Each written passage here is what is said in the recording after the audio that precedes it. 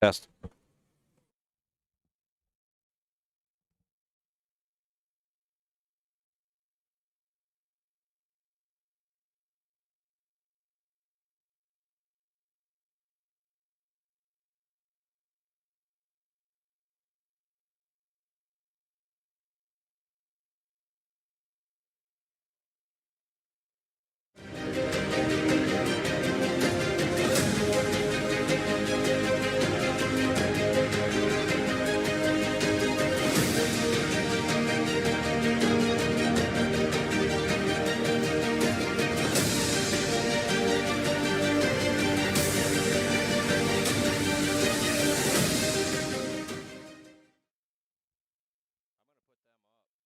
Looking at those Grand Circuit races as a whole, I think it has the biggest group of stars that we've seen for the Grand Circuit races. I know we spread them out a little bit at Scioto Downs, but on one program, all the names that are listed to go in with just the one scratch, so everybody's here ready to go.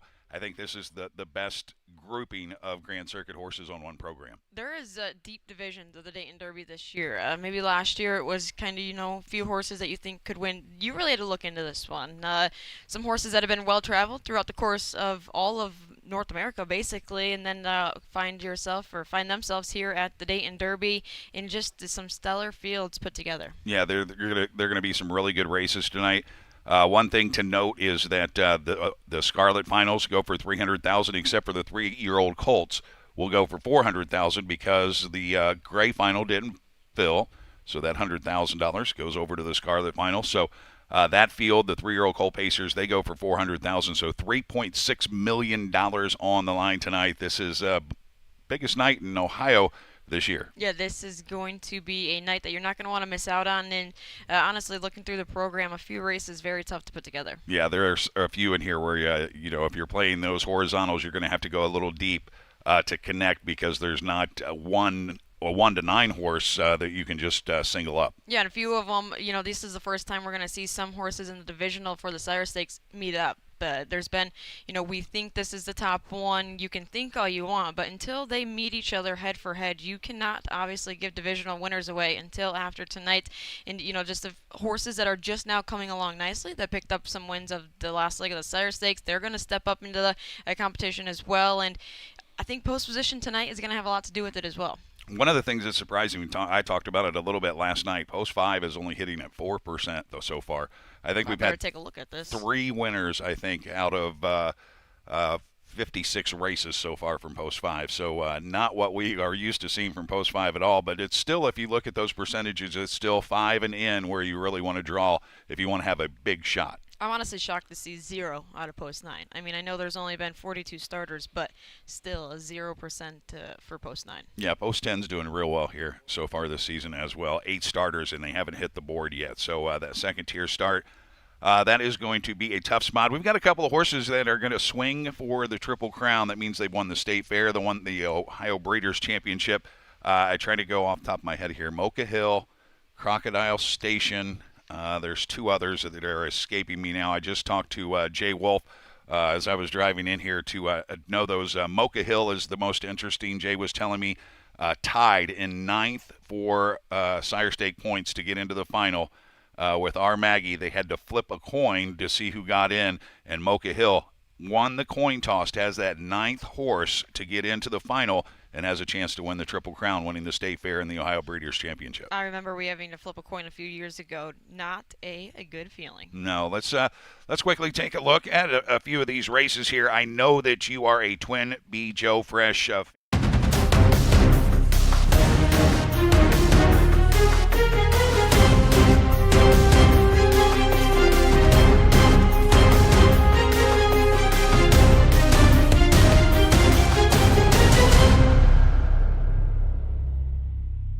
going on this year. Sylvia got the best of her at 2 and 3. Twin V Joe Fresh got the best of her at 4. And there we go. Good evening, everybody. Thanks for joining us and welcome to Ohio Super Night. Ashley Daly and Jay Wolf I have joining me this evening.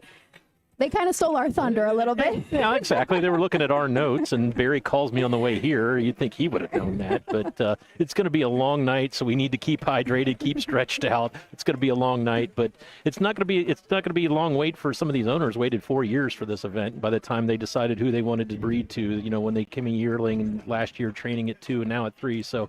It may seem like a really long night to us, but it's even been longer for some of these connections. I say, ask me after race 4, right? I do have a little bit of some rooting interest in here myself tonight, but wow, the entire card is just full of athletes, isn't it? Yeah, I did a little math, which is kind of scary, but the Dayton Derby contenders, $38 million in earnings. I mean, that's when you're talking those numbers, that's just outstanding and unbelievable. It's a great card from top to finish. We'll be bringing you the first 12 races, 13 and 14. I think someone will be on their way home, but hopefully.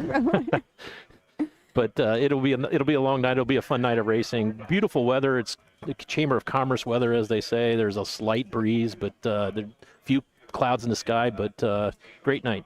So if you're just joining us and not sure what Ohio Super Night is, we are hosting the Ohio Sire Stakes Scarlet Championships. We've got a total of 8 divisions that are going to go, and they total $2.5 million and tack on, I believe it's 4 divisions of the Derbies and then 2 Derby Consolations. We're going for over $3.6 million here tonight at Dayton. That's what the armored truck was out front, right? Something like that.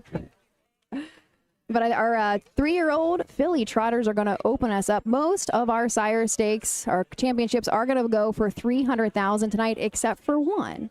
It is our 3-year-old colt pacers, sometimes our glamour boys. Actually, we did not fill the consolation that was here yesterday for $100,000, so automatically that $100,000 is tacked back on to the $300 that everybody else is going for, and it's going for a total of $400. Yeah, the 5 Burke horses obviously scared a lot of people away, and that just benefits the Burke Brigade, because that extra $100,000 now they'll get to race for that. So should be a fabulous race. I mean, obviously Sipping on Sea Rock should be the post-time favorite, but I'm looking forward to a great event. And we'll see.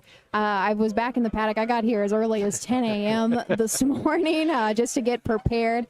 And we put on a show. We put on a show for the horsemen as well. And there's some nerves. There's some nerves back there. There's nerves here. I mean, it's such a big night, an important night for everybody. And I need to mention, when I was going through, you would not believe how many green T-shirts that I'm seeing for Hunter Myers back there. I don't know if anybody else noticed that, but he is with many people in spirit tonight. Hunter drove a lot of nice horse in his time, and I know my mom specifically, she's got one on, and we carry him in every race we go into. Yep.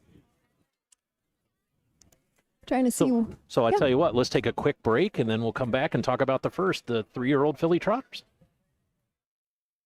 At Ohio State's Galbraith Equine Center, our veterinary champions are here for your champions 24/7, 365 days a year, providing advanced specialty care for sports horses from all stages and disciplines. Our expert team of boarded surgeons and sports medicine and rehabilitation specialists, together with veterinary cardiologists, internal medicine, and ophthalmologists, make our hospital your best resource for all sports horse performance issues. The Ohio State Veterinary Medical Center's Galbraith Equine Hospital. Call us today at 614-292-6661. Dublin Valley Farms, home of Volstead Sire of 2024 Ohio Horse of the Year Sugar Instead.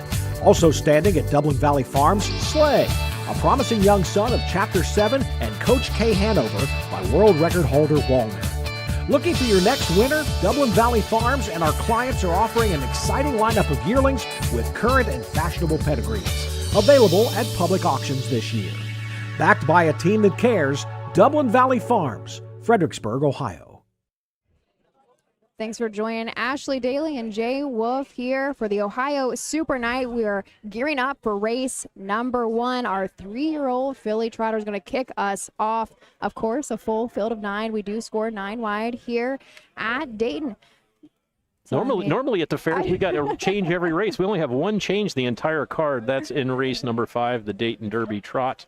We do have a Scratch Bravo Angel S, has been withdrawn due to sickness in the Dayton Derby Oaks, which is for the mare trotters. So only one program change. We hope that all the drivers make it up from the Red Mile, because that's where they're all coming from. So if there is any kind of traffic jam or something, we may get a few late drivers changed there. But what time was their They had 15 today at Lexington. Do you know what time that was scheduled When I to go walked off? in here, so at 5:30, they were just getting done with race 12. Okay. So we'll see. All right, We do have free programs, okay? Go to Daily Racing Form Harness, and if you go there, go to the Dayton, Ohio Sire Stakes Grade Championship take place. It's a story there, and if you click on that and go down farther to the bottom, at least I think that's where I found them. They are on there. I just looked at them. Let's see. this is the angelic voice. We're going to try. Yeah, if you go to that page, right at the top, there's Ohio Super Night at Hollywood Dayton. Get free PPs and watch live. You don't want to watch live, but you want to hit the free programs, and then the free programs will pop up right there. You go down farther, and it has the Get the Free Harness Eye PPs for Dayton. Click on there. So That's they are Daily available. Racing Form Harness. Yep, there you go. So, Horses. guys, have a great show. I'll be back a little Thanks, later. Frank Frost, Executive Director of the Ohio Harness, and our boss this week. Sire Stakes Horses. Scarlet Championship for the 3-year-old filly trotters. Number 1 is Mega Money. Daughter of Triumph and Caviar is trained by Chris Beaver, owned by Chris Beaver, Patricia Stable, LA Express Stable, Slow Bomb Racing, Aaron Merriman, the 1 Mega Money. 2 is Jailhouse Pearl. Daughter of Long Tom, owned by Casey Clemens, trained by Eric Nesselrode, the homebred, will be driven by Austin Hanners, the 2 Jailhouse Pearl.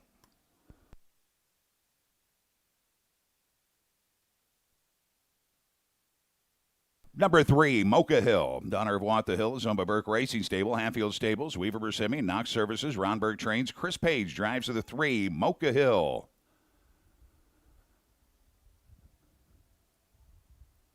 Number 4 is Dream Something. My Uncle Peter. She is owned by Julianne Sweet and trainer Miles Woolham. Tyler Smith drives the 4, Dream Something. Number 5, Pelican Hanover, owned by Cool Cat Racing and Bob Troyer, trained by Miles Woolham. Brett Miller drives the 5, Pelican Hanover.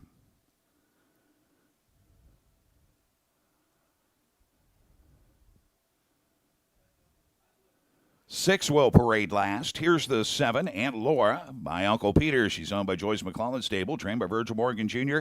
Dexter Dunn drives the 7, Aunt Laura.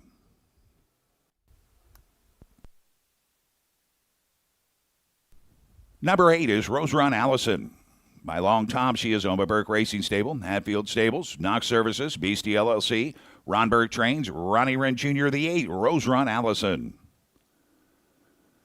9 is Brink Street, daughter of Long Tom, owned by Burke Racing Stable, Hatfield Stables, Weaver Bersimmon, Knox Services, trained by Ron Burke with Yannick Gingras. Completing the field, coming onto the track, and she'll parade the right way of the track. 6 in the end. A daughter of Lion Hunter, a homebred for owner-trainer Annette Lorenzen. Tony Hall will drive the 6 in the end. There we go. A quick introduction to the field of 9, our 3-year-old filly trotters. Remember, $300,000 on the line. On the rail, Mega Money. Aaron Merriman in the bike for Chris Beaver. Of course, she's a triumphant Caviar. Last start out was a Delaware in the Ohio Breeders' Championship. She had a 3rd place finish there and won 55-2. However, we should take a look further back than that. She was actually a winner at Scioto Downs mid-July, I should say, and won 53-3. Final quarter, 28-2. Mega Money did win leg 3 of the Ohio Sire Stakes, and I mentioned that win, what did produce a new lifetime mark for her at Scioto in that 53-3. Jay, 6 of the 9 horses in this field have a mark in 53. Definitely a fleet of foot. Aaron Merriman has 16 Ohio Sire Stakes titles. Chris Beaver has 9. 4 of those came together with Aaron in the bike and Chris as the trainer. Do you have the years? I do on the computer. Number 2 is Jailhouse Pearl. Eric Nesselrode trains this one for Casey Clemens. Came in 3rd in the points during the regular season. Will be driven today by Austin Hanners. Has 4 wins in 13 seasonal starts. Coming off a 2nd place finish at the Ohio Breeders' Championship at Delaware. Led the whole mile. Got nipped at the wire in the end. Trainer Eric Nesselrode had 1 career win here in the Sire Stakes. That's with Ed Hu in 2000 with a 2-year-old Colt Pacer. If I remember correctly, Jay, you know all, but Jailhouse Pearl, she was a fair horse last year. I don't know if it was because they just did not stake her to anything bigger. She was a very nice fair horse last year. I believe she won the fair final, the OFC. That's coming up in a couple weeks for this year, but she has just really stepped into herself this year. Absolutely, and there's always hope. If you race in the fairs as 2, you can definitely race in the big circuit at 3. Our 3-horse Mocha Hill, Chris Page and Ron Burke teaming up for this What the Hill filly out of a Cantab Hall mare. She is looking to make the Ohio Triple Crown. Interesting if you logged on with us right away. Maybe, Jay, why don't you explain it, because you were the... Well, Mocha Hill and R. Maggie both finished 9th in the points, so the first tiebreaker is earnings in the Ohio Sire Stakes. Wouldn't you know, it was exactly the same, so they flipped a coin. So Mocha Hill, thanks to a coin toss, drew post 3 here in this, and R. Maggie was in the consolation and drew to the outside. So how things change with a flip of the coin. And she drew a little bit better here today in the 3-hole. She's had a little bit of an odd season for her, considering, what she was producing last year. She still has made $100,000 in 2025, has notched 2 wins in 12 seasonal starts. A couple back, though, she was in the moneymaker in that last leg of the Ohio Sire Stakes. It was a little bit of a lull for her. She did have a 5th place finish in the last leg of the OSSS, was in the money, but then came back pretty strong at Delaware in the OBC. Of course, she's in the Triple Crown, so she was the winner there and won 55. Mocha Hill was 2nd last year in the 2-year-old filly trot, so looking for some redemption today. Number 4 is Dream Something. Miles Woolham trains this one. Tyler Smith will drive for Julie Ann Sweet and Miles Woolham. This has 3 wins in 9 seasonal starts. Was a winner three back in the leg of the Sire Stakes at Northfield Park in 56-2. Miles actually does not have a win in the Sire Stakes. Tyler Smith has 5, and co-owner Julie Sweet does have a win as an owner.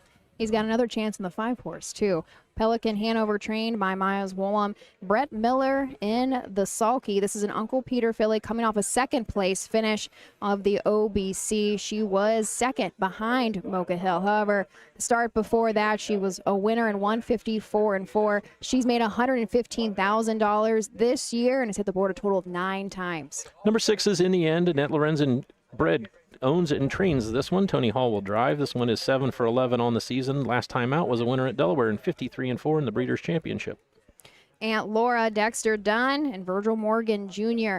She actually was the winner last year. She's a little bit of an upset as a 2-year-old. And there we go. Okay. Number 8 is Run Road Allison, Ron Burke for Ronnie Wren Jr. for Ron Burke. Burke Racing, Hatfield Stables, Knox Service, and Beasley. Actually, he's a maiden on the season, 0 for 12 on the season. Finished 6th, though, in the points. Has a qualifying mark of 59 at the Meadows. And starting from the far outside is the 9, Brink Street. Yannick in the bike for Burke. She's sitting 8th in the points. 2 starts back in the Sire Stake leg. She was 2nd, 154-4. Yannick has 2 wins. Both of them came behind Burke horses. We'll send it up to Barry Vickroy with a call the first of 8 Scarlet Championships. This one's for the 3-year-old. Here they go.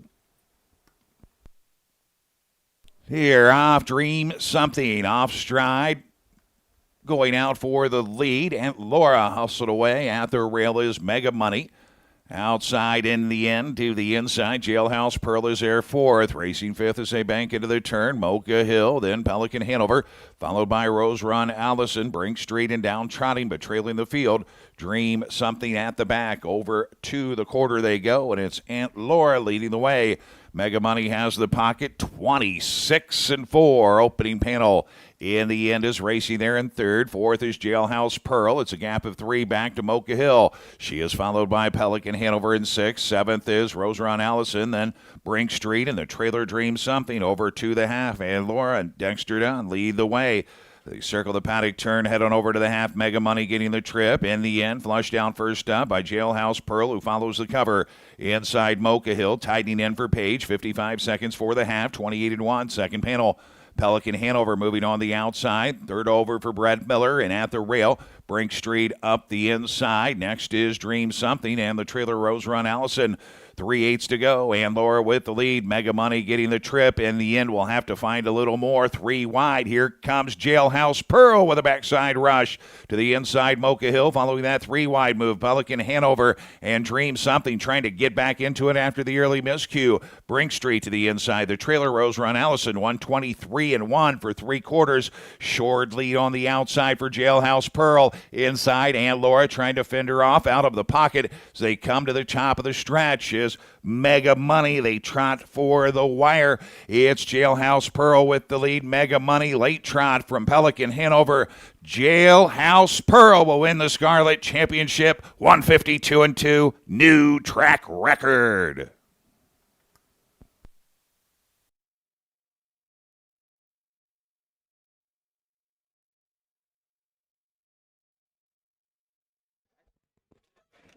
Jailhouse Pearl, your first winner of the night, made a 3 wide move around the final turn. Jen's doing interviews, yeah. Jailhouse Pearl is your winner. Fractions are 26-4. Got to the half in 55, 3/4 and 123-1. Came home in 152-2 to establish a new track and stakes record. Beat the track record by a full second. Just nipped Hercules' stakes record, 2021, set at Northfield Park. So, new track stakes record for the 2. What a move by Jailhouse. this filly. Oh my gosh. I can't. Do you have stats? Is this Nestle Road's first? This is his second. Second. It's Austin's first, though. Austin picks up his first Sire Stakes championship. Aunt Laura did all the dirty work on front and got a little leg weary coming around the final turn. Jailhouse Pearl made that big move around the last turn, went 3 wide. Mega Money sat in the pocket, was just dying for some racing room, and finally shook free, but it looked like Pelican Hanover got up for second. We're a little disadvantaged because we don't have a monitor, so we got to stand up and 2513 is unofficial. For 3-year-old filly trotters, number 2, Jailhouse Pearl, 3-year-old daughter of Long Tom, out of the Jailhouse Jessie mare, Jailhouse Broad. As I mentioned, a homebred for Casey Clemens, Malta, Ohio. Eric Nelson Road, the winning trainer. Austin Hanners, the winning driver. 5th win in 14 tries this season. 15th career win overall for Jailhouse Pearl. New lifetime mark. She crushes the track record by more than a second. 152-2, your Scarlet Champion. New track record holder, Jailhouse Pearl.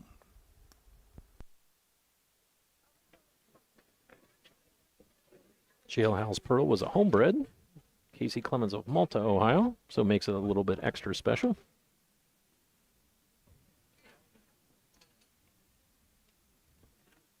I'm sure we will have plenty of people all night long funneling in the winter circle, right? This is the night to bring all the family and the friends.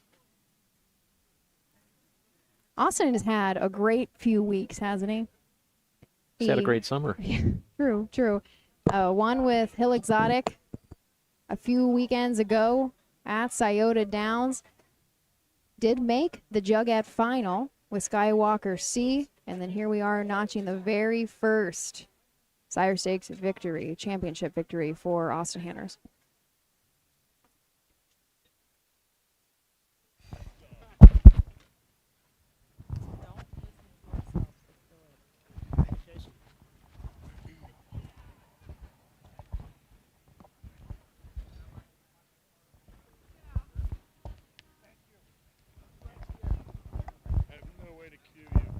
Should we just start talking? 2513. Still not official. Didn't see anything happening there. We should go shortly. Our 6 horse, though, we watched her warm up a little bit. She was quite Joining the the winning handful. circle here with the There we winning go. driver, Austin Hanners, and it's got to be a good feeling to get the big one off your back right away. Oh, yeah, that's a great way to start tonight. Hopefully keep her going. But, that filly, she's been awesome for me all year. So.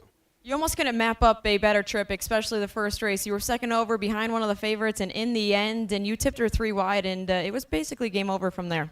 You know, the tempo was so quick, and when they come back to me, I'm like, I'm just going to go now, and she did the rest. You got to get some good ones chasing you down in the stretch. Did you have the confidence in your filly to hold them off? Yeah, she's game. She's always been game, and she's put out efforts like that all year, so I expected it when she cleared. Let's touch on a few horses you have coming up here later on in the program. In the 3-year-old filly pace final, you'll slip behind Todd Luther, Skywalker C. Made the jug final, tough post there, but 3 starts ago at Scioto, she was game getting past odds-on Hialeah, and she just seems like she's peaking at the right time for the final. Yeah, you know, she's game too. She's just she's a little warm at times. If we can keep her quiet, she's as good as any. And then touch on Hill Exotic. Tough trip last time out at Hoosier Park, getting to the half pretty quickly there. If a horse is capable of a bounce-back effort, I'm sure it's him. Yeah, good horses always bounce back. He'll do the same. Congratulations on taking the first Scarlet Championship here at Dayton. Best of luck the rest of the night. Thank you, guys. 2513 official. Jailhouse Pearl pays $10.40 to win. 25 exacta $20.80. 251 trifecta $45.20. 2513 superfecta $81.98. Here's the finish of the first race. Mega Money 3, Jailhouse Pearl the winner. Mocha Hill 4, Dream Something 6, Pelican Hanover 2. In the end, finished 8th, disqualified and placed 9th for interference in the stretch. Aunt Laura 7, Rose Run Allison finished 9th, was placed 8th, and Brink Street 5. Rechecking following the placings: 3, 1, 4, 6, 2, 9, 7, 8, 5 on the bottom. Jailhouse Pearl wins the Scarlet Championship, a track record performance, 152-2. What a race to open us up with. How exciting. Official now for race 1. It was all Jailhouse Pearl. Eric Nesselrode notches that one with Austin Hanners. Turning the page, 2-year-old filly pacers up next. This field of 9 going for 300 as well. Join us back here, but first let's thank our sponsors. In Ohio, Hickory Lane Farm has the stallions you are looking for, like What the Hill, Uncle Peter, and In Range, as well as Branded by Lindy, Jug winner Luz Pearlman, Racing Hill, and Guardian Angel Oz. Hickory Lane will offer a host of Ohio sired yearlings this fall, including 6 by In Range, 5 by Uncle Peter, 4 by Guardian Angel Oz, and 1 by What the Hill. Find out more at hickorylanefarm.com. The Ohio equine industry needs your help. I'm Scott Mogan, president of the Ohio Harness Horsemen's Association. With over 300,000 horses in Ohio, the economic impact of the equine industry in the state is over $2.8 billion. That means jobs that pump millions of dollars into the local economy and support thousands of families. For Ohio's equine industry to remain strong, we need to send a clear message to our legislators about the important role that the agricultural small businesses play in Ohio's economy. To do that, we need your help. PACER, the Political Action Committee for Equine Racing, helps support and inform on issues that could positively affect Ohio harness racing. Please consider a donation to PACER. To donate, visit our website at ohha.com or call 614-221-3650. Your donation will help keep harness racing strong in Ohio. Thank you for your support.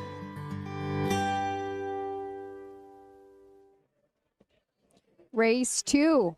Our 2-year-old filly pacer is going to head into these girls next.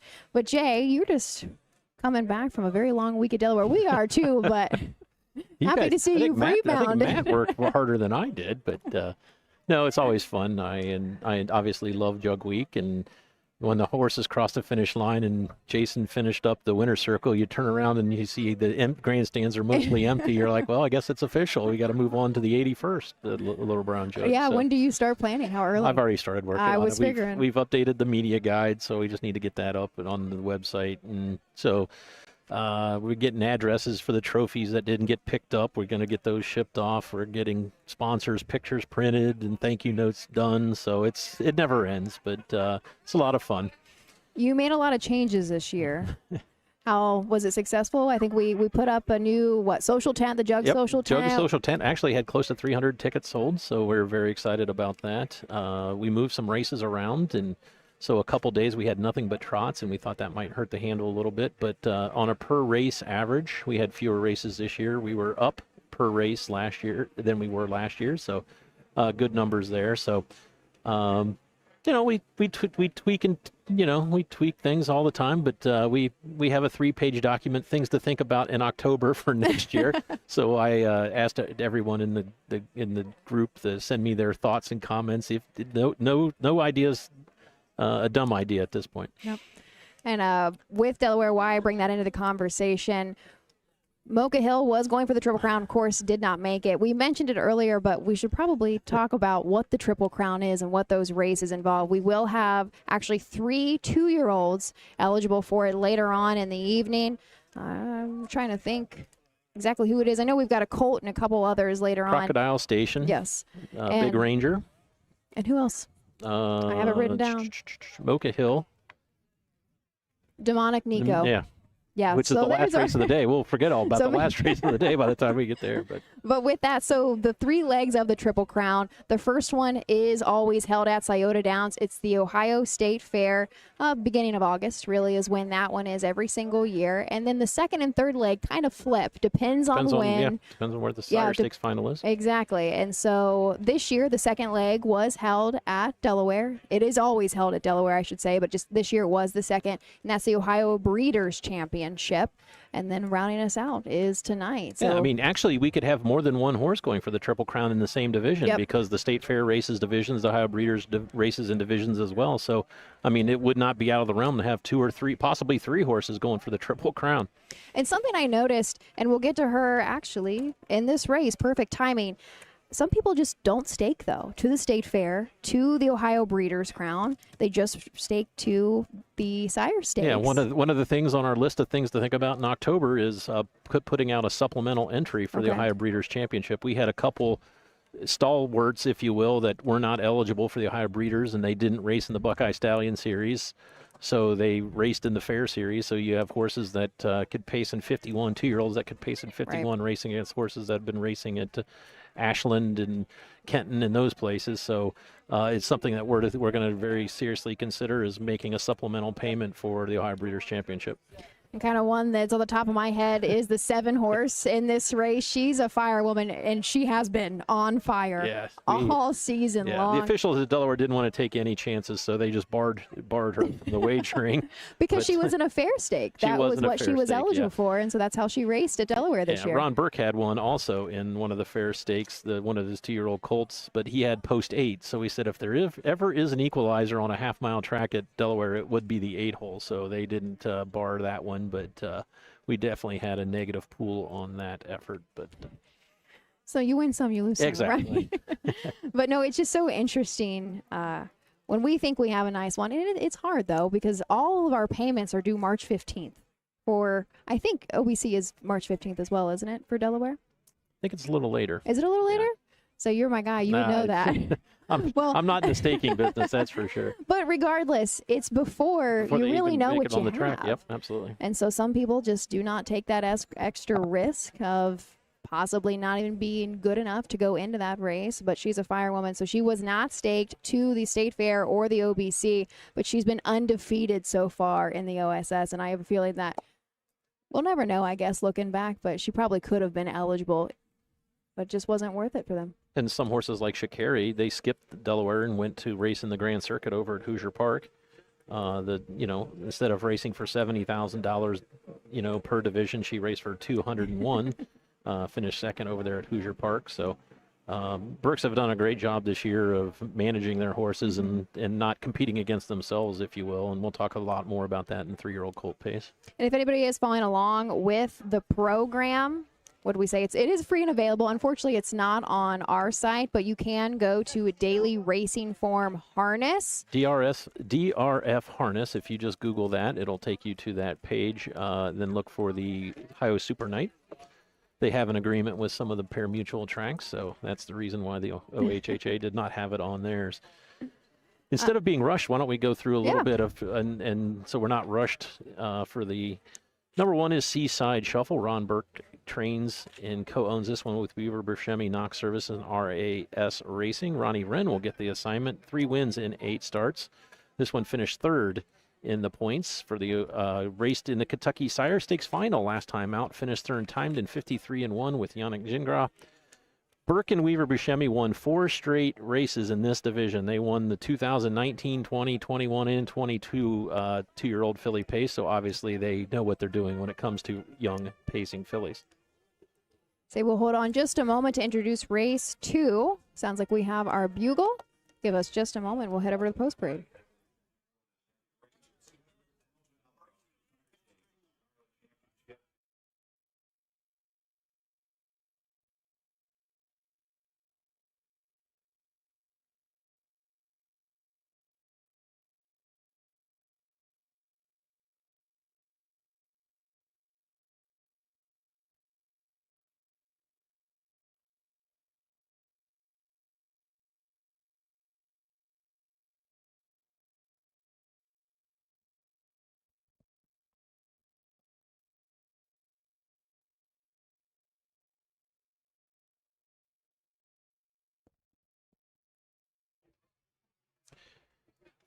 Having a little audio issue. If you've ever been here, they're running wires down from the roof to help us out. Number 2 is Vanna by the River. Jeff Nicehonour trains this one. Mike Wilder will get the drive for our 3 sons racing, Myron Kester and Kathy Gorby. Winless in 9 starts, but finished 10th in the points, got in. Mike Wilder has 5 wins. Jeff Nicehonour has a win as a driver, but none as a trainer. She has a way. Brett Miller is going to send this one out in the 3rd post position. Steve Batter does train. This is a summa cum laude filly, owned out of Delaware, Greenville, and Marion, Ohio. She has won half of her 4 lifetime starts. Compared to a lot of these girls, she's pretty light on the field so far. She's hit the board a total of 3 times, but has never missed a check. Unfortunately, her last go out was at Scioto Downs in the Sire Stakes, but she made a break right outside of the gate. Did come back to finish 4th, so was in the money. But before then, she was going pretty consistently at about 53. Interesting thing about Steve Bowder, he won his first driving title in 1990, won his next one in 2019. 39 years between the first and the second win.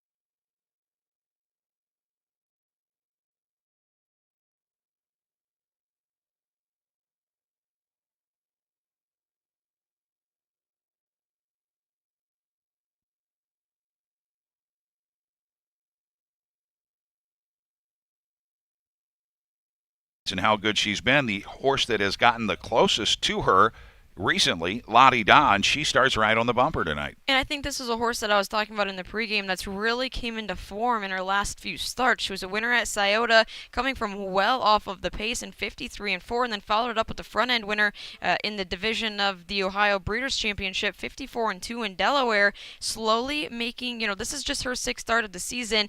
Everybody else besides She Has a Way has more than her. I think, they have taught this filly how to race the proper way, and you get the addition of Yannick in the bike. He might be a little bit more aggressive with her than Chris would be on the normal. 15-1 for a filly that's coming into form for finals night, especially with Yannick and Ronnie Burke. Yeah, the one horse in here, Seaside Shuffle, we're all going to use in our business down by the seaside, Ronnie Wren Jr., and for my money, he may be driving the best of all the guys on the Ohio circuit, basically. I think Ronnie's been doing the best work all season long. We talk about horses being versatile. I think Ronnie is also versatile. This is a spot where I think Seaside Shuffle should be ultra aggressive. That's when we've seen her very best. Sometimes she's gotten lost a little bit in some traffic in the middle half of the mile and still finished up well, but when she's ultra aggressive, she is very tough. Yeah, this is going to be a horse that I would not leave off of the tickets at 6-1, the Seaside Shuffle. She hasn't been in the state for over a month now. She went down to Kentucky, did some very good work in their Sire Stakes. She went toe-to-toe with Shikari in the division of the Ohio State Fair, where she was second by just a quarter of a length. She's going to be one to watch out for here in the Scarlet Championship for 2-year-old fillies as they are making their way to the starting gate here. Barry and I are in agreement with the 4-5 favorites. I go 4-1, 7-5. Barry goes 4-7, 1-2. Barry will run over. He'll have your call for the Scarlet Championship for 2-year-old filly pacers. For wagering on that pick 3, races 2, 3, and 4, it's post time for race 2.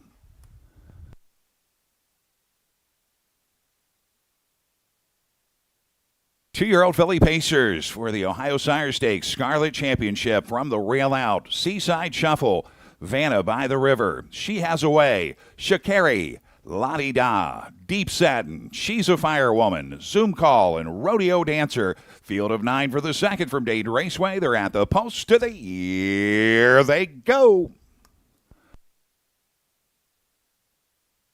Fan pacing. She's a Firewoman, fires out for the lead. Shakari in between horses. Seaside Shuffle to the inside. She Has a Way, away in fourth. Racing fifth as they bank into the turn. Lottie Da. Next is She Has a Way as they make their way around the turn. Shakari with some issues in the opening turn, and she is retreating. Deep Satin momentarily seventh, racing in eighth. Zoom Call, and the trailer is Rodeo Dancer, 27-1 opening quarter, and She's a Firewoman has got the lead. Seaside Shuffle racing there in second. Vanna by the River third. Lottie Da's fourth, racing fifth. She Has a Way. Deep Satin will come to the outside and get underway at 43-1. Then it is Zoom Call, Rodeo Dancer, and Shakari after struggling with her gate early is the trailer. As they make their way over to the half, She's a Firewoman leads the way, and she's out in the two-path. Racing in second is Seaside Shuffle. Vanna by the River stays in. Lottie Da up and at him first up. She's now third. Deep Satin picks up the cover to the inside, racing in sixth. She Has a Way. Outside, Zoom Call. 2 to Rodeo Dancer. Shakari losing touch. 56 seconds for the half. Good breather for She's a Firewoman in the second split. 28-4 over to three quarters, and She's a Firewoman has the lead. 3 parts of a length outside. Lottie Da first up and pressing. Seaside Shuffle has had the trip. As they pass three quarters, 124, 28 flat backside. She's a Firewoman with the lead. Lottie down the outside. Seaside Shuffle. She's had the pocket ride to the inside, continuing to save ground. She Has a Way. Top of the stretch on their way home. She's a Firewoman. Lottie Da outside, passing lane. Here comes Seaside Shuffle. She's a Firewoman digging in. Seaside Shuffle. Photo for win. Very tight. 151 and 2. 151 and 3, rather. Regardless of the outcome of that photo, that will be a new track record. There's another track record falls. 151 and 3. Not sure who it belongs to, though. She's a Firewoman or Seaside Shuffle. That was tight. Oh, that was tight. My untrained eye leaning towards the 1. I kind of thought so too, but I'm a little off. I'm not exactly on the wire there, but he was coming. Ronnie, what a great drive by Ronnie. Like you said, regardless, 1/5 off of the stakes record, but a new track record here for 2-year-old filly pacer. Do you have where the stakes record is? 2021 at Northfield Park. Oh, really? I did not expect it to be Northfield. I actually thought it'd be at Scioto. Huh. Remember, they redid the track, so some of the times may be a little different. But regardless, I think that was possibly the 7-Up. No, 1756. Okay.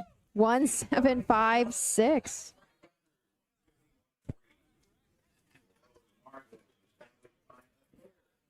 Phillies, odds on Chesapeake last year, and My Hair Legend also last season, 151 and 4. Seaside Shuffle wins the Scarlet Championship. She'll lower the track record a tick, 151 and 3. Before that race, Chris Breckler from Knox Services came by. We said, how many do you have tonight? And he had to stop and think about it. It must be nice to have that many. Ron Burke has 27, and he says, I have about 20 of them tonight. He's not listed as the owner, but does have a financial ownership in a lot of them. But Knox Services picks up the win. That's Knox Services' 13th title as a owner. Ron Burke is your all-time leading trainer with 33 now. 33 championships for Ron Burke.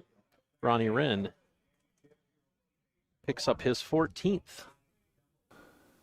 Daughter of Down by the Seaside out of the Santana Blue Chip Mare Hula Shuffle. Owned by Burke Racing Stable, Weaver Persimmon, Knox Services, and RAS Racing. Ron Burke, the winning trainer. Ronnie Wren Jr., the winning driver. 4th win in 9 tries this season. New lifetime mark, new track record for a 2-year-old filly pacer. Seaside Shuffle and Ronnie Wren Jr. take the Scarlet Championship for 2-year-old filly pacers, 151-3. Give a shout out to the breeders, Bill Walters and Joe McLeod, both of Delaware and Sugar Valley Farms. Bred this one individually. You can't argue it down by the seasides. We haven't been able to do that in years, have we? He is just, as a sire, came out swinging with his first crop and has not stopped. One Seaside Shuffle, bred by Billy Walters and Joe McLeod. Thanks. We already knew that. Come on.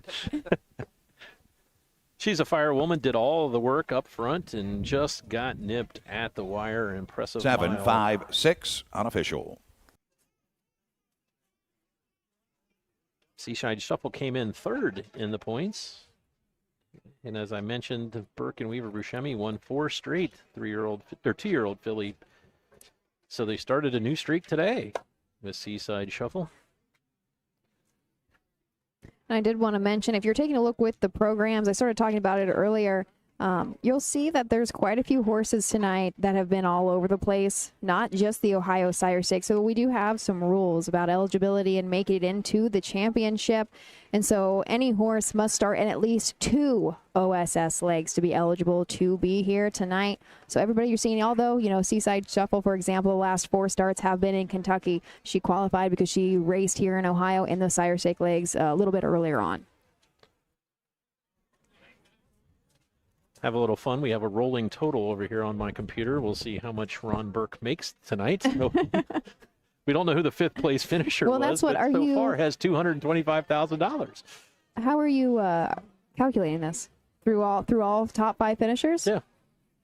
Jay, you're amazing. You know that? It's just, you just put them, it's a spreadsheet will do it all for you. The 1-2 shot should carry, though. I think we've got an interview. Is it coming through? Delaware, see you at the Red Mile, see you looking at yearlings, and here in Ohio Super Night early in the winter circle. Just how fun and exciting it is. Oh, this is fantastic. This is why we do it. Kind of culminates the year, and then we know we got to get ready for next year. Obviously, Seaside Shuffle there sat the pocket there, and you told me yesterday that she was going to be very good, and indeed she was able to get past the very good. She's a firewoman. Yes, I thought she'd be good. I mean, she's been racing really good competition in Lexington and holding her own. I just thought she'd come up here and be really good. And your homebred Lottie Dow there was a good 3rd as well. Not a bad way to start the night. No, it's been a good day, so let's hope we continue it. Congratulations, Chris, and hopefully we'll catch up with you later. Thank you. 1. Seaside Shuffle pays $10.40 to win. 1/7 exact at $20.70. 50-cent trifecta, $39.65. The 20-cent superfecta, 175 with 6, $322.80. Your $1 early double. The combination of 2 and 1 returns $20.70.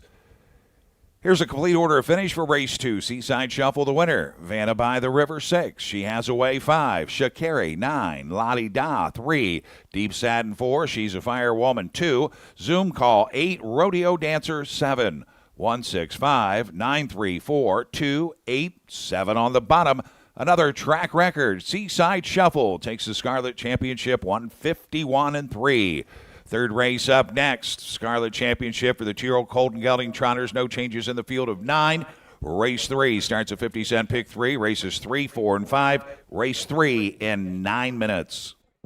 We should have had a bingo card. We could have said, did you think that the 3-year-old filly trotters would go faster than the 2-year-old filly pacers? You could have had that on the bingo card, and we'll see how many track records we set tonight. I think we'll have quite a few. And it's just the start. We've got plenty more coming up. Before we do go to commercial, though, she's a firewoman. That does, unfortunately, end her 7-win streak. But Mark Winters, our trainer, do you know that he has never gone and watched her in person for a sire stake leg? He's only ever watched this filly race at the county fairs. Superstitious? He did not come tonight. I was back there talking to them in the paddock.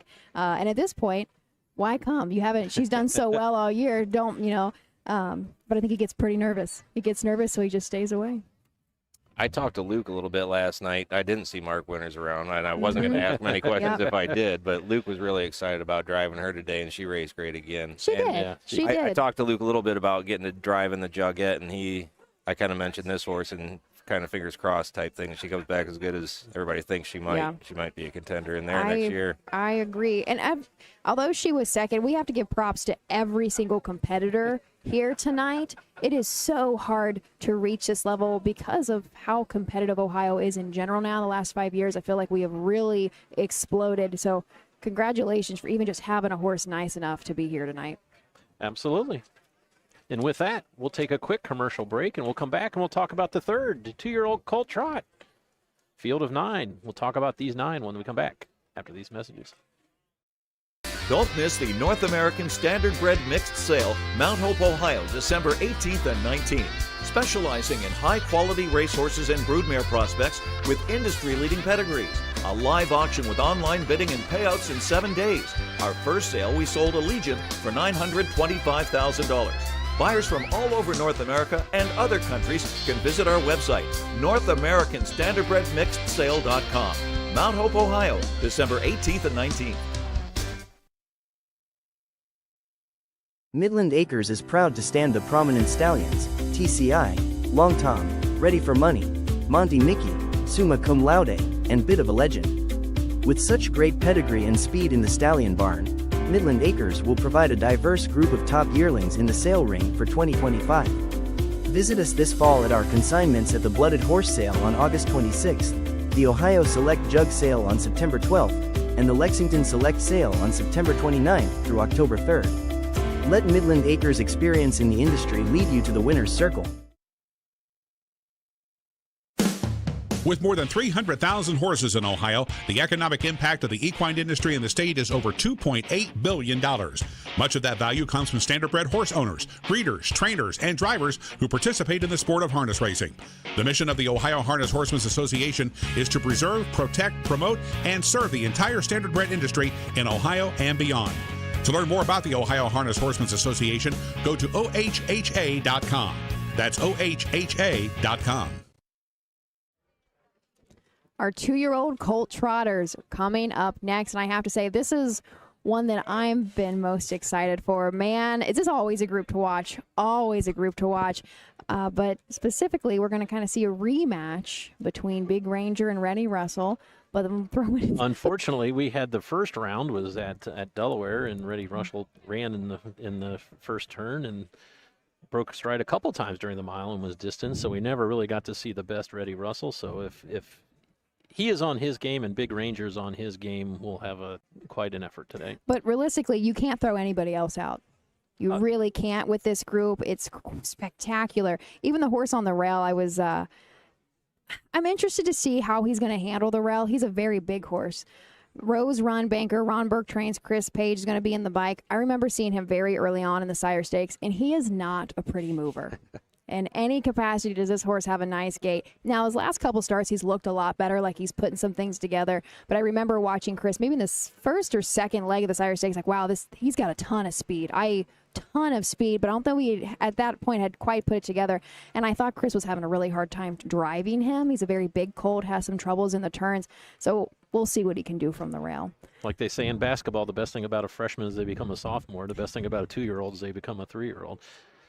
And it's hard. Ronnie Gillespie actually has perfect experience with that. We saw him last year with What's Shaken, who's a 3-year-old this year. He won the Next Gen in 2024 with that horse, and he did not win the final last year. But he raced in the final, I think got a check in the final, and this year he's been all right. He's gotten around there, but Big Ranger is going to kind of follow that up for him. He's going to try to give Ronnie his very first training victory. That's correct. He has one driving win with Sugar Instead back in 2023, but doesn't have a training win. So this one gave Ronnie Gillespie his 1,000th career driving win at Scioto Downs. And I texted Ronnie that night, and he said the big colt did it for me. And so there's a special place in Ronnie's heart for this in-range colt.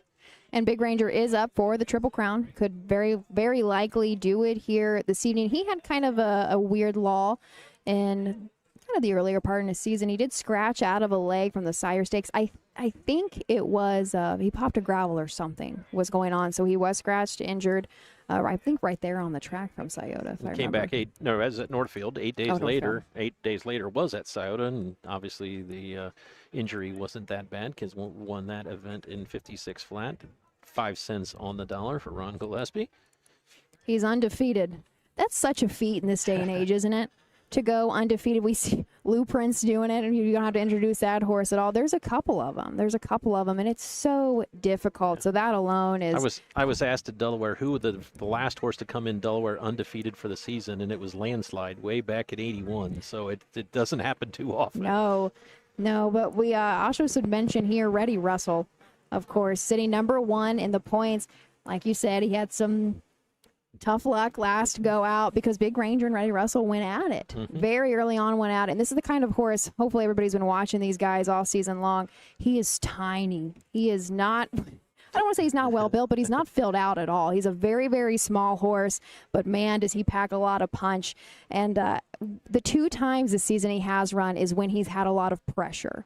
The one difference, the biggest difference, I think, between the 6-horse Reddy Russell and 4 Big Ranger is mind maturity, just when it comes to their mentality. Whatever training philosophy Ronnie G has, his horses are always prepared. They can always handle it, versus Reddy Russell, I think, could benefit from some maturity, because that's when we've seen him run in the State Fair, and of course last time with the OBC is when he's just got a lot going on beside him. Something we need to really talk about, though, is Reddy Russell will get the services of Dave Miller tonight. First time with Dave Miller on the bike, so veteran set of hands behind this Ready for Money gelding.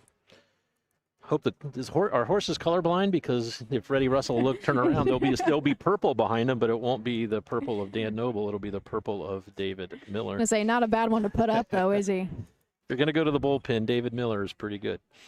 Reddy Russell is undefeated in all 5 legs of the OSS. He's made $144,000 this year alone. David Miller actually will be coming back to Ohio full time, I think, in about a month or two. Said he gave the word to the Meadowlands that he wanted to finish up their season, and they get done in November. So I'm sure the IRS will send David Miller some tax forms since he'll become a new resident. But let's take a look at this field so we don't get rushed. Number 1, Rose Run Banker, Ron Burke for Burke Racing Stable, Weaver Buscemi, Knox Services, and Hatfield.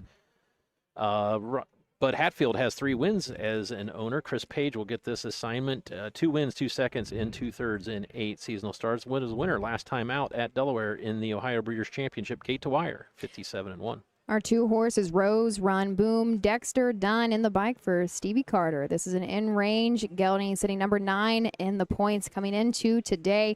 Did win leg number 4 of the Sire Stakes. Just has that single win in 8 lifetime starts, but has hit the board a total of 2 times, $53,000 made.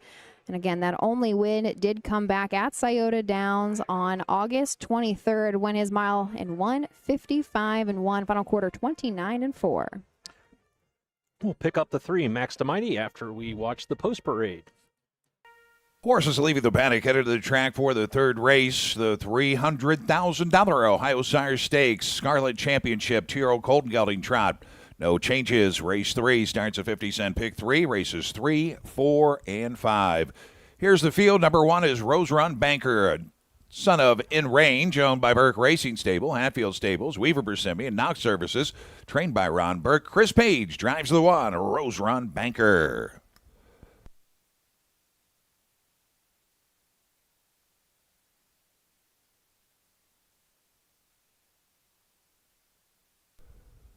Number 2 is Rose Run Boom by In Range, owned by Jeff Aud Racing, Brian Carsey, Adam Friedland, and Jacob Beard, trained by Steve Carter. Dexter Dunn drives the 2, Rose Run Boom.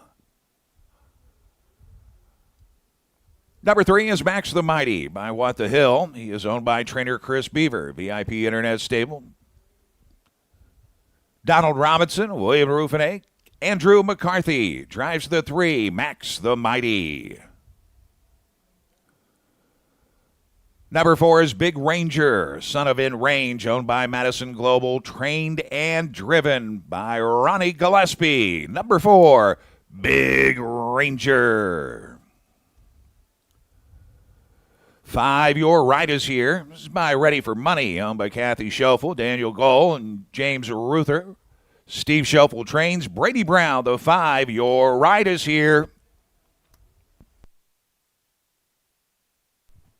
6 is Ready Russell by Ready for Money, owned by Jeff Ford Racing, Brian Carsey,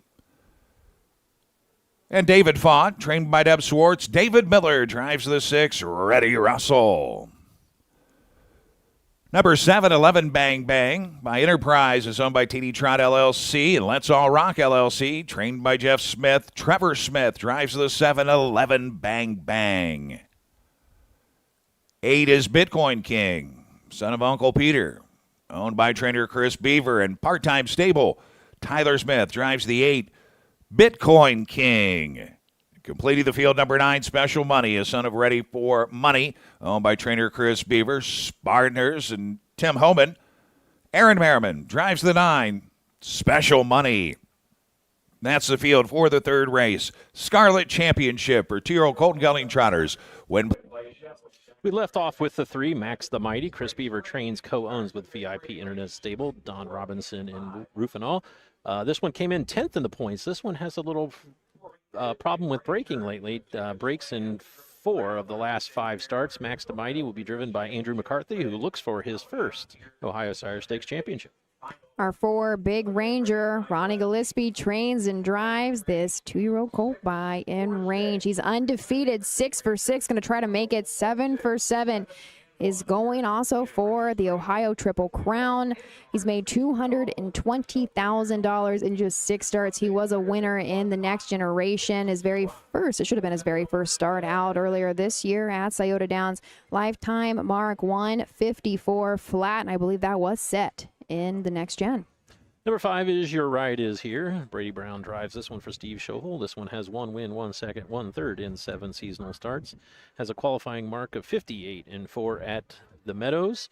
Made $54,000. Looking to get back into form, as this one's finished 7th, 3 back at Scioto Downs in the Sire Stakes, and then came back 4th in the last leg at Scioto Downs in 56 and 4. Our 6 horse, Ready Russell, David Miller for Deb Swartz, is Ready for Money Gelding. Last time out, as we'd mentioned earlier, had some braking issues, but before that was on a little bit of a win streak, had 3 in a row. He is undefeated in the Ohio Sire Stake legs. 8 lifetime starts, 6 of those have been wins, but he has never missed a check. $144,000 made. Also has a lifetime mark, 154 flat at Scioto Downs. Number 7 is 11 Bang Bang. Trevor Smith will drive for his father, Jeff Smith, who trains this one for TD Trot and Let's All Rock of Lebanon, Ohio. Winless in 8 starts, but has picked up checks in last 6 starts, including a second-place finish in the Ohio Breeders' Championship last time out, beaten just a length and 3/4 to Rose Run Banker. Trevor Smith has 2 driving wins. Jeff Smith has 3. They teamed up for one of those. And Tyler Smith is going to drive the 8 Bitcoin King. Chris Beaver is going to send this guy out. Last go was at Delaware. He had a 3rd place finish, but I want to talk about the start before that at Scioto Downs. Last leg of the Ohio Sire Stakes was 3rd, back by about 9 lengths behind Ready Russell. However, went his mile in 155 and 4. He tried to cut it. Looks like he got tired. He didn't come home. Came home about 31 apiece, but hopefully we figure that out. He's hit the board 7 of 7 times and $67,000 made. Rounding out the field of 9 is the 9, the 3rd of the 3 Beaver trainees. Special Money. Aaron Merriman will drive this one. Chris Beaver owns this one with Spartners and Tim Homan. The same connections had Sponzano, who finished 2nd, not once, not twice, but 3 times in the Sire Stakes final. This one has 2 wins in 7 starts. Was 4th last time out at Delaware. Timed in 58 flat with Aaron in the bike. Say a handful of years ago, Chris Beaver was known as a trotting man in Ohio. Now the competition has changed. Recently, we've got a lot of nice trotters all over the board, but Chris Beaver still has 3 of the 9 in here. But I also want to talk a little bit more about the 7 horse. Really been knocking on the door. Wouldn't it be amazing to get your first lifetime victory in the $300,000 Scarlet Championship? Yeah, the Sire Enterprise has been much maligned here in the state of Ohio, and I think is no longer standing in the state of Ohio. So a good parting gift for this 3-year-old muscle mass Dam Extra Special. So Jeff Smith picked this one up for $21,000 for TD Trot and Let's All Rock. Tripled up on his lifetime earnings of $53,000. Are ready for money and in range. This is their first crop, right? Racing crop. And they've got how many in here? We've got in range 1, 2. We've got 3 in range offspring in here. And then our ready for monies, there are 3 of those as well. So there's 2/3 just in new sires. 2/3 of your fields are brand new sires this year.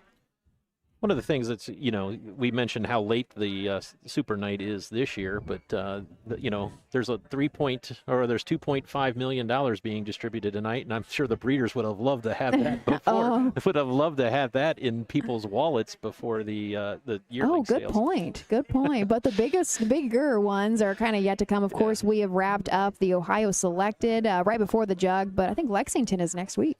Yeah. Starts, I believe, Sunday night. Then Harrisburg is around the corner. We've got here in Ohio, of course, the Buckeye Classic, yeah. And the Blooded Horse. If you have a catalog, let us know because someone's asking us for the catalogs. She was ready to buy, though. That's one thing about where we're set up. We do have a lot of people come by that think we're official, but joke's on them. We are not. We just have mics and a camera. We don't have security, so anybody can come up to us. And Matt's going to be our security, right, bud? Looks like they are gathering behind the gate. Race number 3, freshman colt trotters. Let's throw it up to Barry Vickroy. Stakes Scarlet Championship from the rail out Rose Run Banker. Rose Run Boom. Max the Mighty. Big Ranger. Your ride is here. Ready Russell. 11 Bang Bang. Bitcoin King and Special Money. A field of 9 for the third from Dayton Raceway. They're at the post. Here they go. And trotting. Big Ranger gets the first call. Off the wings with him. Max the Mighty to his inside. Rose Run Banker away well as their third. Rose Run Boom came through fourth. Racing fifth. Your ride is here. Ready Russell is off stride. As they make their way around the turn, moving up. 11 Bang Bang off stride. Went Rose Run Boom. Bitcoin King is next along the inside, followed by Special Money as they make their way past the opening quarter. Big Ranger has him there, 27 flat.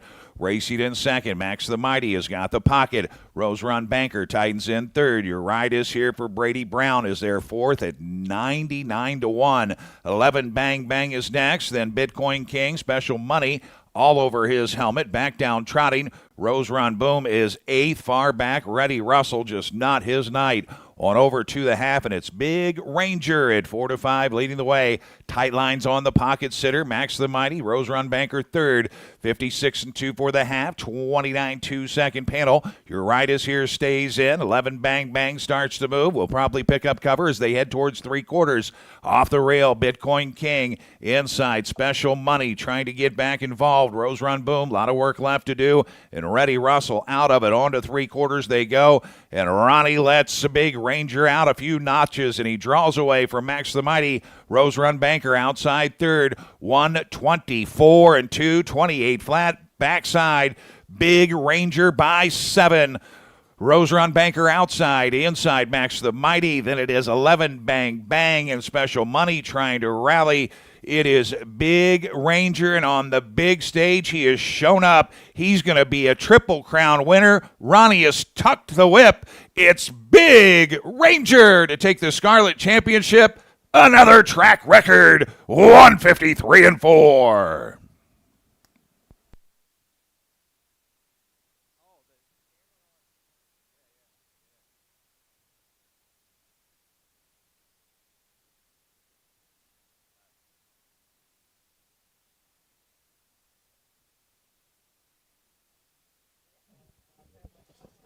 Triple Crown champion Was Jay over Wolf. about 10 strides into the race.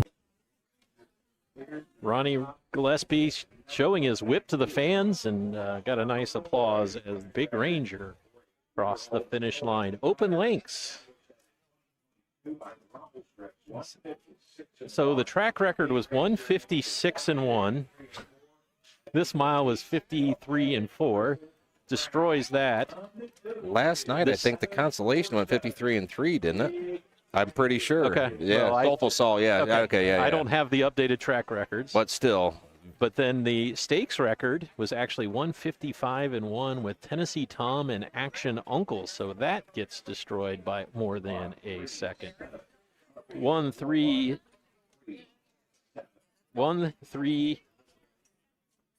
4-1-3-7. Thank you. I was like, wait a minute here.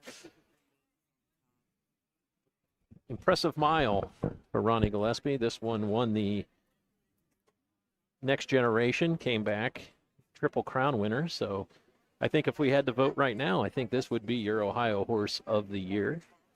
Not sure what's left on his dance card. Try some Grand Circuit events. You can always supplement to the Breeders' Crown. I talked to him quite a while this afternoon, to Ronnie, and he was looking forward to getting this guy turned out back home in Mississippi. I'm happy for Ronnie. He's got some family in town to see this, and big moment for him. Salute to the breeder, Sanina Estes Spring Haven Farms of Utica, Ohio, the winning breeder. Purchased for $25,000, and with this win pushes his seasonal earnings to $370,000. Our Stakes Scarlet Championship for 2-year-old Colton Gelding Trotters for Big Ranger. 2-year-old son of In Range out of the tactical landing mare Big Blue Bird, bred by Spring Haven Farm. He's owned by Madison Global of Dundee, Ohio. Ronnie Gillespie, the winning trainer driver, undefeated in his 2-year-old campaign, 7-4-7. He's a state fair champion, an Ohio Breeders' champion, and now a Scarlet champion. That makes Big Ranger an Ohio Triple Crown winner. New track record, 153-4. So Barry, it confirms that it is a track record. Hopefully he would have remembered last night. I would think. Apparently I didn't very well. Yeah. Unofficial Rose Run Banker with Chris Page got up for second. Max the Mighty, who sat in the pocket. This race really changed its complexion, though, in the first turn. Right when the gate swings folded, Reddy Russell, who was the second betting choice, went on a gallop. Rose Run Boom with Dexter Dunn also ran in the first turn. So quarter and 27, half and 56-2. Very comfortable fractions for this group here. Came home, though, in 53-4 to establish the new track mark. First half. I'm looking at 56-2. Back half, 57-2. I'm looking at the results right now. I don't know. Okay. I'm just saying. Was it I'm protesting this one. Okay. Well, I believe that the track record was set last night, 53-3. But either way, he didn't have to break a track record. No. Guess what? The paycheck doesn't. Exactly. The paycheck's no more if it's a track record or Yeah. not. But does establish a stakes record, as I mentioned. Action Uncle and Tennessee Tom. Tennessee Tom finished second in the Mohawk Million that year. Came back to win it at Scioto Downs in 2023. And Action Uncle, one of the best trotters we've had in the state of Ohio in a long time. Happily joined in the winner's circle here with driver and trainer now of the Ohio Triple Crown winner, Big Ranger. Ronnie, it was just a few months ago I was catching up with you after his impressive Next Generation win, and wow, he has just been stellar since. Yes, first of all, I want to thank Jesus Christ. Little emotion, because I beat the odds, as a trainer and driver. This is your first win as a trainer in the Sire Stakes. It's got to feel good to get one off your back, and obviously a little emotional as well. Yeah, it's hard work because, to have a horse that good at the beginning of the season and can maintain him to the end of the season, it takes a lot of work. Talk about his progression as a 2-year-old. Obviously, he was stellar in the Next Generation, and he has been, now that he's undefeated, he's an Ohio Triple Crown winner, but he just looks like he's just getting stronger here towards the end of the season. Yeah, I have to give thanks to the owners. They told me whatever decision I make, they wanted me to manage him the best way I could, and I thank them for that, because if they had pushed him like when I scratched him at Northfield, he wouldn't have been undefeated because he came up with a abscess. So, but I I got to give them the thanks because they let me manage him, and it worked out. And do we have anything left on tap for Big Ranger as a 2-year-old? No, unfortunately, the owners told me to stake one of them to the Breeders' Crown, and Big Ranger was so lazy, and I staked the wrong one. Happens, doesn't it? Yes, it does. But Ronnie, congratulations, and really looking forward to seeing this guy come back at 3. Yeah, me too. Thanks. Ronnie Gillespie captures the Ohio Sire Stakes Scarlet Championship in. We're not supposed to have favorites, but it's kind of hard not to root for Ronnie Gillespie. I absolutely love Ronnie Gillespie. I sat just behind these doors and talked to him for about an hour this afternoon, and then when I finally left him alone, he took a nap for a little while. The 6-hour detention made a long day. But 3 with 7, $67.46. Here's the official order finish for the third. Rose Run Banker 2, Rose Run Boom 8, Max the Mighty 3, Big Ranger the winner. Your ride is here. 7, Ready Russell 9, 11 Bang Bang 4, Bitcoin King 6, Special Money 5, 283 17946 5 on the bottom. A Triple Crown winner. Big Ranger takes his Scarlet Championship. Another new track record, 153-4. So right now we're 3 for 3 on track records. We're putting an asterisk. We're putting an asterisk by the track record because last night in the consolation. And the consolation? Mm-hmm. Stop. And there was 2 of them right there. Well, wait a minute. What? Am I looking at the wrong thing? No. Oh, wait. Gelding versus Colt. Got me. Okay. You know what? Because we were actually in the consolation. We ended up 4th in the consolation. That's we were right, like, in our horse race, we were so proud of that 4th place finish. But we were like, how did these things, not even the final, we're going in 53 and a piece last night. I completely forgot about that. 2-year-old gelding trotting record last night, going into last night, was LT Loverboy, who will see later tonight, 56-2. In rumble strips, world record holder. Wow. That was a 156-1 for the Colts. So both of those get rewritten here tonight. New stakes and track record for Ronnie Gillespie and Big Ranger. I'm glad he showed some emotion there. He always shows emotion. There's, you know. Ronnie's only been up here for what, 5 years now? I want to say is when he kind of made the summer move. I think it was around COVID time. Do you want to?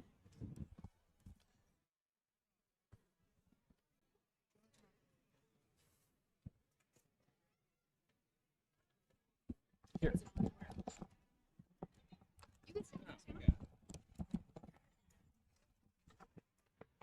So here we go. We're gonna we do things on the fly here. Always. We do have a second trainer, Dalton Walls, beside us. Big Rangers. Ronnie showed a lot of emotion out there, but how are you feeling?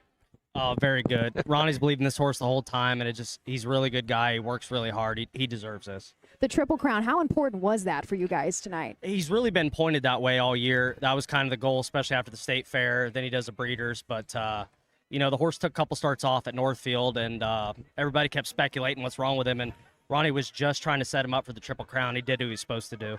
And so he only had 6 starts. Well, now 7 for 7, undefeated. I'm trying to remember, some horses from you guys' past. Is that kind of lightly started for Ronnie, or is that really where he aims to? No, it's a very different strategy for Ronnie. They elected not to sell this horse a couple times, and his whole goal was the final. And he just, like I said, he was scratched one start at Northfield for an abscess. It was no big deal. And then he elected to take a second leg off just to keep the shipping off of him. These colts got a race every 10 days, and he really, really put the management in this horse and wanted him sharp for the final, and he didn't get gritty with the starts. But as far as Ronnie goes, yeah, we're not afraid to race him. No, in any capacity. And I mentioned actually on air before they came to the post parade that whatever you and Ronnie do, they are such a mental maturity for your colts versus somebody like Ready Russell, who had a little bit of pressure, did make another break. Do you think you could chop that up to anything, or it's just kind of the personality of the horse, or you think it's a way of training? I mean, it's definitely part of it's a horse. I think he's very mature, but it's the way Ronnie trains. Like when we train, we're out there to train, and they're put in uncomfortable situations, and they get very comfortable with that. And that was kind of Ronnie's whole motto coming in. and I've adapted it with him, and we train him to be uncomfortable, and that's why they can put up with so much. So. Yep. Okay. Ronnie's had a lot of success with trotters, but earlier in the year I heard an interview with him at Saddle Downs. He said he's looking for one good pacer. Why would you mess with the pacers if you have so much success with the trotters? Oh, you're speaking my language. I keep telling him he wants to play this pacing game, and he's got a gift with the trotters.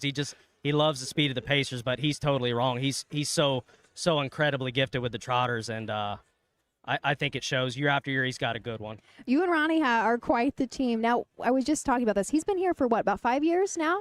5 going on 6 maybe, Okay. but something like that, yeah. And I think you're being a little humble. You're saying Ronnie, because absolutely Ronnie knows what he's doing with the trotter, but you did too. I think you had a big box Hanover. How old were you? 19 with that horse? I mean, I've had a few good ones, but hit a little dry streak there, ran into some owner trouble, and Ronnie's one of my best friends, and the job opportunity came up, and it's been working so far. So. Now, you got to tell us about the dart game, the infamous dart game. Look, Matt, put your mic down. Yeah, I will say Ronnie might be a Triple Crown winner, but he's looking for those bullseyes. He's a hell of a dart player, too. The infamous dart game that occurs every year at the Dart County Fair. Is this gonna? Are we? Matt can't really compete, but Earlier, Ronnie gets it done. Earlier, you said you might go to Greenville tonight. Is that what's happening? Are we going to go? What's going on tonight there, Hey, Dalton? it's a big Ranger party in Greenville. Exactly. That's what I was thinking. Yeah, I might swing by. Well, continued success. Obviously, there's going to be a lot of people looking over Ronnie's shoulders at the yearling sales now, seeing what he's looking at, because he's had a lot of success picking these out of the sales for a reasonable price. It's just crazy. When I met him, he didn't really have a foothold in Ohio yet, didn't really have a lot of owners, and he just kept cutting his teeth on cheap horses. But talent shows up. He got the opportunity, and obviously he can make the most of it when he gets a shot. So was Big Ranger? He was a purchase of $25,000. Was that one of the higher end for you guys, or no, not anymore? Not anymore, but at the time it was big. He wasn't the most expensive colt we bought that year, but Ronnie wasn't used to spend a lot of money. He made a lot of cheap horses. Because you also weren't making $300,000, right? Madison Global's phenomenal group of guys. They believed in him. They gave him a budget, and he was just one of the 5 colts that fit in that budget. But at 25, still pretty reasonable for what he can do. So Ronnie wins the next generation, gets his 1,000th driving win, and a Sire Stakes championship. I think we can check this off successful year for Ronnie. Absolutely. Yeah, it's a Ronnie Gillespie year is what it seems like. So the guy works hard. He's a faith guy, and he deserves every bit of it. Congratulations to all the connections all the way around. He is a tough animal, and I hope the management over the winter goes well for you guys. We're going to see even bigger and better things next year. Right, yeah. They got him pointed for some big things next year. They kind of took care of him this year. Ronnie did the right thing, and every move he made seems like it's the right one. So we'll see what he's really capable of next year, but I think he's proved enough. Thanks for stopping by. Continued success. All right, thank you. Congratulations. Race number 4 is up next. This is going to be maybe my time. Well, I'll tell you what, we'll give you a quick break. We'll let you take a deep breath, and we'll send it over to Matt Clark for some messages from our sponsors. Then we'll come back and talk about these 2-year-old colt pacers. At Ohio State's Galbraith Equine Center, our veterinary champions are here for your champions 24/7, 365 days a year, providing advanced specialty care for sports horses from all stages and disciplines. Our expert team of boarded surgeons and sports medicine and rehabilitation specialists, together with veterinary cardiologists, internal medicine, and ophthalmologists, make our hospital your best resource for all sports horse performance issues. The Ohio State Veterinary Medical Center's Galbraith Equine Hospital. Call us today at 614-292-6661. Dublin Valley Farms, home of Volstead's sire of 2024 Ohio Horse of the Year, Sugar Instead. Also standing at Dublin Valley Farms, Slay, a promising young son of Chapter 7 and Coach K Hanover by world record holder Walner. Looking for your next winner? Dublin Valley Farms and our clients are offering an exciting lineup of yearlings with current and fashionable pedigrees. Available at public auctions this year. Backed by a team that cares, Dublin Valley Farms, Fredericksburg, Ohio. Do you love horses and the outdoors? There are hundreds of immediate openings across Ohio for caretakers and grooms. Work with these beautiful animals every day. Health insurance, vision care, prescription benefits, and a retirement plan are available to those that qualify. Help care for these beautiful animals. Immediate openings across Ohio. For more information, visit OhioHorseJobs.com. That's OhioHorseJobs.com. Welcome back.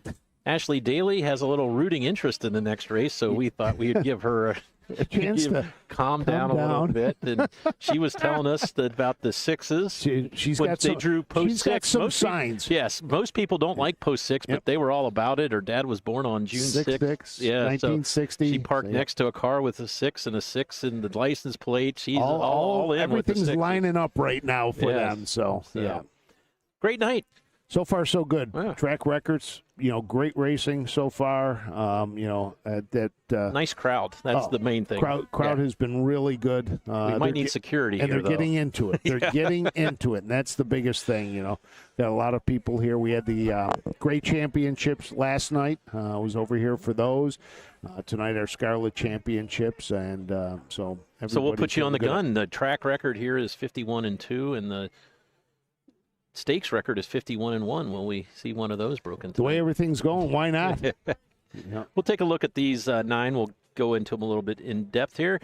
Gentlemen's Club is your one. Aaron Merriman, a drive for Aaron Lambert. This one is owned by Australian Anthony Lakisto. This one has 3 wins in 6 seasonal starts. This was a $120,000 purchase. You probably say, why? Well, look at the dam. See You at Peelers. See You at Peelers won 26 of her 31 career starts, including 22 in a row as a 3-year-old. The number 2 is When Is Parade? Dexter Dunn gets the drive for Ron Burke. This is summa cum laude out of the Sweet Lumiere West End Pip. Has hit the board in 6 of 8. Let's go to Barry Vickroy for the post parade.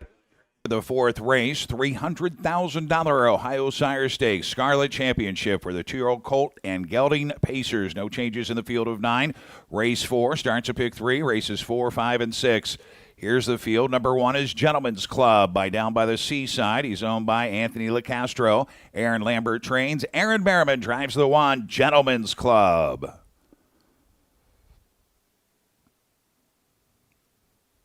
Number 2, When Is Parade, owned by Burke Racing Stable, Weaver Bersemi. Michelle Yannick, Philip Calora, Ron Burke, the trainer of the son of summa cum laude. Dexter Dunn drives the 2, When Is Parade. Number 3, Lindy Dragonwater, son of Down by the Seaside, owned by Burke Racing Stable. Knox Services, Beastie LLC, and Bradley Grant. Ron Burke trains. Chris Page the 3, Lindy Dragonwater.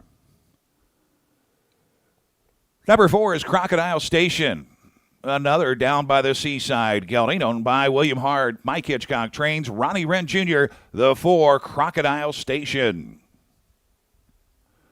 5, I'll Bet Your Boots by Summa Cum Laude is owned by Burke Racing Stable, Weaver Bersemi, Knox Services, and Larry Carr. Ron Burke trains. Yannick Gingras, the 5, I'll Bet Your Boots. Number 6, Pet Project, the son of Pet Rock, is co-owned by trainer Kim Daly with JR Stable. Trevor Smith, the 6, Pet Project.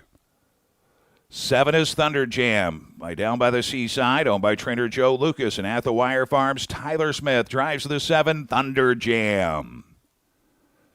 Number 8 is Swelsey, son of Summa Cum Laude, owned by Kathy Gorby. Nysonger Stable and Mitchell Standardbreds. Jeff Nysonger trains. Mike Wilder, the 8, Swelsey. Completing the field, number 9, Back 9 Bar by Down by the Seaside. He's owned by Burke Racing Stable, Weaver Bersemi, and Knox Services. Trained by Ron Burke. Tim Tetrick drives the 9, Back 9 Bar. That's the field for the 4th race, the Ohio Sire Stakes Scarlet Championship. We left off with the 3, Lindy Dragonwater. Ron Burke trains. Chris Page drives this one for Burke Racing Stable. Knox Services, Beastie, and Brad Grant of Ontario.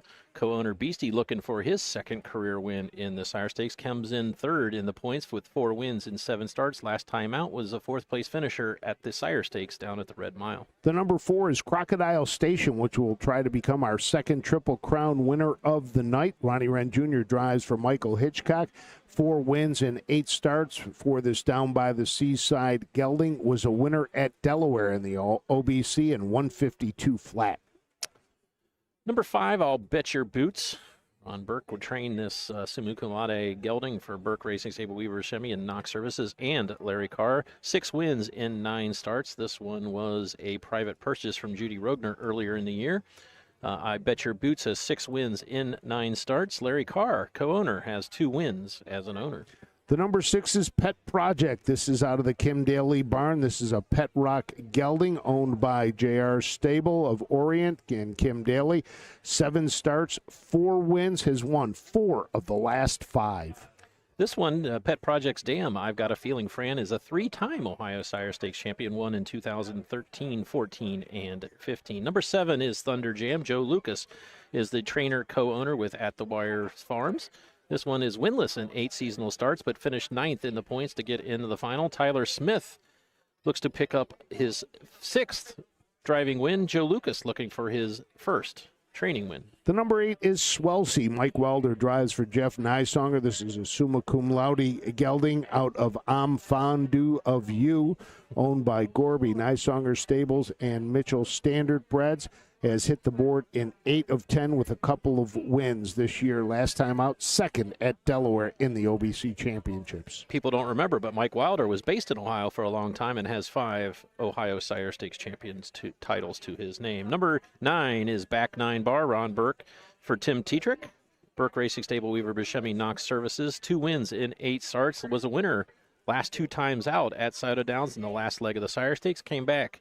Looks to make it 3 straight tonight after a win at the Ohio Breeders' Championship at Delaware. Knox Services picked up their 13th owning title earlier tonight. Tim Tetrick looking for his 1st. It's nice seeing these drivers come in and drive these horses. You know, a lot of them were down in Lexington last night. It was funny. I was over here, and Dexter Dunn met Dexter Dunn's pilot. Flew in from Lexington, was flying back last night, flying back today. I said to the pilot, I said, how long of a flight? He goes, 30 minutes. It's not bad at all. I won an all-expense-paid trip to the Indy 500 one year, and I got a free flight from Columbus to Indianapolis. It took me longer to park my car than it did to fly to Indianapolis. You probably wasn't even direct, was it? No, we had to go. We went up and down, and it was in one continuous motion. So. Oh, well, good. We mentioned that the stakes record was set by Clever Cody back in 2023 at Scioto Downs, 51-1, and the track record is 151-2 for a colt. We'll have to look up what happens if it's a gelding. The two-year-old gelding record is Berries, 52 flat. And the way the track records are falling here very easily could go down. You take a look, you know, these horses have topped that with their marks. You know, Gentleman's Club 151-4, Lindy Dragon Water 151, Crocodile Station 152, I'll Bet Your Boots 151-4, Pet Project 151-2. Thunder Jam, the only one looking for its maiden victory, sits there with 8 starts, 3 seconds, and 2/3 earnings of $53,000. Track's obviously speed favoring tonight. I think all the winners so far have been in on the lead early in the mile, so I'm sure the drivers are taking note of that and don't want to be coming from off the pace tonight. Ronnie Gillespie was definitely on the lead with Big Ranger last race. Friend of mine told me one time the best way to drive a trotter is go to the front and improve your position from there. And he did and exactly he did that. Yes, yeah, he did exactly that. So, yeah, 8 of these championships, 4 of them, and then we'll get into a couple of the Grand Circuit races after that. The Dayton Derby, I believe, is next, or the Dayton Oaks is next. So we talked earlier, the combined earnings of the Dayton Derbies, career earnings for the participants, $38 million. Wow. It's a big number. That's a really big number. I mean, this is what it's all about. This is the the grand finale of Ohio racing. You know, we're racing for this big money in our Sire Stakes races. We've got the Grand Circuit here as well to make it an even bigger night. And this is one of the biggest nights in Ohio racing. Yeah, I mean, you know, they race the Derby. I mean, this is the 13th edition of the 12th edition of the Dayton Derbies. But I mean, when you add Super Night as the undercard, then that's going to take a lot of the headlines because when the Grand Circuit comes to town, but you add the 8 Ohio Sire Stakes championships, just makes it even more special. So well, they are behind the gate right now. Ashley Daly is pacing. Let's send it up to Barry Vickroy. Gentlemen's Club, Winners Parade, Lindy Dragon Water, Crocodile Station, I'll Bet Your Boots, Pet Project, Thunder Jam, Swelsey, and Back 9 Bar. Field of 9 are at the post of the year they go. Coffee and pacing Center of the track, Crocodile Station, and I'll Bet Your Boots leave as a team. Good start for Gentlemen's Club to the inside. Away in fourth, Lindy Dragonwater will tuck in there. Fifth, Winners Parade to the inside. Pet Project looking for an early spot. Back 9 bars. Seventh, racing in eighth. Thunder Jam and Swelsey, the early trailer. They'll make their way over to the quarter. Crocodile Station cleared to the top. Pitched, I'll Bet Your Boots, loose. Up on the outside, here comes Lindy Dragonwater looking to take over. 26-3, opening quarter. Racing in fourth is Gentlemen's Club. He is followed by Winners Parade. Next in line, Pet Project. Out and moving once again. Back 9 bars on the move. He'll get the outer flow underway. He'll be second over as they circle into the paddock turn. Moving third over, Thunder Jam and Swelsey, the trailer. On to the half, 3-5 favorite. Lindy Dragonwater shows the way. He has him at the half in 55 seconds. Racing second, I'll Bet Your Boots. A length and a half off the tempo center. Outside on the move first up. Winners Parade for Dexter Dunn was fourth and third on the outside as they have 3/8 to go. Crocodile Station, he's fourth to the inside. Back 9 bar, he's working into contention for Tetrick to the inside. Locked in at the rail is Gentlemen's Club. Ready to come 3 wide. Thunder Jam. Swelsey is next, and out the back door, Pet Project. 122-4 for 3/4. 27-4 backside, and it's Lindy Dragonwater with the lead. Winners Parade tucks in, tries to braven up as I'll Bet Your Boots backed up from the pocket. They're into the stretch. It's Lindy Dragonwater with the lead. Lindy Dragonwater opening up, digging in. Winners Parade is trying to get to him. It's Lindy Dragonwater under a hand drive to win the Scarlet Championship. Another track record performance. Lindy Dragonwater 151.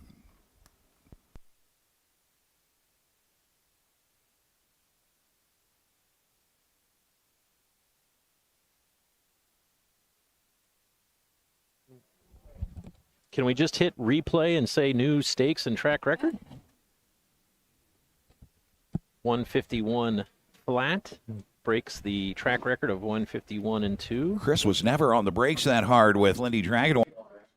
And the stakes record was 151-1, set by Clever Cody. This mile in 151. So that equals his lifetime mark in 151. But even his last start, Jay, the horse went 150-2.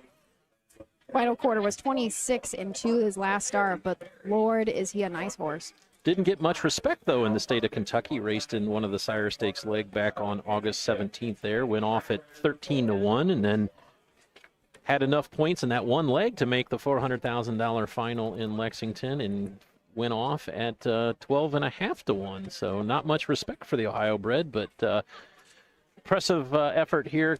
Chris Page drove him very aggressively in the first quarter, grabbed the lead, and was able to control the fractions and trip the final timer in a stakes track record, 51 flat. So I was a little worried. What was it, 26 and 26-3, 55, 122-4, came home in 151. Right. It's going to be 5 on the year for Lindy Dragonwater. Yet another down by the Seaside. In that race alone, there was 5 of 9 by the Seaside. For 2-year-old Colton Gelding Pacers, number 3, Lindy Dragonwater. 2-year-old gelded son of Down by the Seaside. Out of the Dragon again, Mare Imagine Dragon. Was bred by Lindy Farms of Connecticut. It's owned by Burke Racing Stable, Knox Services, Beastie LLC, and Bradley Grant. Ron Burke is second Scarlet Championship of the night. Chris Page is the winning driver. Lindy Dragonwater is now 5 for 8 on his career. He equals his lifetime mark and establishes a new track record for a 2-year-old pacing gelding here, taking the Scarlet Championship 151. Chris Page, Lindy Dragonwater, track record performance 151. The Burke stable goes 1, 2, 3 here in the 2-year-old colt pace. It's going to be a double on the night for Burke, and that's Chris Page's first driving victory of the night. But they team up for plenty more. We know that.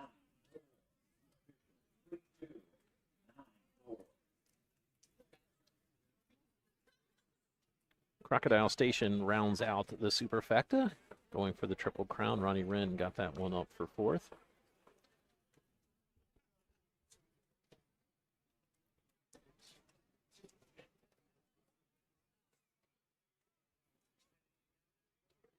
So that's going to shut out another Triple Crown. Crocodile Station was eligible, of course, was not our winner. So 3 of our 4 have already been contested, and it's our very last sire stake now that we're going to wait for to see if we will have another Triple Crown winner. I went out on the limb and said that Big Ranger was definitely the divisional champion there. This one, with this effort here, this is going to throw the 2-year-old Colton Gelding Pace wide open. As you mentioned, Crocodile Station won the Breeders' Championship in the State Fair. We'll send it over to Jenna Otten. Driver Chris Page. On my notes here, Chris, I have push. So did you always want to control things from the get-go? No, not necessarily. I just kind of how the race unfolded, with Yannick sneaking into the lead as easy as he did. I thought that was the move to make as opposed to being first up.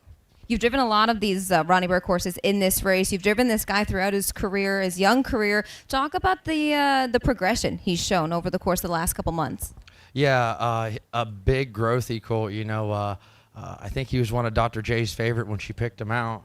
And I've just been real patient with him and just kind of did things his way. Let him progress at his own pace. And tonight it paid off. Track record. He got beaten his last start in Kentucky by a pretty nice horse, but he's been pretty dominant here in the state of Ohio. Were you confident there near the wire? Oh, yeah. I didn't drive him down there, so I did watch the race. I thought he raced very well for Jason. But once I got the lead, I kept things rolling right along, but he just felt good, real good tonight. And it's always nice to get the job from the Burke Brigade. Yes, for sure. With the whole crew here, especially. Yeah, you always want to make everybody happy on the home turf. Nice job, Chris. Thanks, Jess. There you have it. Lindy's Dragon Water takes the Scarlet Championship for those 2-year-old pacing colts.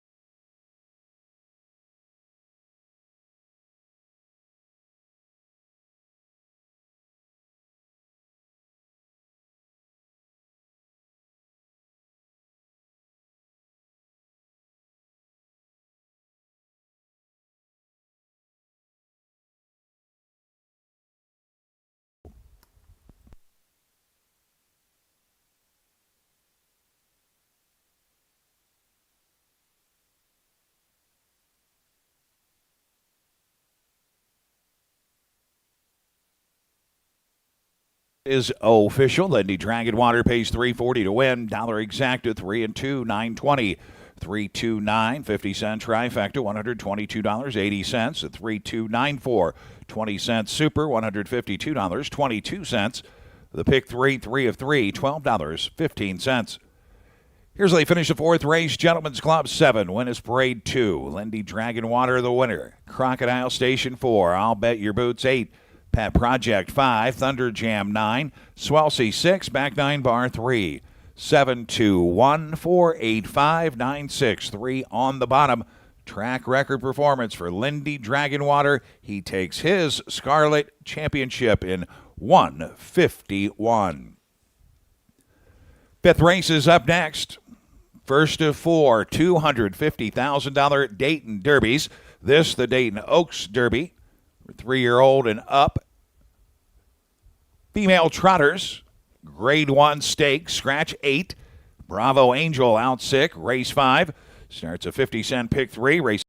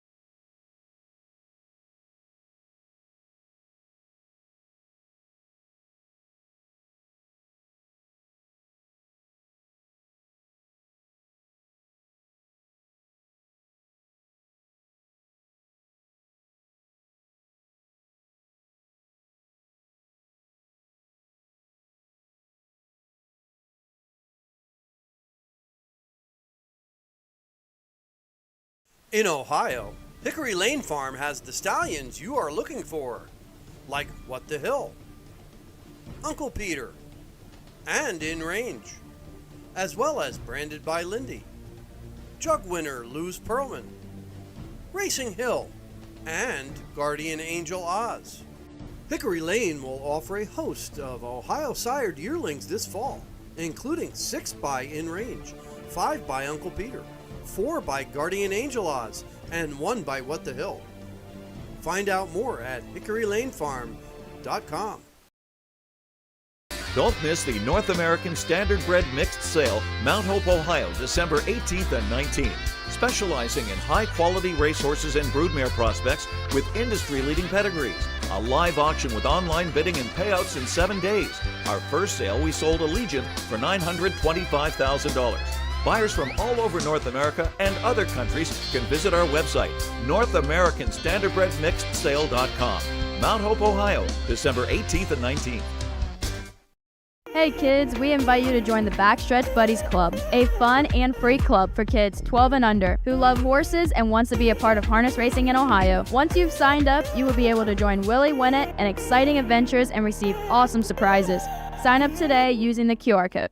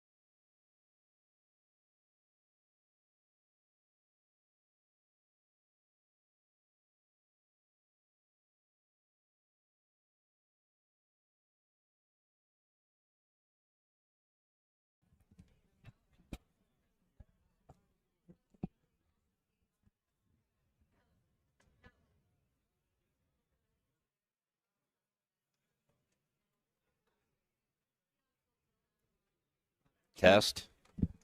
We're getting reports there. We're getting reports there's no sound on Facebook or YouTube.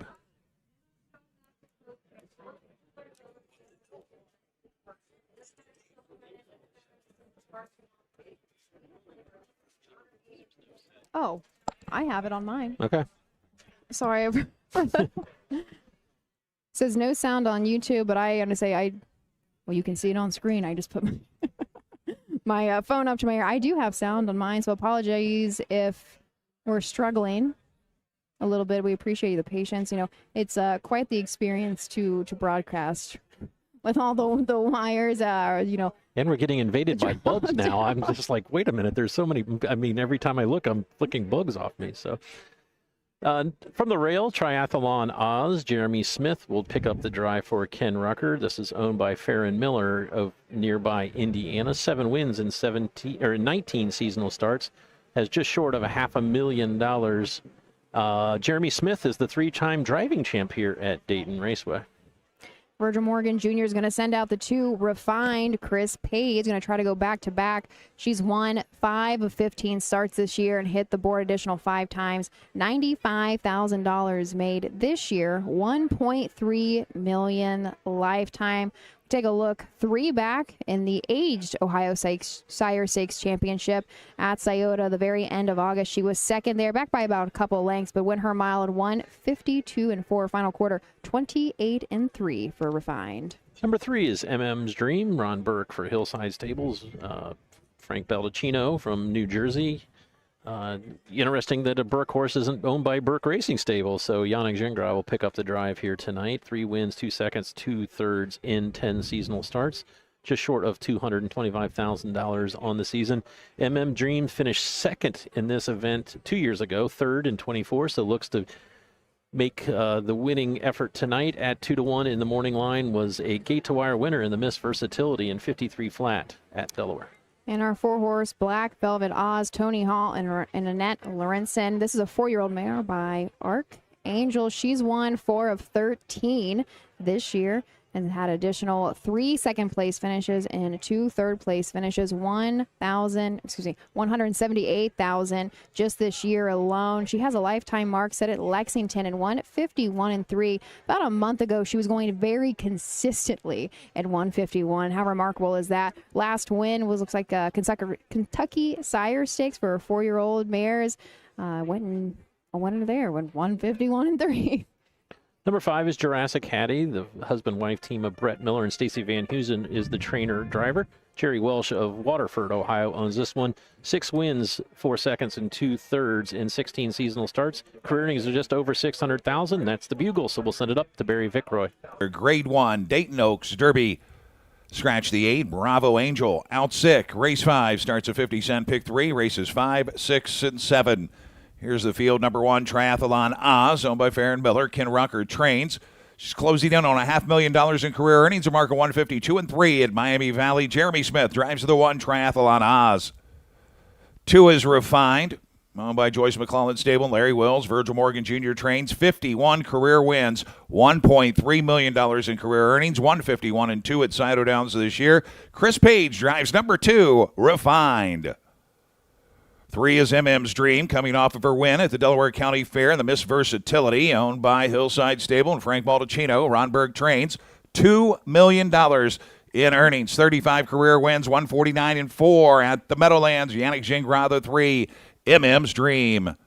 4 is Black Velvet Oz of the ACL Centurion, trained by Annette Lorenzen. Closing in on $300,000 in career earnings, 51-3 at the Red Mile this year. Tony Hall, the 4, Black Velvet Oz. Number 5 is Jurassic Hattie, owned by Jerry Wells, trained by Stacy Van Heusen. She's over $600,000 in career earnings. Took a mark at Miami Valley this year, 150-4. Brett Miller drives the 5, Jurassic Hattie. Number 6 is Spy Coast, owned by Burke Racing Stable. Weaver Bersimi, Philip Calora, and Elizabeth Jones. Ron Berg trains. Over $300,000 in career earnings. Took her mark last season at the Red Mile, 150-3. Ronnie Wren Jr., number 6, Spy Coast. 7 is Call Me Goo, owned by Graham Grace Stables. Roberts of Kiwi Stables and trainer Aki Swanstead, Tim Tetrick drives, $1.1 million in career earnings, 150-4 last year at the Meadowlands. 7, Call Me Goo. The 8 is Scratch, completing the field. 9, Alysta Hanover.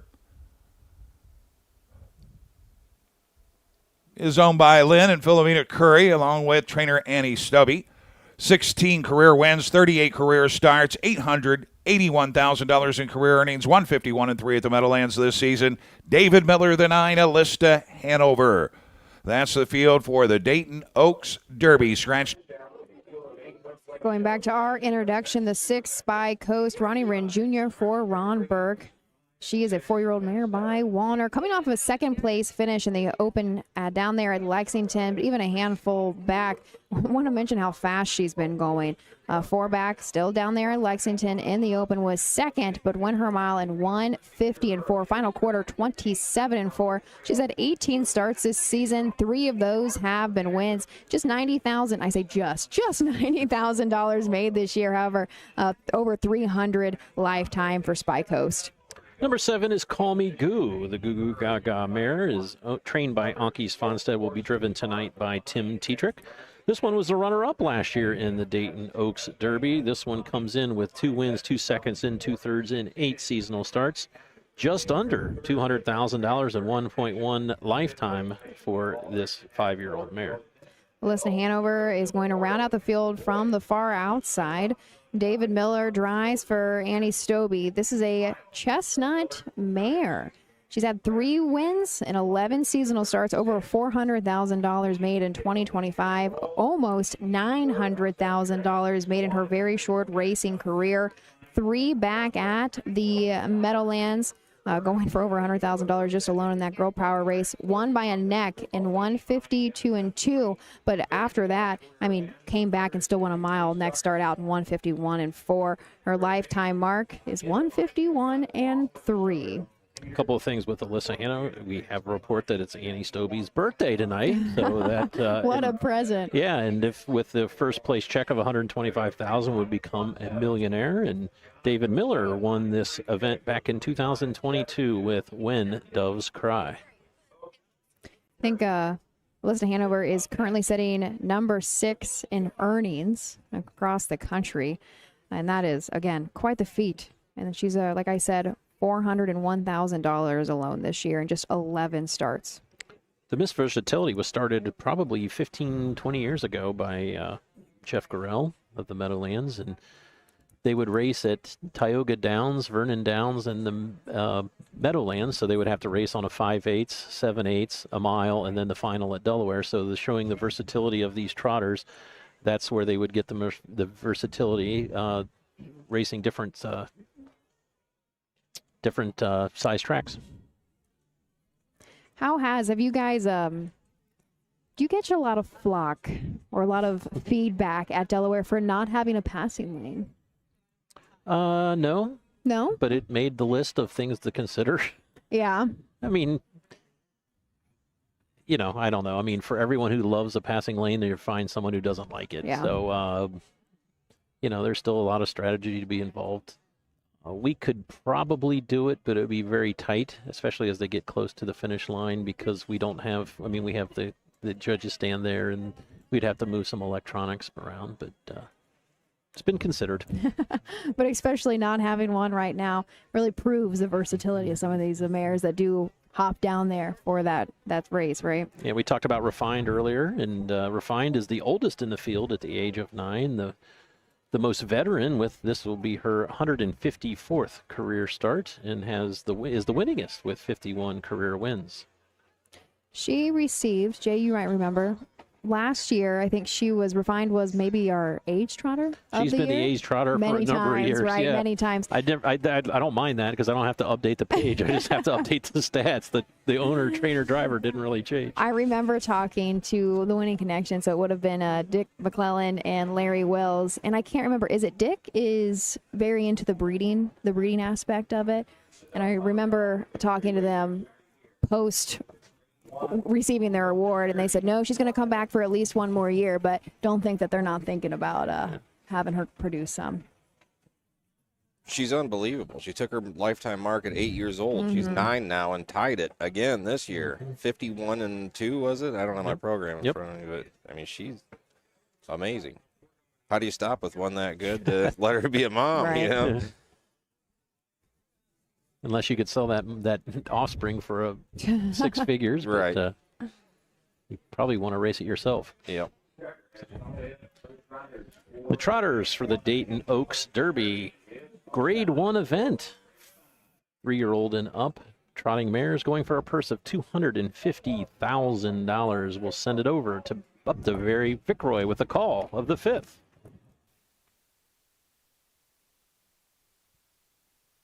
$1 million on the line, the Grade 1 Dayton Oaks Derby. Scratch down to a field of 8. They'll start at pick 3 from the Rail Out Triathlon Oz. Refined, MM's Dream, Black Velvet Oz, Jurassic Hattie, Spy Coast, Call Me Goo, and on the outside, Alysta Hanover. Field of 8 for the Dayton Oaks Derby. They're at the post of the year. They go. They're off and trotting. Jurassic Hattie setting sail center of the track, goes for the lead. Refined to the inside, a good start alongside MM's Dream. 3 wide on the outside, Call Me Goo. Inside, Triathlon Oz. Alysta Hanover moving early. She's 6th, 7th along the inside. Black Velvet Oz of the early trailer is Spy Coast as they head to the quarter. Jurassic Hattie loose on the early lead. MM's Dream is racing there in 2nd. Call Me Goo, 3rd, quarter 26-2. Racing 4th as they straighten up. Refined. Alysta Hanover is parked up on the outside. Inside, Triathlon Oz, followed by Black Velvet Oz and Spy Coast, the trailer under the line with the lead. Jurassic Hattie leads the way. MM's Dream has the pocket. Call Me Goo out and moving first up. Alysta Hanover, she'll pick up cover second over. Refined saving ground inside, followed by Triathlon Oz, Black Velvet Oz, and the trailer. Spy Coast starts to move for Ronnie Wren Jr. 54-4 for the half, 28-2, and it's Jurassic Hattie. Pressure from Call Me Goo on the outside. They're nearly on even terms as they trot down the back stretch, and they've opened up 2.5, almost 3 from MM's Dream. Off stride went Spy Coast. Refined comes to the outside. Inside, Triathlon Oz, she's still coming. Alysta Hanover, she's been out the whole way. She's 6th and has 5.5, 6 to make up. As they trot by 3/4, Jurassic Hattie maintains the advantage, and she's giving Call Me Goo the cold shoulder. 122 for 3/4, 27-1 backside. Jurassic Hattie with the lead inside. MM's Dream trying to rally into an outside. Call Me Goo still digging. Triathlon Oz into the passing lane. It's Jurassic Hattie. MM's Dream passing lane. She's digging in and trying to get to her. Jurassic Hattie. MM's Dream to win the Dayton Derby in 151-3.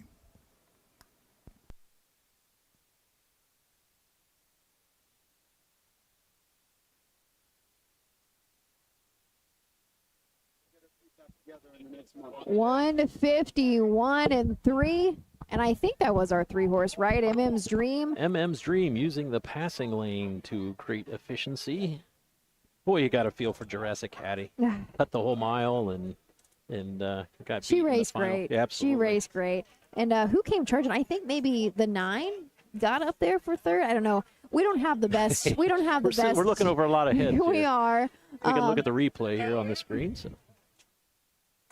You have to bear with us as we figure out exactly what we just watched too. But man, what an Jurassic exciting Hattie with a big effort on the lead, and she almost lasted. It looked like MM's Dream was done down the backstretch, but she is all class, and she will battle back and pick up another Grand Circuit title. Wow, The daughter of Swan for all, her 36th career win. That will put her up over $2.1 million for her career. She follows up that Miss Versatility final win at the Delaware County Fair with a win in the Dayton Oaks Derby, 151-3. What an effort by MM's Dream. What a trip that 9-horseman in there. The last 1/8 of a mile. Oh my gosh, did she come trotting? She's hard to miss. She's a big, beautiful chestnut mare in herself, but I think it's going to go 3.59 across the wire. 151-3 for MM's Dream. That is nowhere near her lifetime mark. We mentioned in the pre-race was third last year, was second 2 years ago. So now finally puts the crown on. $1,000 Dayton Oaks Derby, Grade 1 stake. 3, MM's Dream, 6-year-old daughter of Swan for All out of the classic photo mare, Trading Places, owned by Hillside Stables and Frank Baldacchino, trained by Ron Burke. For Ronnie, his third winner on tonight's program. It's only race 5. Yannick Gingras, the winning driver. 4th win, 10 tries, 11 tries this year for MM's Dream. 2 in a row, 36th career win. She takes the Dayton Oaks Derby, 151-3. MM's Dream and Yannick Gingras. If you're keeping track at home, Ron Burke now has won $686,000 on the day. We have a lot more to go. We're It's only race 5. Only Yeah. race 5 of a total of 14 tonight. If I could, I mean, he's got 27 in. So, but if you could average $100,000 a race, why wouldn't you race every race, right? You guarantee. Not the way it works, though, does it? So, looks like this one in the winner's circle could do another mile. Yep. Brad Conrad getting everyone together.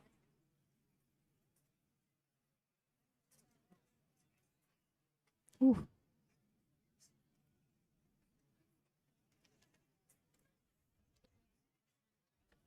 Jessica Otten has arrived from Lexington, so hopefully we'll get some interviews with some of the winning connections. Jessica Caddy held on for second. Alyssa Hanover finished third. Triathlon Oz and Jeremy Smith with the long shot got up for fourth.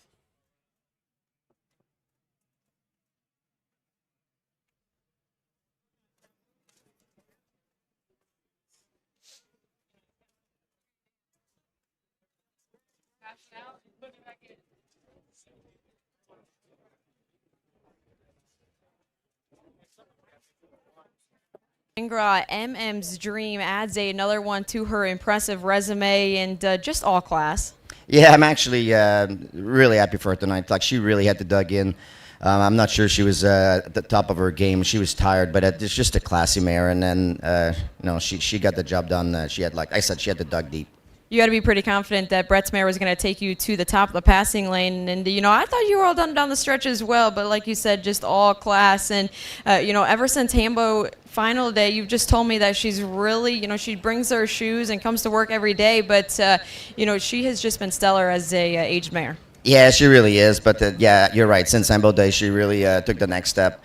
It's when Ronnie decided, it's make it or break it, right? We're going to race her without the shoes and from here on out. And, but they were just going so fast. Like, I was struggling at the half and up the backstretch, but the other two were putting some big fraction, and she didn't really want no part of that. But she's just tough and kept on going.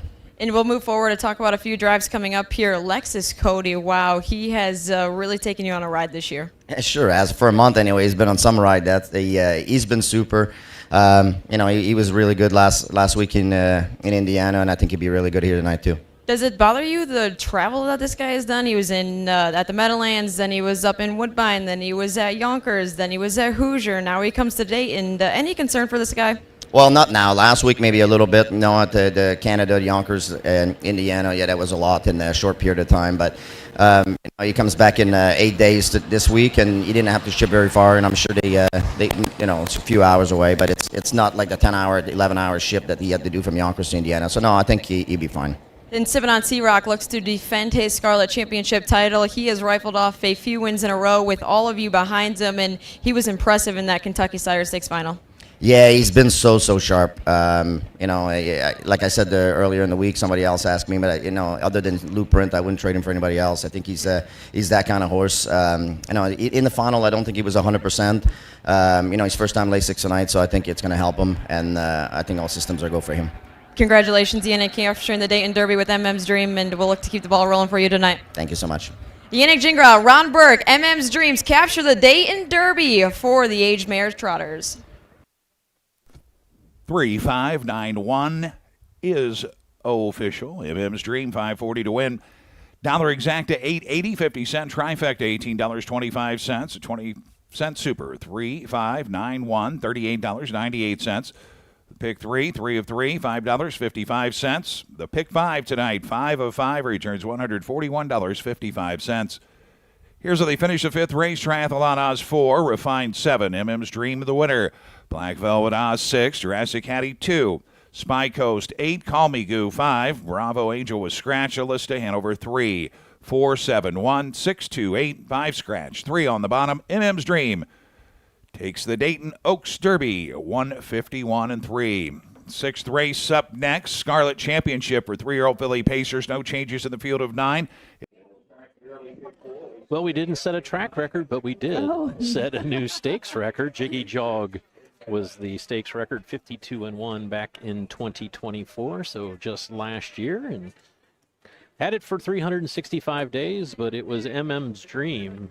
Yannick Gingras mentioned that this one's a little tired, and but she's all class, so obviously when you win $2.1 million, you are pretty classy. That's going to wrap us up for the very first Derby of the evening. We're going to head next into our 3-year-old filly Pacers for race number 6. Join us back here in just a moment, but let's thank our sponsors. Midland Acres is proud to stand the prominent stallions, TCI, Long Tom, Ready for Money, Monty Mickey, Summa Cum Laude, and Bit of a Legend. With such great pedigree and speed in the stallion barn, Midland Acres will provide a diverse group of top yearlings in the sale ring for 2025. Visit us this fall at our consignments at the Blooded Horse Sale on August 26th, the Ohio Select Jug Sale on September 12th, and the Lexington Select Sale on September 29th through October 3rd. Let Midland Acres' experience in the industry lead you to the winner's circle. At Ohio State's Galbraith Equine Center, our veterinary champions are here for your champions 24/7, 365 days a year, providing advanced specialty care for sports horses from all stages and disciplines. Our expert team of boarded surgeons and sports medicine and rehabilitation specialists, together with veterinary cardiologists, internal medicine, and ophthalmologists, make our hospital your best resource for all sports horse performance issues. The Ohio State Veterinary Medical Center's Galbraith Equine Hospital. Call us today at 614-292-6661.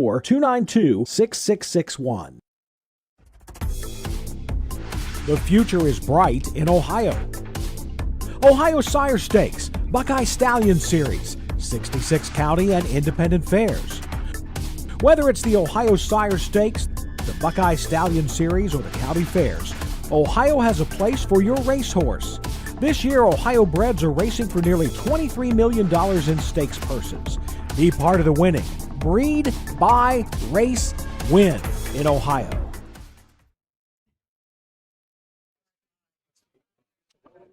We are back. Dayton Raceway. Hollywood Gaming at Dayton Raceway. For Super Night, and boy is this night super. We've had track records just about every race, stakes record I think every race. So I look forward to continuing this. We have 14 races tonight. We will be broadcasting the first 12. 13 and 14 are consolations for the Dayton Derbies. Say what some class acts that we've already seen here this evening, but the competition will continue to get steeper throughout the rest of the evening. Coming up, we've got our 3-year-old filly Pacers in race 6, a field of 9, and multiple of these ladies. Actually, we saw give it a go, a week and a half ago? Has it been that long? Not quite a week and a half in the Jugette. Yeah, week and a half, 10 days ago. Something like that. Yeah. I always find it interesting. I guess I can share this. If you're not following along with the program, you can be. OHHA does not have them posted, but Daily Racing Form Harness. So DRF Harness does. If you go over to their site, just put that in Google. You should be able to find it. But for example, what I was saying, I always take a look at, even if I'm not handicapping, is how the drivers picked. Austin Hanner's here. He was listed 1-5. He is going to stick on the 5 that he just made it to the Jugette final with, Skywalker C. And Dexter Dunn, of course, was listed on a couple as well. He was listed on 4 and 9. And realistically, both are Virgil's horses in this race, but you can't blame him for picking the 4, especially if your 9-hole is the other choice, right? The interesting thing is actually Dexter Dunn won the Ohio Sire Stakes Championship last year with odds on Hialeah. So Brett Miller drove last year, odds on Chesapeake and Dexter Dunn. So we'll see if he makes the right decision 2 years in a row. And with Austin Hanners picking the 5 Skywalker C over the 1 Prolific Fire, I think Todd and Greg Luther probably sat down with Austin and charted out the best course. Prolific Fire picks up the services of Todd McCarthy tonight. So you want to just go ahead and maybe introduce the one horse? And Yeah, we'll number try to- 1 is Prolific Fire. Todd Luther trains for his brother Greg Luther Racing. Todd McCarthy comes in looking for his first Sire Stakes Championship win. The Luthers actually have 3. This one has 2 wins of 13 seasonal starts. And the last time out, look at that. At Delaware, the Ohio Breeders' Championship, there was only 1 division, so they went for $116,000. This one was saddled with post 9 in the 2nd tier. Got to the lead before the 3/4 mark and romped a 10-length win in 51 flat with Austin Hanners in the bike at 4-1. So this one's coming in good form. Kane Kaufman trains and drives the 2 Seaside Wishes. Of course, is down by the Seaside. She's actually sitting 9th in points coming into this evening. Last start out, she took a step back. She actually was in the Buckeye Stallion Series and made a break out of the gate. Now, she's had 1 win in 16 seasonal starts, $37,000 on her card this year. But we go a handful back, Scioto down. She'd have a 2nd place finish end of August there, and 153 and 3. I mean, she can go the pace, but as she opening up today, probably isn't the best. Our morning lines she was 20-1. Number 3 is Riley 2. Trish Folk will train this one for Folk Racing and Thomas Saraso. This one will be driven by Tim Cheetrick. As I mentioned, Tim has yet to get a driving win in the Ohio Sire Stakes, and Trish Folk looks for her first training one. This one came in the points tied for 7th, has 2 wins in 13 seasonal starts, has a pair of neck finishes, second by a neck, 2 and 3 back at the Buckeye Stallion Series and at Scioto Downs in the non-winners of 2. So Riley 2's dam is Riley Rue. And I actually started under my dad's stable. Riley Rue was a 2-year-old in 2018. That's the same year that my dad did pass away. And so we didn't have her maybe 1 or 2 starts very early in the season, but she went on to be a very nice Irish State horse. I believe Stevie Carter trained her throughout much of her time. And so whenever every once in a while, if I'll see some connections through the program, I always want to root them on. Going on to horse number 4, though, odds on Chesapeake. Virgil Morgan Jr., Dexton Dunn. For this lady, she was just 2nd in the Jughead final, but man, actually the same exact day in the Jughead elimination, her heat of the Jughead elimination, she was a winner in 149 and 3 there, final quarter 28 and 2. She's just been a phenomenal horse. 11 board hits this year in 12 starts. She's got $345,000 made, and that last win for the Jughead elimination did lower her lifetime mark for odds on Chesapeake. Going into today, she's number 1 in points. Number 5 is Skywalker C. This one, too, participated in the 2-heat Little Brown Jug, was 4th in her elimination, timed in 52, came back and raced in the final, was an 8th place finisher there, has 3 wins in 13 seasonal starts, has a record of 51 and 3 at Scioto Downs, came into the Sire Stakes final, 4th in points. Austin Hanners will drive for the Luther brothers. And this is our sole Ron Burke trainee here in our 6-hole. The word is out. Chris Page and Ron Burke this is a well-said filly. She's only had a single win in 10 seasonal starts, but she's got over 107,000 on her card this year. Last go out, she was pretty fit in the Ohio Breeders' Championship at Delaware. She was 2nd, back by quite a lot, though. Went her mile in 153 flat. Start before that in the Sire Stakes. She got a check. She was 4th at Scioto Downs. Went the mile there in 151 and 2. Final quarter, 26 and 4. So we know that she might like to close a little bit. Number 7 is Rose Run Amy. This one is trained by James Ersham. This one will be driven by Ronnie Wren Jr. This one was a supplemental entry into the Jughead. Their connections paid $15,000 to participate. Grabbed the lead and faded in the stretch. Did not qualify for the final, but has made $138,000 lifetime. Took a mark of 49 and 4 at Scioto Downs. Won at Wasion. You don't see many fair miles here in the Sire Stakes, but Super Night, but went gate to wire at Wasion in 56-3 at Wasion with Mark Hedworth. Ronnie Wren picked up his 14th driving title earlier tonight.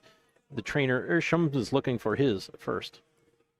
And our 8-horse, My Hair Legend, Logan Ebersol trains, Aaron Merriman in the bike. This is a bit of a legend in Philly. She's got a single win, and that came all the way back on July 4th at Scioto Downs in a leg of the Buckeye Stallion Series. She was a winner there by just a nose, but went in 150-4 in the BSS, which is mid-tier in Ohio. She's been a very nice filly. She was great last year. She was heavy on the BSS circuit last year as a 2-year-old, actually set the track record here in the BSS final.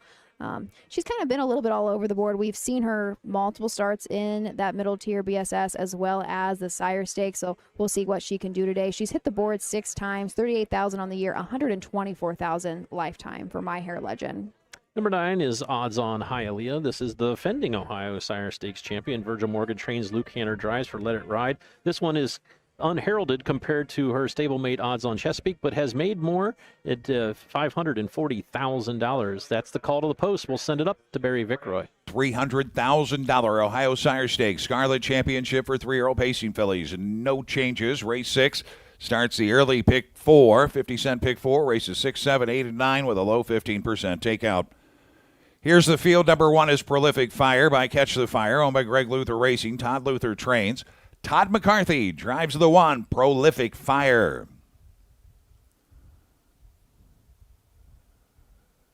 Number 2 is Seaside Wishes, owned by Redline Racing Stables, Red Racer LLC, and David Van Dusen. Kane Kaufman trains and drives the daughter of Down by the Seaside. Number 2, Seaside Wishes. 3 is Riley 2, owned by Folk Stables and Tom Sarasso Jr. Trish Folk trains the daughter of Lather Up. Tim Tetrick drives the 3, Riley 2. Number 4, Odds On Chesapeake, daughter of Down by the Seaside, owned by Odds On Racing and Operation Horsepower, trained by Virgil Morgan Jr. Dexter Dunn drives the 4, Odds On Chesapeake. 5 is Skywalker C, another daughter of Down by the Seaside, owned by Greg Luther Racing. Todd Luther trains. Austin Henners the 5, Skywalker C.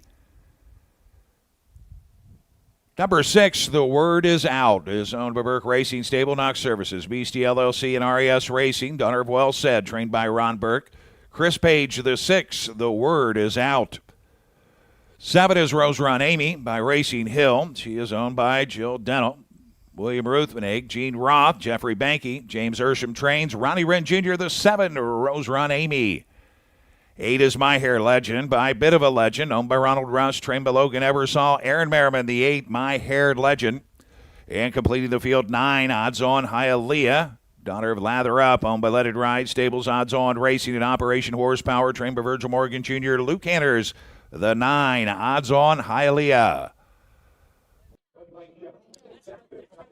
Did you have any more closing thoughts on our 9-horse, Odds On Hialeah? No, just, kind of getting overshadowed by her stablemate Odds On Chesapeake. Odds On Chesapeake was 1-5, and either they forgot to put the little red dot between it, but Odds On Hialeah was 15-1 last time I looked. Yeah. Really? You know, it was kind of the opposite last year. Odds On Hialeah was very strong as a 2-year-old. Like Jay mentioned, she was last year's winner of the Scarlet Championship. But Odds On Chesapeake, you couldn't take anything away from her last year, but she just wasn't quite the caliber. Again, we've talked about it already. It's so unpredictable sometimes how any of these horses are going to come back as a 3-year-old, but it's still nice, especially you got two very nice fillies in here. Maybe kind of sucks that somebody drew the 9-hole, but that's part of it. Both of them are homebreds too, which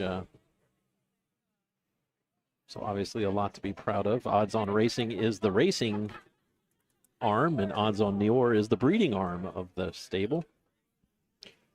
Glad to see Luke Hanners got the call again after, pretty good effort there in the Jugette final. You know, I mean, I think Frank mentioned earlier he likes seeing the Grand Circuit guys come in the race. You know, I kind of like loyalty Yeah. These guys. I mean, trust me, if I had a chance to get Dexter done, I would. But, I mean, someone like Luke or Austin Hanners who've driven this horse all year long, when it comes to the big money, then the out-of-towners come in to swoop up. But obviously, the reason Dexter Dunn is who he is because of his absolute raw talent, and you can't obviously argue with that. But, you kind of do like the loyalty of people who have stuck with their drivers all year round. Absolutely, 100%. Dexter Dunn has been, driver of the year, how many years in a row now? Multiple. Might have a little competition this year That's what I was going to say. From a young man and a Michigan native working out of Northfield Park. Ronnie Wren's had an absolute great month. He's had a fabulous 4 weeks. He sure has. Well deserved too. I mean, you couldn't ask for a better guy to have a little bit of luck in the business. He's just one of a kind. I think it's neat because when he won the jug, I went out to congratulate him, and we always ask if the drivers would donate a whip or gloves, and he says you can have everything. So he handed me his whips, his goggles, his gloves, and his helmet, and then he sheepishly came back to me and says, do you mind if I give you the helmet later? He goes, I kind of need that for tomorrow. He goes, one of my sponsors is Grat Hema, so he doesn't pay for them, but he just didn't have an extra one on hand. So, but as I'm holding the helmet during the winner's circle, many people don't know he has his kids' names in the back of his helmet, and then he also has a tribute to Hunter Myers. So, obviously, a class act there. And yes, I did get his helmet tonight. I just have to find Amy Did Holler you really? to get it. Yeah, he followed up on it. Yeah, he volunteered. He gave it to Amy Holler, and so I have to track down Amy Holler after the races after this night. I don't know. That might be hard to do with Amy. I might know where to look right now.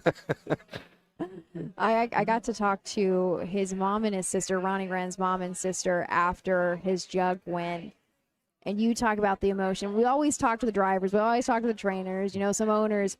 But you forget that there's a whole team behind each one of them as well that don't hit the spotlight. And they were so proud of him. I didn't even have to ask.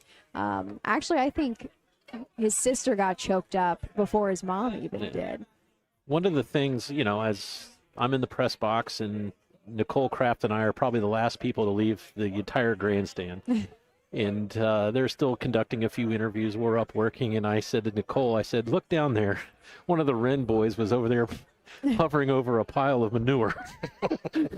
And he wanted to play with it in the worst way. And Mom yelled something, and he stood up and ran back. So boys will be boys. Take a look at the board here. I know we don't have got to go through a lot of people to see what our odds currently are. Wow, the Prolific Fire earlier was 7-1, now has been dropped down to 7-2, and odds on Chesapeake remains 1-5. Stablemate odds on Hialeah is 14-1. Prolific Fire looked fantastic down there at Delaware that last start. I mean, she is sharp right now. I talked to Todd a little bit last night. He thought both of them had a real good shot in here. He wasn't scared of anything. And the other one, he said, it's just kind of a weird trip in the first heat of the Jugette, and then 8-hole in the final with Skywalker C. So not a lot you can do from out there. Austin, I remember I watched the first elimination of the Jugette in the paddock, and so when Austin was coming around with Skywalker C, I was actually worried that she was choked down because he had a gigantic hold on this filly to get her into a hole. How he even got her on the rail was beyond me. It was very slick that he did it. But then by the Jugette final, right, you draw the 8-hole, odds are stacked against you a little bit. Interesting thing about the Jugette final, we had two pairs of brothers racing in each other. We had Luke and Austin Hanners and Todd and Andrew McCarthy. So half the field were brothers. We're going to go behind the gate. Race number 6, our 3-year-old Philly Pacers. $300,000 on the line. Let's give it up to Barry Vickroy. Ohio Sire Stakes Scarlet Championship, 3-year-old Philly Pacers from the Rail Out, Prolific Fire. Seaside Wishes, Riley 2, Odds on Chesapeake, Skywalker C, The Word Is Out, Rose Run Amy, My Hair Legend, and Odds on Hialeah. They're at the post of the year. They go. off and pacing for the lead. As expected, odds on Chesapeake. Prolific Fire protecting from the rail. Seaside Wishes, good start inside. Blasting up on the outside comes odds on Hialeah. As they bank into the turn away in fifth. Riley 2 for Tetrick, followed by Skywalker C6. The word is out seventh, and it is Rose Run Amy. And My Hair Legend is the trailer on over to the quarter, and odds on Chesapeake crosses over and clears. Prolific Fire stung her a bit, 26-3 opening quarter. Seaside Wishes spotted early. Well, for Kaufman is their third. Fourth, odds on Hialeah, good early seat, followed by Riley 2, edging to the outside. Skywalker C wants to press the pace. Inside, the word is out, will stay in. She's followed by Rose Run Amy 8th, and My Hair Legend, the trailer on over to the half, and the 1-9 favorite. Odds on Chesapeake dictates the terms up top. Prolific Fire following from the pocket under tight lines for Todd McCarthy. Inside, Seaside Wishes. Odds on Hialeah, first up from fourth. Out to follow her cover. Riley 2, the word is out, saves ground. Ready to come 3 wide as they start down the backstretch. Skywalker C. Then it is Rose Run Amy and My Hair Legend. The half 55 seconds, 28-2, second quarter.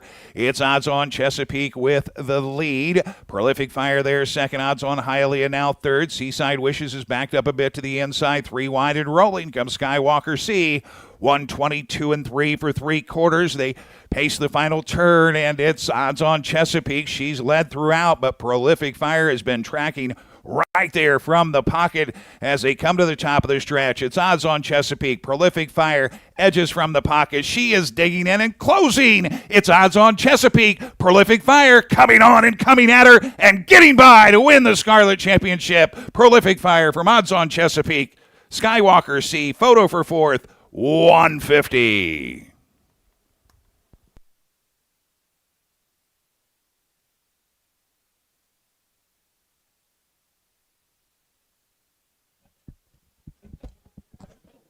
$150 flat for Prolific Fire. I guess, was it you, Matt, that said he thought both of them had a good shot? Talked about Prolific Fire. I actually had an interview. How I just didn't good think it turned she out was. very good, so I didn't play it. Stakes record. Who would have guessed? Prolific. Who would have Who guessed? would have thunk it? Smooth as Tennessee whiskey back in 2021 at Northfield Park. 150-2. That lowered by 2/5 of a second tonight by Prolific Fire. Comes in off the 10-length romp in the Ohio Breeders' Championship. Sat in the pocket, went right on by as they came down the lane. Prolific Fire picks up her third win in 14 starts this season. I think our other Luther trainee, Skywalker C, ended up third across the wire. It'll be a nice paycheck for him. Can't take anything away from odds on Chesapeake, though. I No. mean, she just whacked out a monster mile and had a horse sit right on her back that was really sharp right now. And that's the thing. I've said it from the get-go. This night specifically comes down to so much luck. 1, 4, 5, 6 is unofficial.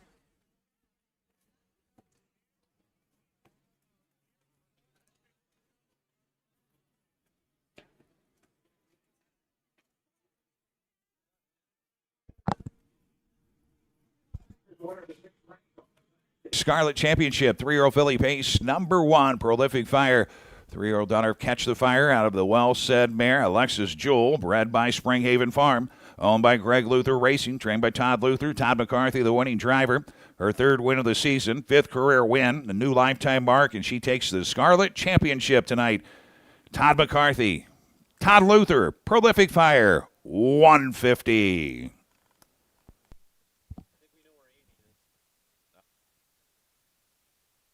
Yeah. I think we know where Amy Holler is. She's probably in the winner's circle.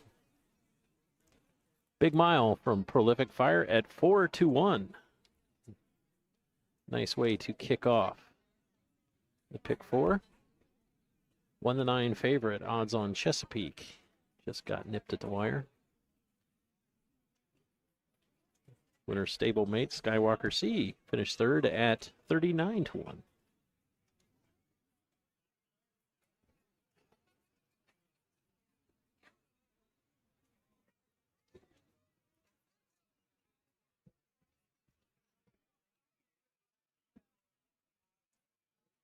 Joyous connections there, I'm sure, in the winner's circle. Craig Luther Racing finished 1-3 here in the 3-year-old filly pace. Looks like Jessica Otten may have an interview with. Oh, there we go. Pacing fillies, I have winning driver and winning trainer. We'll start with the winning driver, Todd McCarthy. First and foremost, Todd, first time you sat behind her. Nice filly, huh? She is. Very nice filly. She behaved herself well, and she's got a great attitude. She was great gated, so my first time driving her there, but no, she was a pleasure. You had the rail. You knew that Dexter was probably going to be pushing out of there with Onside Chesapeake in the mile. She put up in the Jugette final. You made a race for it there down by the wire. What were you thinking coming off that far turn? She just felt really good coming off the turn there, and I'd kind of watched a couple of her replays there. I knew she'd give a pretty good kick late, and we were just in the right spot. It worked out. Nice job. Thanks very much. We'll bring in winning trainer Todd Luther. First and foremost, you had to be a little bit confident coming into tonight off that 10-length win over at Delaware last time out. Oh, yeah. Her last 2 starts have been really good, and the way she trained this week when we drew the rail, I knew we were going to be in a great spot. Daughter of Catch the Fire, so it means a little bit more. Of course, this is his first Scarlet Championship win as a sire. Just talk about the progression she's had, maybe from 2 to 3, and then throughout her 3-year-old season. With it being Fire, it's amazing. He was such a good horse, and she grew up, and she's been really good. And earlier in the year, we had a bunch of tie-up issues with her, and we got that figured out. Corey's done a great job with her. And, it's kind of a family horse. We bought her from Brian and Jenny Brown after she qualified, so it's fun all around. What were you thinking when they were coming off that far turn, sitting on Odds on Chesapeake's back? When I seen Todd had a big lap full and the way she's been, I knew we were going to make it a race because she's been really good the last few weeks. Congratulations. Thank you. There you have it. Todd McCarthy, Todd Luther. They're going to team up with Prolific Fire in the Scarlet Championship for those 3-year-old pacing fillies. 1, 4, 5, 6 is now official. Prolific Fire pays $10.20 to win. 1, 4 exacta $6.50, 50-cent trifecta $12.95, 20-cent superfecta 1, 4, 5 with 6 $22.40. The pick 3 of 3 $17.50. Here's the official order of finish. Prolific Fire, the winner. Seaside Wishes 7, Riley 2, 9. Odds on Chesapeake 2, Skywalker C 3. The word is out 4, Rose Run Amy 6, My Hair Legend 8. Odds on Hialeah 5, 1, 7, 9, 2, 3, 4, 6, 8, 5 on the bottom. Prolific Fire, Todd McCarthy for Todd Luther in the Scarlet Championship, 150, a new lifetime mark. Official for race number 6, Prolific Fire takes it for the 3-year-old filly Pacers. Horse trained by Todd Luther. Beside me, I have Miss Amy Holler. How do I introduce you? Is it future mother-in-law? Or how does that? Do you have to keep bringing that up? Yes, Todd is my future son-in-law. I guess it's going to become official. We found out a few weeks ago in December. Okay. We are all going down to St. Martin, so I'm kind of glad because his trainer percentage is, we got an expensive wedding coming up. But that might pay for some of it, right? Yeah, I'm going to ask him to chip in a little bit more than what Mom and Dad have done. Are you responsible for some of this? Heck no, they're grown. Okay. They're grown adults with 2 children. No, it's hard enough. Mom and Dad got their airfare and a place to stay. The rest, it's on them. Well, congratulations. You've got to feel some type of way, though. I mean, Tony Dale, you have to feel some kind of pride all the way around. I'm very proud of Todd. I'll never admit that to his face, but we are. We're very proud of him. It's just on air. We won't tell anybody. We know the stress that he's been under, and if he didn't work, I wouldn't be as proud of him, but he does work. And he takes very good care of Tony. He takes very good care of Lainey and Ellie and Skylar, and so I am very proud of him, yes. I didn't even notice. Were the girls in the winner's circle? No, they're not. What? They love a winner's circle picture. Are you kidding? Well, the youngest one fell down last night and almost had to get stitches in her lip. And while my daughter was tending to her, we don't know if she was like on the ground too long or the blood. Tony Dale passed out. Yeah, I know. It's a video she hasn't put up on Facebook yet, and I'm going to if she doesn't hear soon because it's a doozy. But she's just fine. Everybody's just fine. Just kind of a little under the weather, and they decided to stay home tonight. Yeah. Well, they might be kicking themselves in the butt just a little bit. But another this filly, they bought her off my sister Jenny. Oh, that's right. Yep. I did not. Yeah. Yeah, qualified really good at Delaware, and then Right. Yep, So yep. so she is definitely what we consider a family horse. Yes, for sure. Oh So my we've all been rooting for her all year long. Yep. So for Tony, how does she? I'm going to assume that Todd gets nervous, has a lot of stress on him. How does she help him on a night like this when you've got? Well, first of all, I think he was first and third. He took a nice paycheck home with his 2 fillies. Yep. How does she handle it? Maybe he doesn't handle it. They are oil and water, and yet they somehow congeal and come together. And I guess maybe I look and say, her father and I are oil and water also. It just kills me because there's so many things in Tony Dale that are like her dad, but then I see things that Todd does, and I'm like, well, no wonder Tony, because Todd does this just like her dad would too, you know. So they're a good pair. They are a good pair. How big is Todd stable? Do you know off the top of your head? No, I really don't. I'm going to imagine he's probably, because, well, Greg, you know, he's got horses all over the place, so I couldn't even begin to imagine. Try to piece it together. I couldn't begin to. Yeah. Well, I didn't realize you were coming down here tonight from Northfield because you guys are racing up there. Yeah, we're racing. Yeah, no, I look at it. You know, they've been sending me messages. Everything's going fine. They're fine up there. Yeah. How are you enjoying yourself this evening? I always like coming down here, and actually, this is only the second time I've been to Dayton Raceway. Last time we had the finals was here. 22, I think. Yeah, 22. Yeah, maybe? 22. Yeah. I kind of messed up because we have next week, we have the Buckeye Stallion Series up at Northfield, which, let me remind everybody, double draw for that on Wednesday, I believe. Yeah, so pay attention to your draw schedules if you're heading up to see us next Saturday. But I should have made plans to go to Lexington tomorrow just to kind of hang around and stuff and then go back up on Monday, but I didn't. I love Lexington. Both Buck and I do, but unfortunately we're not going to get there. So we're just kind of hanging around down here tonight and going back to Cleveland tomorrow. Oh, so tomorrow. So Oh, you yeah, are no. staying the night. 'Cause it's a trip yeah. and a half. I think it's maybe 3 hours or more. It took us about 2.5. Okay. And, you know, we're to the old people stage where we take our time and potty breaks to come down. So, yeah. But So next weekend is the Buckeye Stallion Series. Yep. Saturday. The finals are the Saturday. finals are Saturday. Consolations on Sunday. And then we're back at Northfield the following weekend for the Ohio Fair Championship. Yeah, the Fair Championships. Yeah. And also next Saturday we have, well, the Courageous Lady is also next Saturday up there, one of our signature races.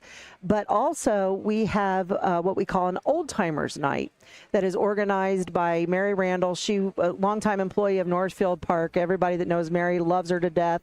And last year she got this event organized, and we were shocked at the amount of horsemen, you know, past and present, that came out to Northfield Park. I mean, Northfield's got a long history, opening in the 50s, and so there was a lot of horsemen that they were kind of, as the group got bigger, they were all like, oh my gosh, you know, I never expected this person to be here and that's what we fully expect next week too. Wow. So if you are an old timer horseman, or even if you're new, come out. You'll see a lot of faces that you haven't seen for a long time. I have not spent a whole lot of time at Northfield. I'm a Southern Circuit Right, girl. exactly. The only time that we ever really got up there was for stakes, whether it was the BSS or the Fair Championships or OSS. And so my experience of Northfield is pretty limited. But I, for the first time, didn't just really have to work. I went up maybe the third or fourth leg of the Sire Stakes for our pet project horse, and I just got to sit there. The atmosphere is just, you can't recreate it. We have not recreated any of the other Southern tracks. It was just a cool place, and people that are there want to watch racing and just have such a good time. I don't want this to sound bad, as we said here at Dayton Raceway, but it was the one thing I noticed, like immediately after the first race. There was no real sound from the crowd. And at Northfield, as soon as they go past the 3/4 pole, somebody's yelling. Even if it's like a Monday night and there's not many people, somebody's yelling as they're coming down the stretch and there's noise and commotion. Yep. And I'm kind of like, I don't get that feeling here. And like I said, I don't want to be trashing them, but I'm like, come on, crowd, let's hype this up a little bit or something. Have you been up in the clubhouse that we've been? No. Well, no, I've been everywhere. Okay, yeah, everywhere. But you have to bring the hype. Come on. I'm going to blame you. If you're the one that hasn't been out here bringing the hype. I told you I have an upset stomach from a chili dog I ate on the way down here. So some things we don't need to air, right? Well, that's my excuse. That's my excuse. Well, thanks for joining us. Thank you for asking. A pleasure to see you. I don't get to see you much, even though we work together. I know, Ash. It's all right. We're like ships passing in the night. Always. I've been saying this to Michael Carter for probably a year now. I have never been to the upstairs. I've never gotten the full effect of Northfield Park. So hopefully I'll be there for the fair championships. Okay, you're going upstairs then. I'm going to take you up to our fancy dancy upstairs judges booth then, and you're going to be impressed. Yes. For some reason, Joe McLeod is giving me like the evil eye or shutting me up or something. So I guess I better go, Ashley. He's interrupted our broadcast twice. Am I surprised? It's the Joe McLeod show is what it is. Always, everywhere he goes. You're right. But Amy, congratulations to all the connections, your daughter included, for Prolific Fire. And we hope to see you at Winter Circle many more times. Thank you. See you all next week. Let's take a break and join us back for race number 7. Dublin Valley Farms, home of Volstead Sire of 2024 Ohio Horse of the Year Sugar Instead. Also standing at Dublin Valley Farms, Slay, a promising young son of Chapter 7 and Coach K Hanover by world record holder Wallner. Looking for your next winner? Dublin Valley Farms and our clients are offering an exciting lineup of yearlings with current and fashionable pedigrees. Available at public auctions this year. Backed by a team that cares, Dublin Valley Farms, Fredericksburg, Ohio.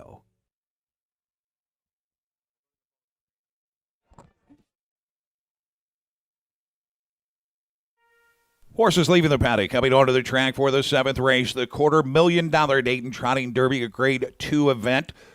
For trotters 3-year-olds and up, there are no changes. Race 7 starts at 50 cent. Pick 3 races 7, 8, and 9. Here's the field. Number 1 is Lexus Cody. Owned by Burke Racing Stable, Weaver Persimmon, Philip Calor, Ron Berg trains, $1.5 million in career earnings. He's won 4 in a row, a mark of 149-1 at Woodbine 3 starts ago. Yannick Gingrado on Lexus Cody. Number 2 is Atos Kronos, owned by Jeffrey Michael Snyder. Marcus Melander, the trainer, 24 career wins, $1.5 million in earnings, 149-4 at Woodbine this year. It is Maple Leaf Elimination. Dexter Dunn drives the 2 Atos Kronos. Number 3 is Security Protected, owned by Bradley Grant and ordered by Stable.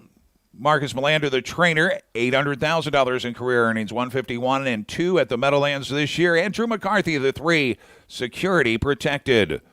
4 is Chapper Craze, owned by Burke Racing Stable. Weaver Persimmon, Philip Calora, Ronberg trains, $1.1 million in career earnings, 151-2 at the Meadowlands this year. Chris Page, the 4, Chapper Craze. 5 is World Champion Hill Exotic, owned by Greg Luther Racing. Todd Luther trains, $1.5 million. A world record at Harris Philly, 150-2. Austin Hanners, the 5, Hill Exotic. 6 is Logan Park, owned by Out of the Park Stable and Reg Higgs. Robert Fellows, the trainer, $1.6 million in career earnings. Last year at the Red Mile, 149-2. Doug McNair, the 6, Logan Park.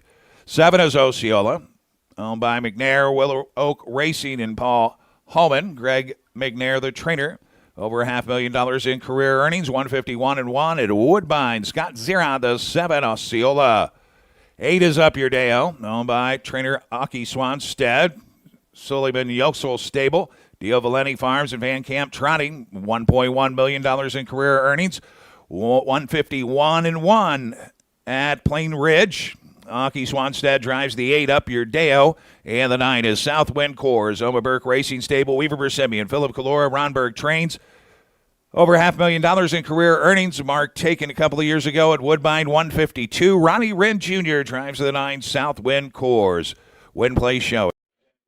Ashley? Yes. There's a horse in here, Logan Park, that got to compete in Solvalla, Sweden in the elite lot this year. I talked to Rob Fellows a little bit about that, and I actually have that on film. Do you mind if I play that? Please do. No, because Barry gave us such a good introduction. Although all the horses, I didn't have too much to say.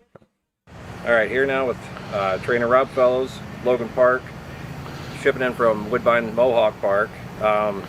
11 starts this year, 6 wins, mark at 50-4 at Woodbine. He's won almost half his lifetime starts, $1.6 million plus. That caught the eye of some folks overseas. Can you tell us a little bit about being invited to Solvalla in the elite lot this year? Yeah, it was very interesting.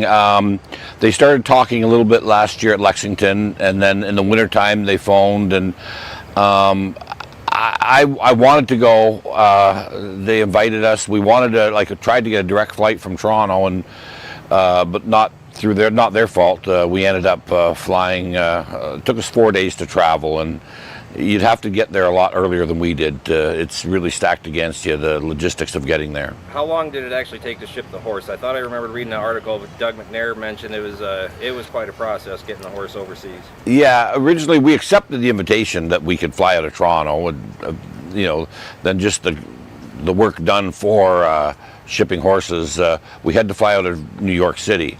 So and we had to be there 8 hours before. So that was 24 hours before we flew out of New York from Toronto. But then we only flew into Frankfurt. So when we landed in Frankfurt, it was a 2-day ship from there to Sweden. So it was 96 hours, like 4 days of, very limited calories, of course, no work on a plane or a bus. So it stacked against us. He got off the truck at the farm over there in good shape, but it was just, everything just didn't work in our favor. I don't know if I would take another horse unless I could be there 2 or 3 months in advance.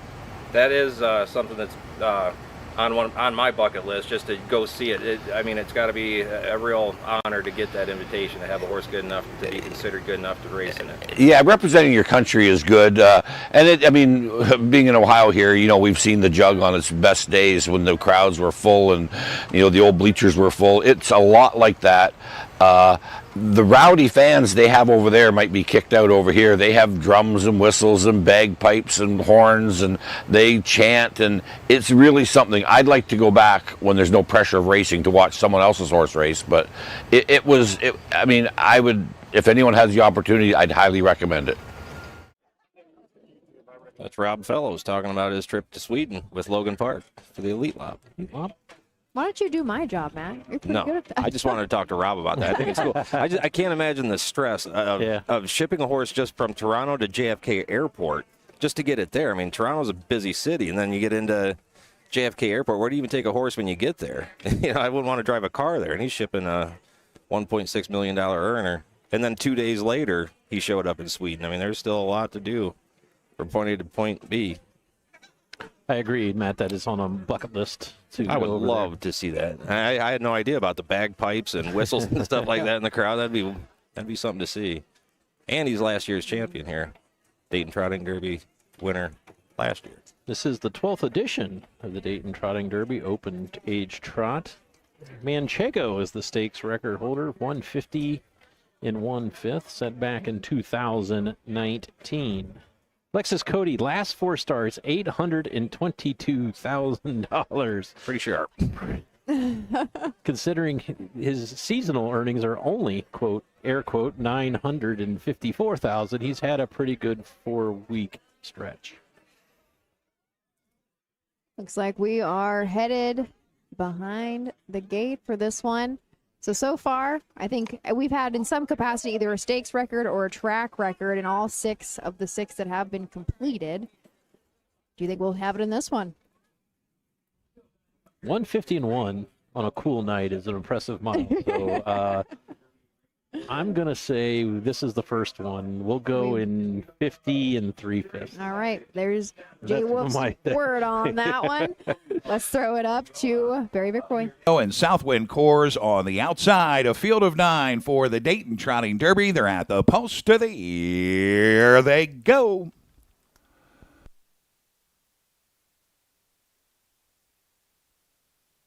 And trotting. First call to Chapper Craze. Chris Page fires him out for the lead. Hill Exotic sent away aggressively. Center of the track. Outside, Up Your Deo. Far outside, Southwind Coors.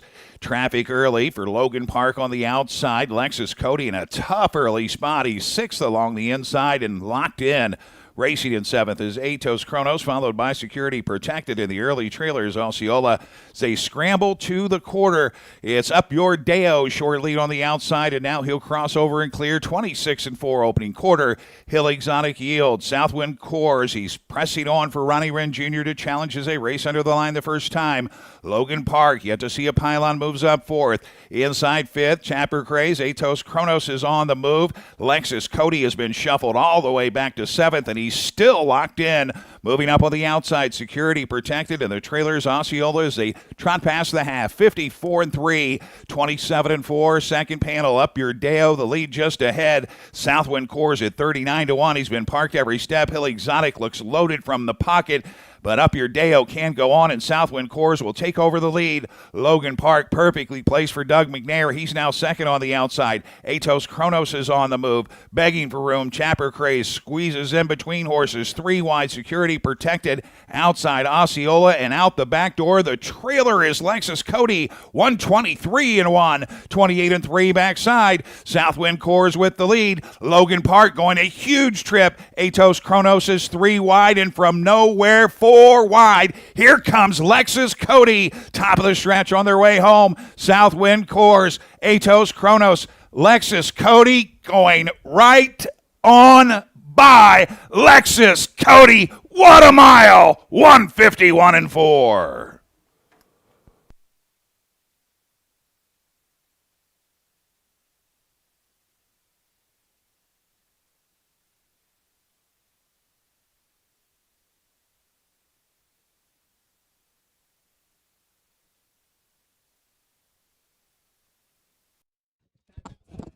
Don't even know what to say about I that. was gonna say There's a few times when we just simply look at each other and just say, "Wow." I think the last time was at the Dark County Fair with Charlie May, but this one was definitely a wow moment. This Lexus Cody, even though he had the rail, got shuffled all the way back, and basically Yannick Gingras had to pull him completely out of the back and went 3 wide, 4 wide around the final turn, got up comfortably in 151-4. You cannot teach a horse to have that kind of heart. That is bred straight into them. And wow, 151. What was our record here? What did we say? Manchego, Okay, 151-5. But this one will be a little bit more memorable, I think. I don't know who. Do they have anything? Do they have the try or anything posted?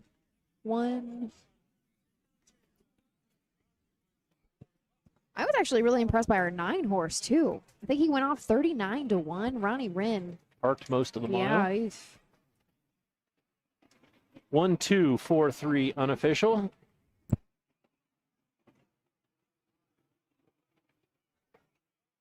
When I was coming back from the paddock, I heard that Estrellas Kronos and Security Protected went without shoes. That decision allowed for a 2nd and a 4th place finish. our Ohio representation, and there, our 5-horse Hill Exotic, man, just got the shuffle, didn't he? He was running over top of him there for just a second, but could not find any room. Yannick was all smiles and then just gave a big sigh of relief. Yeah. Delaware County Fair, somebody referenced the Mile by Life sign and the 95 jug, where John Campbell said it wasn't a great trip, it's just a great horse. I don't think that there was anything that Yannick could have done in that spot, but wow, if there was any doubt that Lexus Cody isn't the best trotter in the world right now, I'll fight you. He's won the $250,000 Dayton Trotting Derby. Lexus Cody, a 7-year-old gelded son of Archangel out of the Ken Workington mare Lexus Helios, owned by Burke Racing Stable. Weaver Buscemi, Philip Calora, Ron Burke, the winning trainer, his 4th winner on the program. Yannick doubles up his 2nd winner. He's taken the first 2 Dayton Trotting Derbies. 35th career win and 87 career tries for Lexus Cody. 8 of 18 this year, 5 in a row from worst to first in the Dayton Derby. 151-4, absolutely incredible.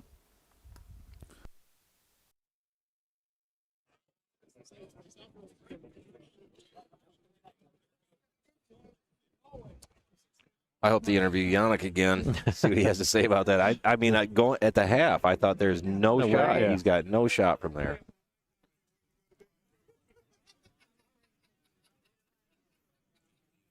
What do you think he came home in? It's tough to say. I mean, he did it 5 wide too. You know.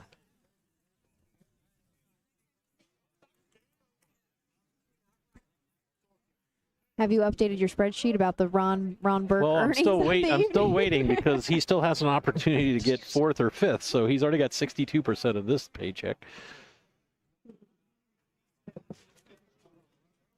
Is that 4 on the night for Mr. Burke? 4 for Ron, 2 for Yannick. Looking to do what Dexter Dunn did. Was it last year? Won all 4 of the Dayton Derbies last year. I know, yeah. Oh, I forgot about that. Dexter won 5 races total at least last year, and it was all 4 of the Derbies. So far, Yannick's won the first 2. See if we got 2 more to do. I don't know what he's listed on later. To know Something tells me he'll have a live shot with a Burke horse. Oh, here we go. All kidding. I was screwed from the word go. I knew I was in a bad spot. Just got lucky. I was able to squeeze out in the last turn, and he's just a tremendous horse. He's so sharp. Obviously, it was not a good drive, so the credit goes to him, and he's a tremendous horse. Like 4 or 5 months ago, would you have had the confidence in Lexus Cody to pass 8 horses in the stretch? Well, no, because I couldn't hold him in the hole. He's always on the lead, but now he's nice to drive. He would have never been able to do all this maneuvering we did tonight. The job they've done with him, you got to give credit to the horse too. He matured. Of course, like the Berg Brigade did a great job, but I'm so proud of him. He's a top horse. What really has changed with him? Just his head. He's always had the ability. His gait has never really been the problem. He would trot perfect the one week and just gallop the next. It's just it was all mentally. Just thankful that he got it all figured out. I don't know if I can say it, but great steer. I didn't know if you can maneuver through, but you gave a fist bump in the stretch. It just probably feels good for this guy to get everything underway correctly towards the end of the year. Yeah, right now I definitely wouldn't trade him for anybody, and then hopefully we can keep it rolling for another 6 weeks or so. Congratulations, Yannick. We will bring in Phil here. I've seen you in the winner's circle, I think, just about everywhere. Yeah, we're getting, I guess we're getting used to it. We haven't had this kind of luck and success in a long time, but it's been great. What a September the Burke Brigade has had. Lexus Cody, obviously a big part of that. Just talk us through that trip. Any choice words for Yannick there at the half? No, I mean, he just got in a bad spot right off the bat. The flow started, and he was shuffled back, and I didn't really give him a chance at the 3/4 pole. But when he tipped 5 wide, I said, he's going to get something here, but I didn't know if he'd get there to win it. Congratulations, and we'll look forward to keep seeing you in the winner's circle across the country. Okay, thank you. And a shout out to JoJo Tozies, because he's the reason, or one of the big reasons, why he got so good. Congratulations, Alexis Cody, Ron Berg, Yannick Gingras capture the Dayton Trotting Derby for 3-year-olds and up here, capture the Grade 2. Congratulations to the connections. 1, 2, 4, 3, official. Lexus Cody pays $340 to win. 1, 2, $1 exact to $5.20. 50-cent trifecta. 1, 2, 4, $23.10. The 1, 2, 4, 3, 20-cent super. $35.80. The pick 3, 3 of 3, $16.65. Here's the official order finish for the 7th. Lexus Cody, the winner. Atos Kronos 2. Security Protected 4. Chapper Craze 3. Hill Exotic 7. Logan Park 6. Osceola 8. Up Your Deo 9. Southwind Course 5. 1, 2, 4, 3, 7, 6, 8, 9, 5 on the bottom. Lexus Cody, an amazing performance in the Dayton Trotting Derby, 151-4.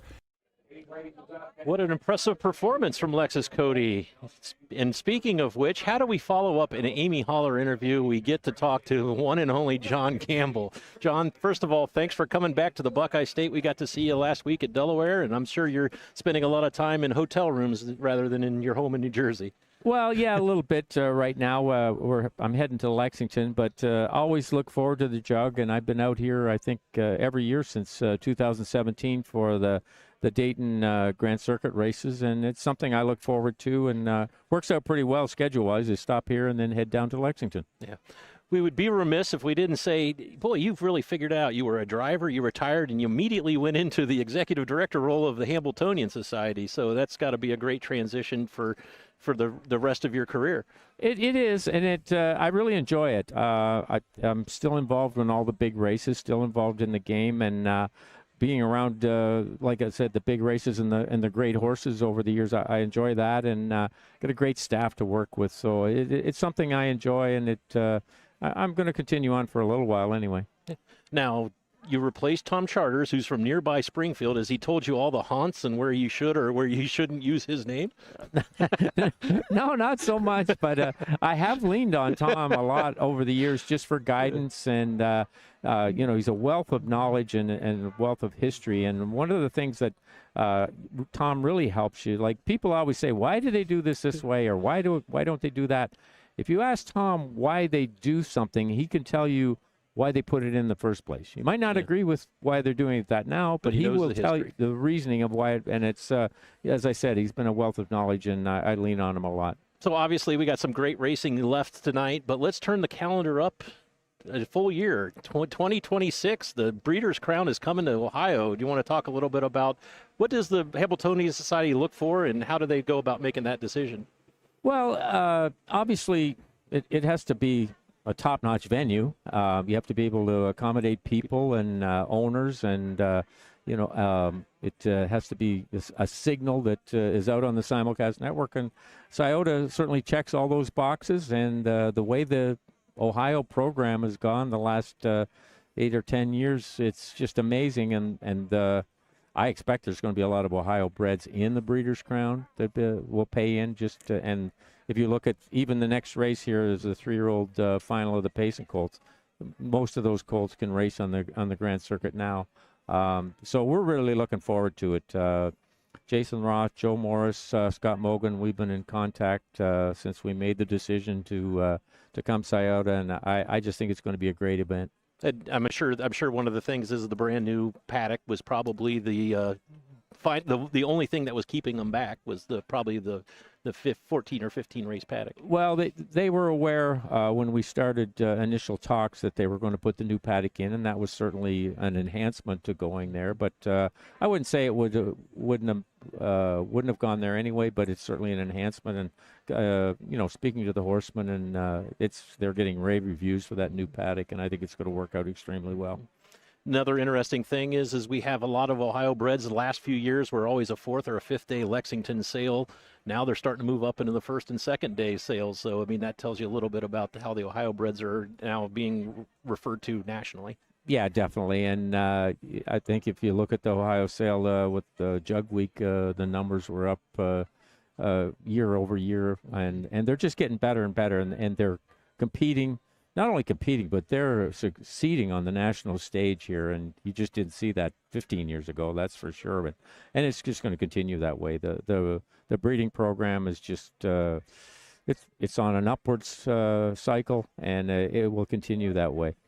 Now, talk about a little bit about your career. We were talking about the Elite Lop. We had an interview with Robert Fellows about the Elite Lop. You have been lucky enough to participate and win the Elite Lop, were you not? Yes, I did. And so what are some of the bucket list things of some harness racing things that are it should be on everyone's bucket list? Well, if you have the opportunity to travel overseas, the 3 biggest races, trotting races in the world are the Hambletonian, the Prix d'Été, and the Elite Lop. And if you're a harness racing fan and you have the opportunity to travel, I would urge you to see all 3 of them. They're all different, but they're all put on in spectacular fashion. And I go to the Elite Lop and the Prix d'Amérique every year.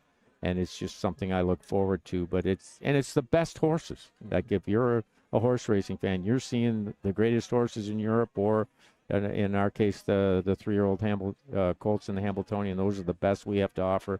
Hambletonian Day is always the greatest day in harness racing. So those are just the 3 biggest trotting races in the world, and I urge anybody that has the opportunity to take advantage and go see them. Now, you're a native of Ontario. You came down to the United States in the late 70s, correct? To Yes. race at the Meadowlands. Now, there's a couple races in Canada that some of your native Canadians are probably say, hey, what about the Gold Cup and Saucer? And I'll be honest, one of my favorite days was watching you race at the Legends Day at the Raceway up there. Ian Fleming does a fabulous job, and I think we got to see your last drive ever. Yes, it was at Clinton. Yeah, it was. And Ian Fleming has done a tremendous job with Legends Day over the years. It's every other year, although some people swear it's every year. But it's something I look forward to. I still participate in, even though I don't drive. We take our harness racing serious in Canada.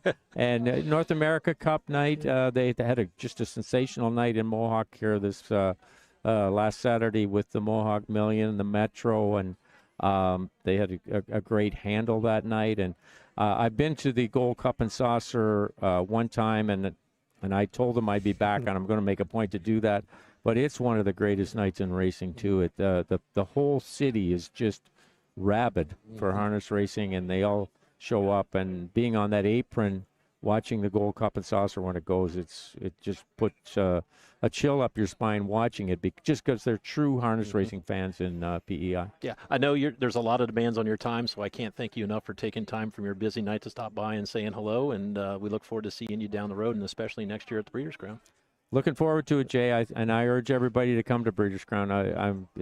I always say the Breeders' Crown and Hamiltonian, the racing take care of itself. The racing will be great, but they're going to put on a really good event, and it'll be a lot of fun. So thanks again. Thank you, Jay.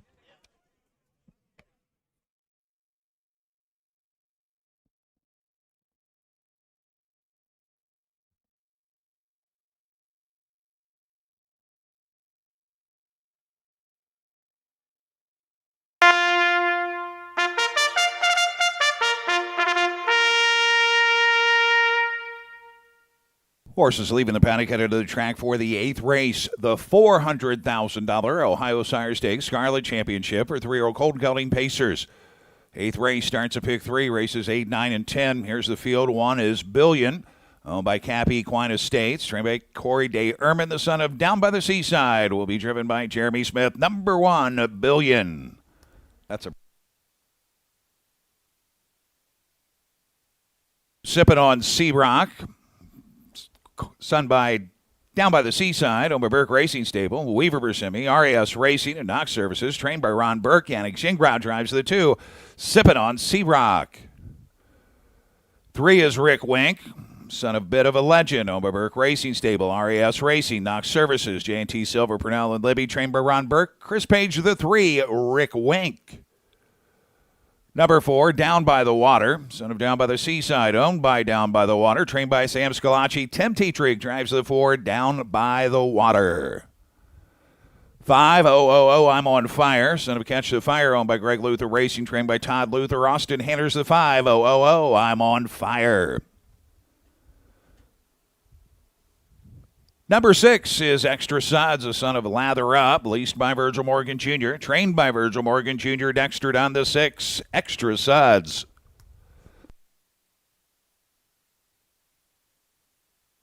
Number 7, Fear the Hate, a son of Fear the Dragon, is owned by Burke Racing Stable, Weaver Bersimi, Knox Services, Beastie LLC, trained by Ron Burke. David Miller drives the 7, Fear the Hate. Number 8, Harrisburg Heist, son of Down by the Seaside, owned by Burke Racing Stable, Knox Services, Philip Calor, and Weaver Bersimi, trained by Ron Burke. Todd McCarthy, the 8, Harrisburg Heist. Completing the field is the 9, Swingtown, a son of Down by the Seaside, owned by Burke Racing Stable, Hatfield Stables, Knox Services, and RAS Racing. Ron Burke trains Ronnie Wren Jr., the 9, Swingtown. That's the field for the 8th Win Play Show. Exacta, Trifecta, Superfecta. 8th race will start a pick 3. Your field of 9 for the 8th, the 3-year-old colt pacers. They're actually going for $400,000 in this race because they did not hold a consolation last night. There was no gray championship. This one's kind of interesting. So actually, the top 6 got in, but then also the 9 horse and also the 12 and the 13 when it comes to point standings are a little bit all over the board. And From the Rail was number 12 in the point standings. Billion, Jeremy Smith for Corey Day Erman was 5th last time out in a Buckeye Stallion Series at Delaware, but time before that actually started in a fair stake at Canfield was second there and won 56-3. Lifetime mark was actually set last year for Billion at 2 and won 54-4 at Scioto Downs. $36,000 made this year with 2 wins and 14 tries. Number 2 is the defending champion, Sipping on Sea Rock. Yannick Gingras will pick up the drive for Ron Burke. This one was tied for third in the points. Comes in on a 5-race winning streak, coming off a win in the Sire Stakes final at Lexington. Our 3-horse, Rick Wink, Chris Page, and Ron Burke. He's currently sitting number 1 in the standings coming into this. Of course, he's a bit of a legend in colt. He won legs 1, 2, and 3. He was a winner last time out in the Ohio Breeders' Championship at Delaware in 150-4. Final quarter, 26-2. Rick Wink has had 5 wins, 2 seconds, and 2 third-place finishes, and 11 tries this year. He has racked up over $314,000. Number 4 is Down by the Water. Stam Shalaki trains this one for the Down by the Water stable of Macedonia, Ohio. 3 wins and 13 starts. Was third last time out in the Buckeyes or in the Ohio Breeders' Championship. Has a win at Northfield Park back on July 14th. Our 5-horse, I'm on Fire. This is a Luther trainee. Austin Hanner's in the bike of this Catch the Fire. Last go out was a little bit tough. Did have a 5th place finish in the Ohio Breeders' Championship in 152-2. The last win we have was at Greenville, actually in the partial, went wire to wire there. Lifetime mark was set earlier this year at Scioto Downs in 150-4. I'm on Fire. Did not start at all as a 2-year-old, but 17 starts now at 3 with 6 wins and 3 second-place finishes. Number 6 is Extra Suds, Dexter Dunn for Virgil Morgan, who is also the lessee. This is a Pinto 3-year-old by Lather Up. I'm easy to say, probably the only Pinto to ever make the Ohio Sire Stakes final. This one's coming in off of the 2-heat Little Brown Jug.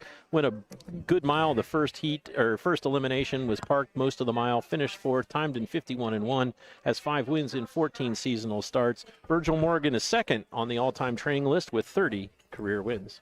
Another Ron Burke horse, this time driven by David Miller. Fear the Hate. This is a Fear the Dragon. Last win came back at Scioto Downs. Went wire to wire there. Won by just a neck and won 50-3. Final quarter 27-1. This guy likes to come home too. He's had 6 wins and 10 seasonal starts. Was a winner in leg 1 and 2 of the OSS. Just $19,000 made last year, but man, has he come into it as a sophomore. $123,000 in 2025.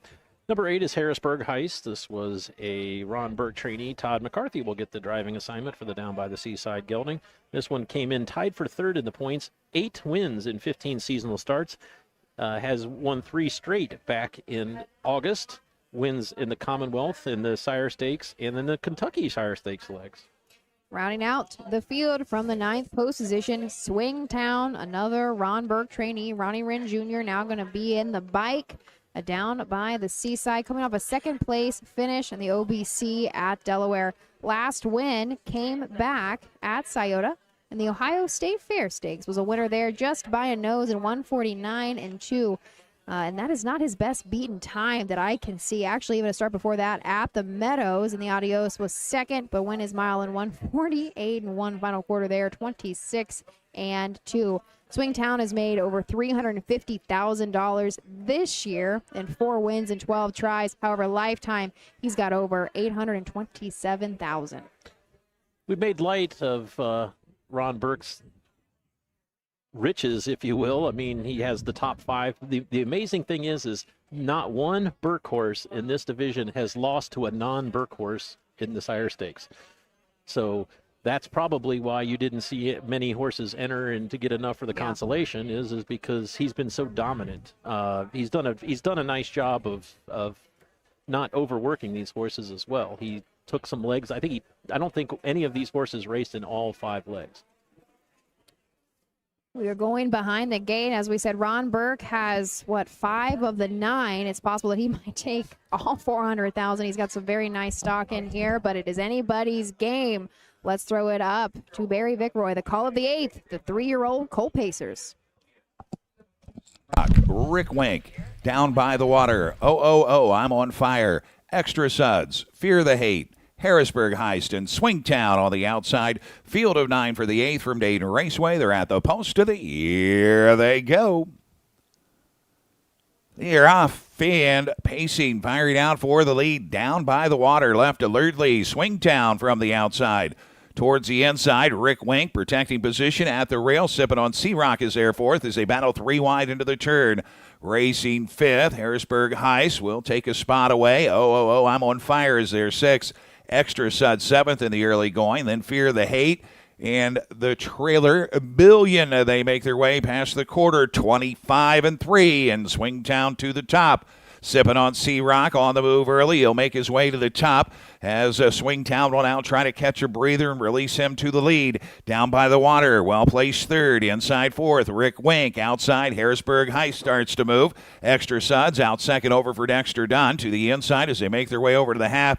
Locked in as I'm on fire. He's overloaded with pace early. Billion comes to the outside and Fear the Hate. The trailer 53-4 for the half. 28-1. Second panel, it's Sipping on Sea Rock with the lead. A length and a quarter. Swingtown inside. Outside Harrisburg Heist.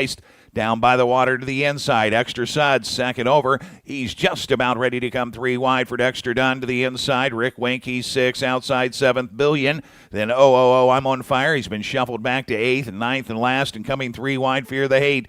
3/4 up next for Sipping on Sea Rock. 1-5 favorite has him there. 121-2. 27-3. Backside. It's Sipping on Sea Rock. Harrisburg Heist on the outside. Extra Suds 3 wide, 4 wide. Rick Wink. Swingtown has had the trip as they come to the top of the stretch. Sipping on Sea Rock. Harrisburg Heist is digging in and closing. Passing lane. Swingtown. It's Harrisburg Heist to win it. Harrisburg Heist 148-3. That is a new track record for a 3-year-old. Pacing Gelding. Another track record crushed here tonight. Harrisburg Heist, a 3-year-old Gelding. He'll eclipse the track record that was held by Snow Moon and Vel, Mr. Nice Guy, 150-1. Harrisburg Heist, a big trip and a track record, 148-3. I think we could have expected that, right? With that group of horses, 148-3. But I will say, I don't know if I expected the 8 to win. 22-1. Not many people did expect that one to win. You know, I mean, that's just how deep the Burke barn is right now. I mean, this one has 8 wins and 15 starts. Yeah. So, you know, I mean, it's obviously has some talent. Has a mark of 49 at Scioto Downs, which came back in the August 16th leg of the Sire Stakes at Scioto Downs. So, I mean, obviously a great animal. And looking here at the replay, there's a 4-horse photo for place. It's within 2 lengths. There's 6 horses that just went that fast. It's amazing. And the big Pinot, Sudsy, got up there, I think maybe 4th. I'm not sure. He was really closing them all at the end of that, too.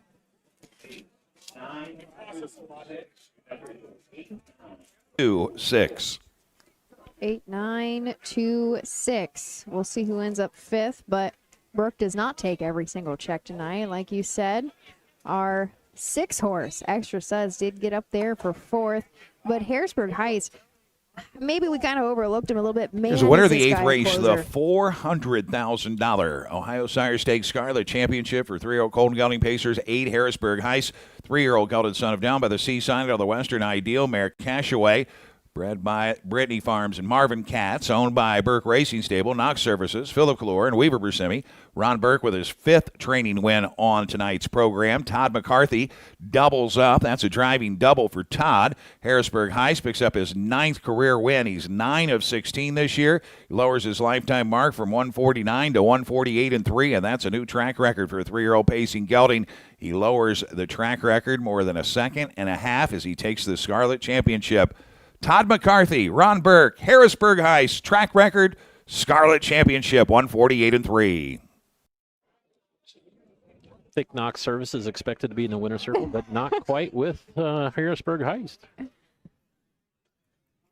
I heard some comments this week about how this was going to be a terrible betting race. And, you know, if they would have been 5 horses coupled, sure. But, I mean, any one of those horses could have won in there, really. I mean, that was a very nice group of pacing colts. 22-1? Yeah, and 13-1 second, I'd say. It was a pretty decent betting race. So Burke had some of these horses. I think Sea Rock was in on one of this. Harrisburg Heist, we actually met up with in the very first leg of the Buckeye Stallion series. Wow. With our little Jim Dandy colt.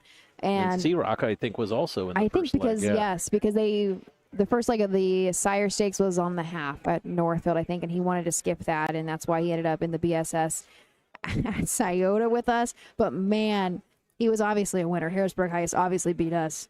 But we were stoked because we went in 51 in a piece in that race, but knew very early on that he was going to be one to watch. But looking at his lines, this guy comes home in 25 often. You know, in the last 3 starts, he's come home in 25 and 1 or 2. Like, it's amazing.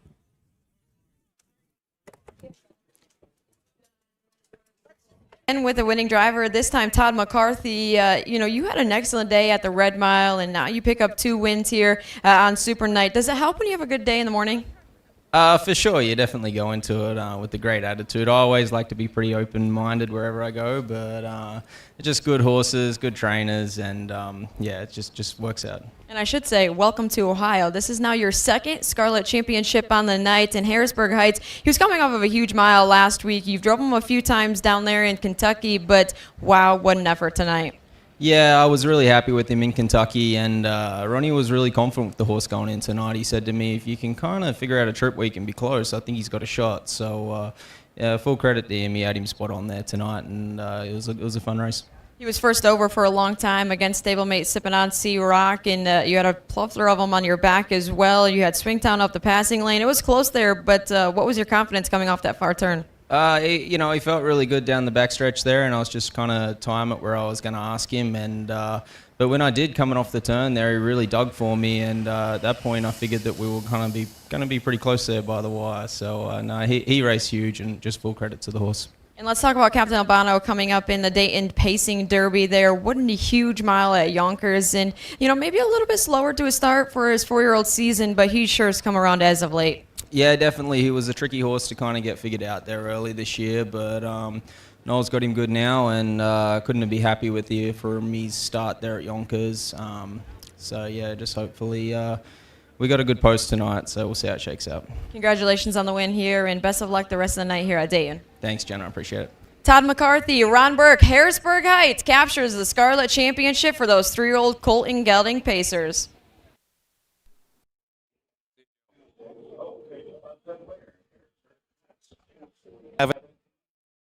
$1 exacta, 8 and 9, $122.70, 892, 50-cent try, $197.50. The 8, 9, 2, 6, 20-cent super, $494.24.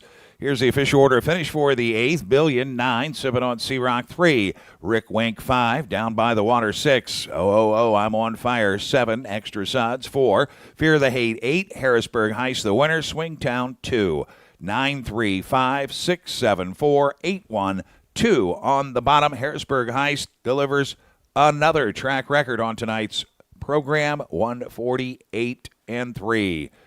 9th race up next, the $250,000 Dayton Distaff Derby. 3-year-old and up pacing mares and fillies. Grade 2 event. No changes in the 9th. Do you have an update for us? You were typing away over there. 1.24 million. Pretty good. And we are a little over halfway through the card now. There's a total of 14 races. We laughed earlier. He was only making 100,000 a race. Now he's making 175,000 a race. It's easy. It's an easy game. We turn the page to race number 9, the Dayton Distaff Derby for aged mare pacers. This is one that many people have circled on the list of races. Twin B Joe Fresh and Dexter Dunn, winner of $2.7 million, will go up against the 8-horse Sylvia Hanover, $2.1 million in career earnings. But don't count the other 7 out, and we'll talk about all 9 when we come back after these messages. Midland Acres is proud to stand the prominent stallions, TCI, Long Tom, ready for money, Monty Mickey, summa cum laude, and bit of a legend. With such great pedigree and speed in the stallion barn, Midland Acres will provide a diverse group of top yearlings in the sale ring for 2025.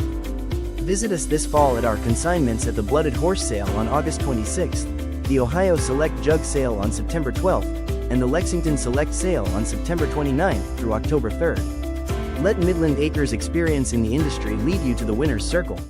At Ohio State's Galbraith Equine Center, our veterinary champions are here for your champions 24/7, 365 days a year, providing advanced specialty care for sports horses from all stages and disciplines. Our expert team of boarded surgeons and sports medicine and rehabilitation specialists, together with veterinary cardiologists, internal medicine, and ophthalmologists, make our hospital your best resource for all sports horse performance issues. The Ohio State Veterinary Medical Center's Galbraith Equine Hospital. Call us today at 614-292-6661.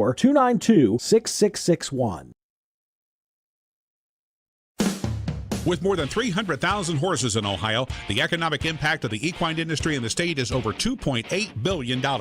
Much of that value comes from standardbred horse owners, breeders, trainers, and drivers who participate in the sport of harness racing. The mission of the Ohio Harness Horsemen's Association is to preserve, protect, promote, and serve the entire standardbred industry in Ohio and beyond. To learn more about the Ohio Harness Horsemen's Association, go to ohha.com. That's ohha.com.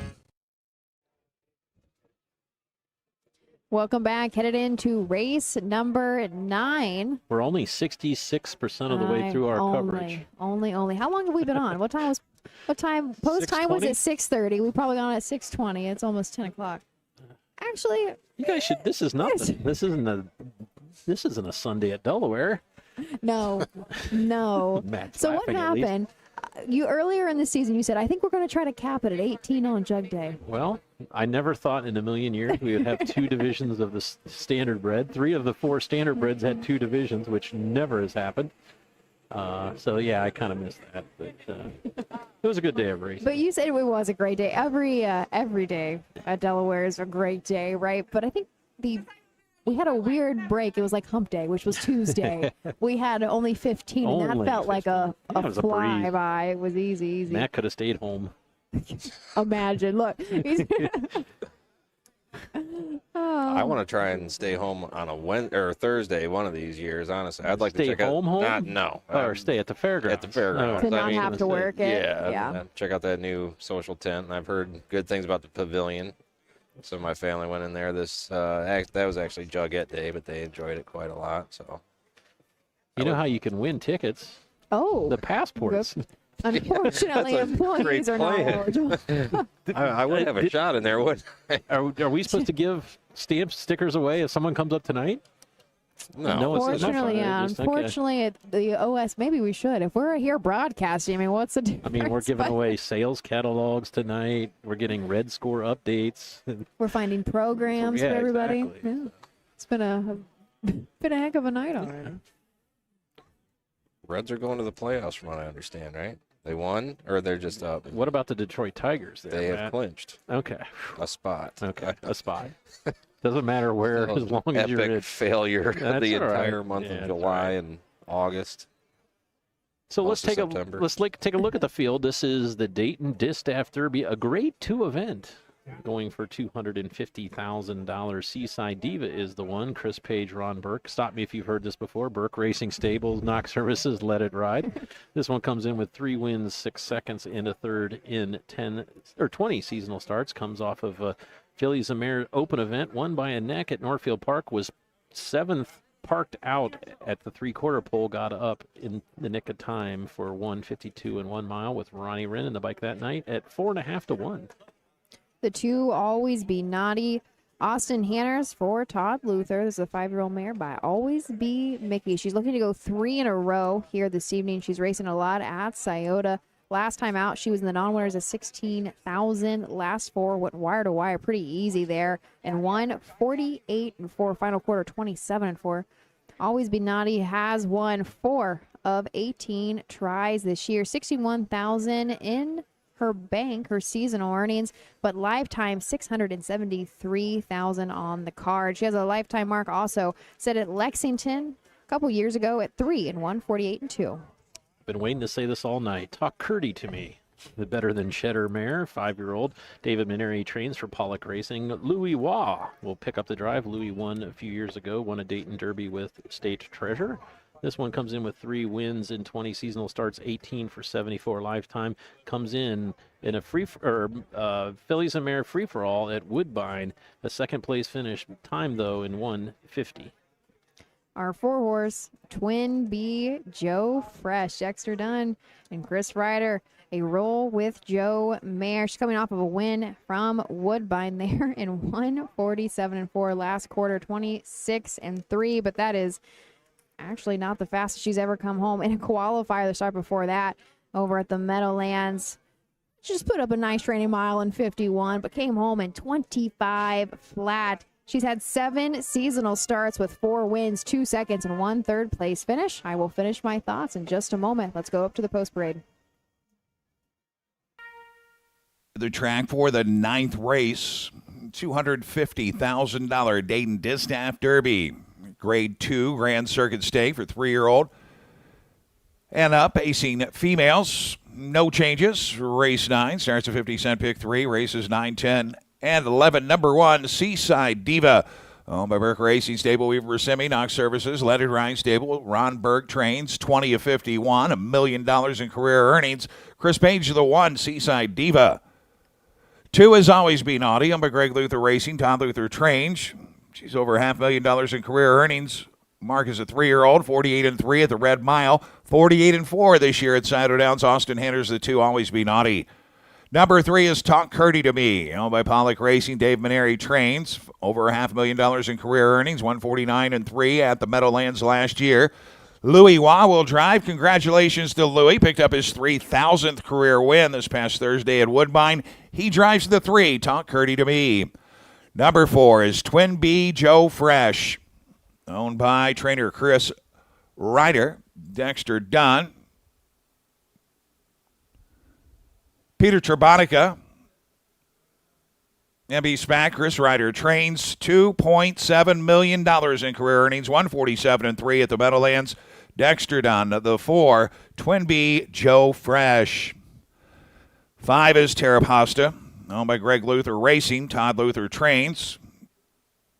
Closing in on $500,000 in career earnings, 150 at the Meadows last year. Cam McCown, the 5, Terrapasta. 6 is Soft Shot, owned by Paul O'Neill. Sam Scalacci trains. 16 career wins, over $300,000 in career earnings. Mark last year in the Jugette, 149-3. David Miller, the 6, Soft Shot. 7 is Kobe's GG, owned by Leander Schwartz, Black and White Stable. Ronberg trains. She's closing in on $1 million in career earnings. 148-3 mark at the Meadowlands. Yannick Gingras, the 7, Kobe's GG. Number 8 is Sylvia Hanover, owned by Hudson Standardbred Stable, trained by Mark Stacy. 27-49 in her career, $2.1 million in career earnings. 147-2, a world record at Plain Ridge this season. Tim Tetrick, the 8, Sylvia Hanover. And number 9 is My Girl EJ, owned by William Pollock, Briss Harmon, and trainer Andrew Harris. $1.6 million in career earnings, 148-1 at the Red Mile. Todd McCarthy, the 9, My Girl EJ. That's the field for the Dayton Distaff Derby. Win Place Show. Well, Barry steals a lot of our thunder there. But finishing thoughts on the 4, Twin B, Joe Fresh. She doesn't need a whole lot of introduction at all. She's just an animal and a half. She's currently sitting 8th in the standings throughout the United States when it just comes to earnings. Her lifetime mark was set last year at the Meadowlands at 147-3. Number 5 is Terrapasta. Todd Luther trains this one for Greg Luther Racing. This is an Ohio-bred 5-year-old down by the Seaside Mare. Cam McCown will get the drive tonight. 4 wins in 26 starts, 19 of 84 lifetime. Last time out, Fillies and Mare Open finished second by a length.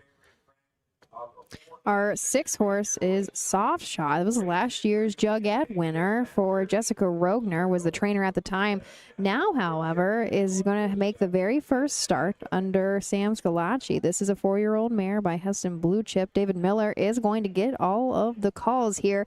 10 seasonal starts with 3 wins, an additional 4 board hits. She's only made $80,000, but lifetime she's made over 330. Lifetime mark was, I'm going to assume that was the Jugette last year, 3 years old, went 149-3. Her last win was in the Phillies and Merit Open, 2 back at the Meadows. Number 7 is Kobe's Gigi. Ron Burke trains. Yannick Gingras looks to keep his streak alive in the Dayton Derby. This one has won 1 of 7 starts this season. That in 24 of 88 lifetime, $917,000 for this 7-year-old JK end of an era. 8-horse Tim Tetrick Sylvia Hanover for Mark. This is a 5-year-old mare by Always Be Mickey. 6 wins and 10 starts and over $357,000 made. She's coming off of a win from Woodbine, and also the start before that at Woodbine in the Milton was second and 148-4. Final quarter was 27 in that race. Her lifetime mark was set earlier this year in 147-2. Number 9 is My Girl EJ. Andrew Harris will train this one, co-owns with William Pollock and Bruce Ehrman. Todd McCarthy looks to win his 3rd of the night. 0 for 9 on the season.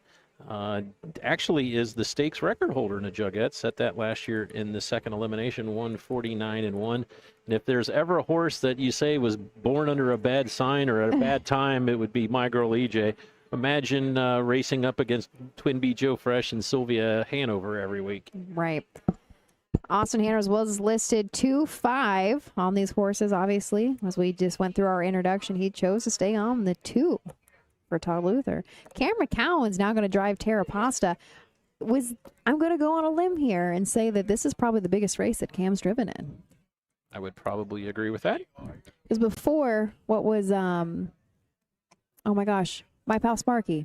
That was a $100,000 right, stakes right. championship. And for his wife. Yep, which makes it even better.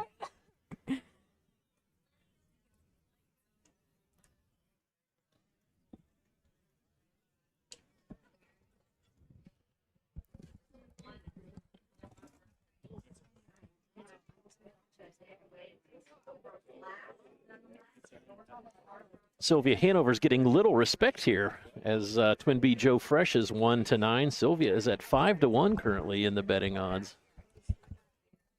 Do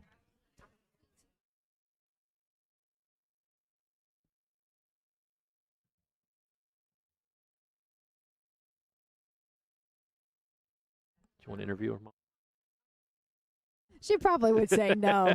She'd probably know they're trying to feed me is what they're trying to do. Because I was like, I Everyone's got someone to feed them with me, huh? Did they? Hold on. I know. Hold on. I've been asked, but I mean, husbands and girlfriends are coming over here. I try to take care of you. I know. I was going to go munch on some of the carrots that JJ's giving away. I don't think Susan would be a fan of that. You'd have to fight for those. We are very specific about the carrots we buy. It's hard to believe that Sylvia Hanover currently is 5-1. I don't know if that's ever happened.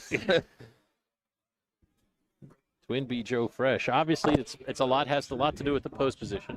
Yeah. I'm sure if Sylvia was 5, it might be a little bit different. I just spoke with Chris McErlane, who is the vice president of racing for Penn National, who's in town. He said he's seen Twin B Joe Fresh race twice this year, and both times she has lost. So Chris Ryder's not very happy to see him back in the back. They are headed behind the Wilkes-Barre starting gate. We'll send it up to Barry Vickroy. Terra Pasta, Soft Shot, Kobe's GG, Sylvia Hanover, and on the outside, My Girl EJ. Field of 9 for the Dayton Distaff Derby. They're at the post of the year. They go. They're off and pacing as expected. Twin B Joe Fresh fires out for the lead. Soft Shot showing early speed at the rail. Seaside Diva, Kobe's GG on the move. Sylvia Hanover pressing forward 4 wide into the turn. Racing away 6. Always Be Naughty on the move. My Girl EJ outside. She circles up and into the flow early, backing off 8th. Talk Curdy to be, and the trailer is Terra Pasta as they slug it out to the quarter. Soft Shot crosses over. Twin B Joe Fresh will take over. 20 26-1. And on the outside, Sylvia Hanover is coming to her early. Racing fourth, Kobe's Gigi for Jingrad to the inside. Seaside Diva out and on the move. My girl EJ, she was in for about 3 or 4 strides. She's right back out to follow Sylvia Hanover's cover. Then it is moving on the outside as they make their way around the turn and on over to the half. Always Be Naughty and Talk Curdy to Be third and fourth over, and the trailer is Terra Pasta, half 54 and 2, 28 and 1. Second panel is Twin B Joe Fresh at 1-9. The lead a length. Sylvia Hanover, she's still parked, but she is inching in. The battle could be on with 3/8 to go. Soft Shot is 85 to 1. Is backed up from the pocket. Gobi's Gigi on the outside fourth.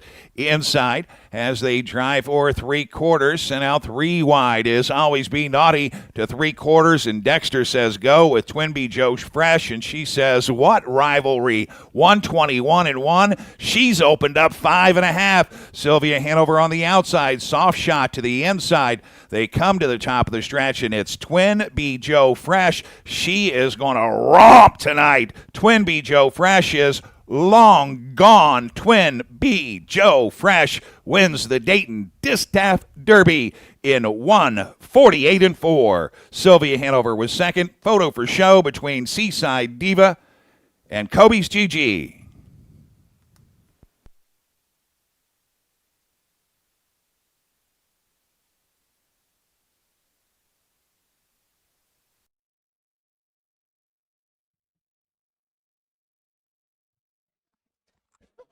Pretty nice filly, Jay. Yeah, if you would have told me that Sylvia Hanover would be parked the whole mile, forced off the gate in post 8, 26 and 1 past the quarter, 54 and 2, 21 and 1, and still hung on for second, I don't think I would have made that tough. wager. That's a tough mile. Tough mile.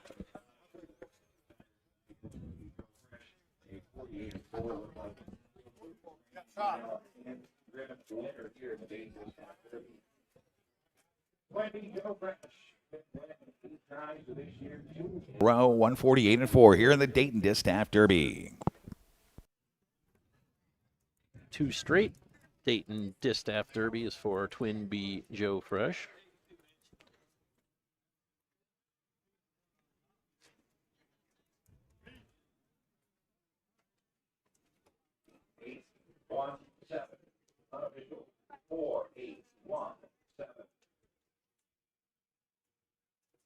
We go 4-8-1-7 unofficial for the Distaff Derby.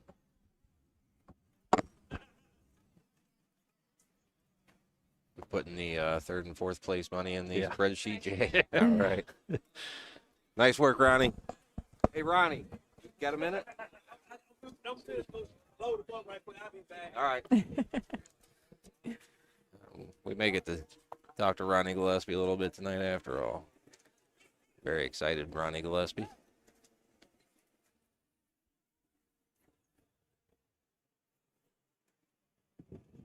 I do want to ask him the difference. Oh, here, let's go over the winner's circle.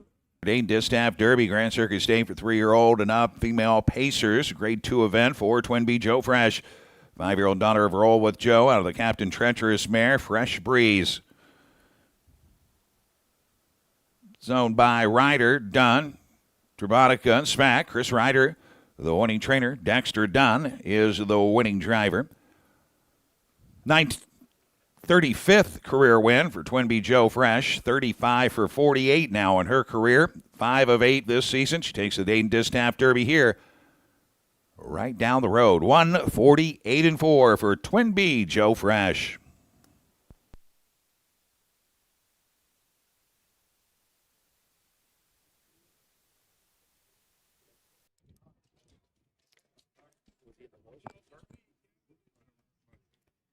We'll see who the girls pick up here shortly for our post-race interview. Gonna be a lot of happy backers. I think she ended up going off, what, 1-9? 1-9, yeah. Well, you had 22 to 1 last race. You have to take the good, you take the bad. I You take guess, them both, something like and then that. you have the facts of life. You probably don't even remember that show. I don't. Sorry to disappoint. Sometimes I do that.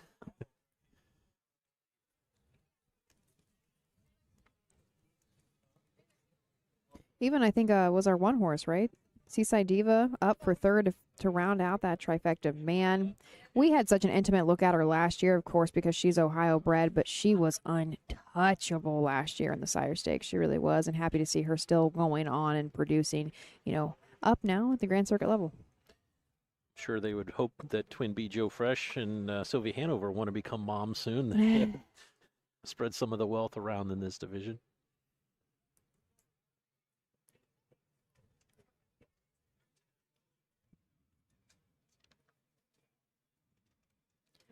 Looks like Jessica might do our interview in just a moment with Dexter Dunn, I think is who she grabbed.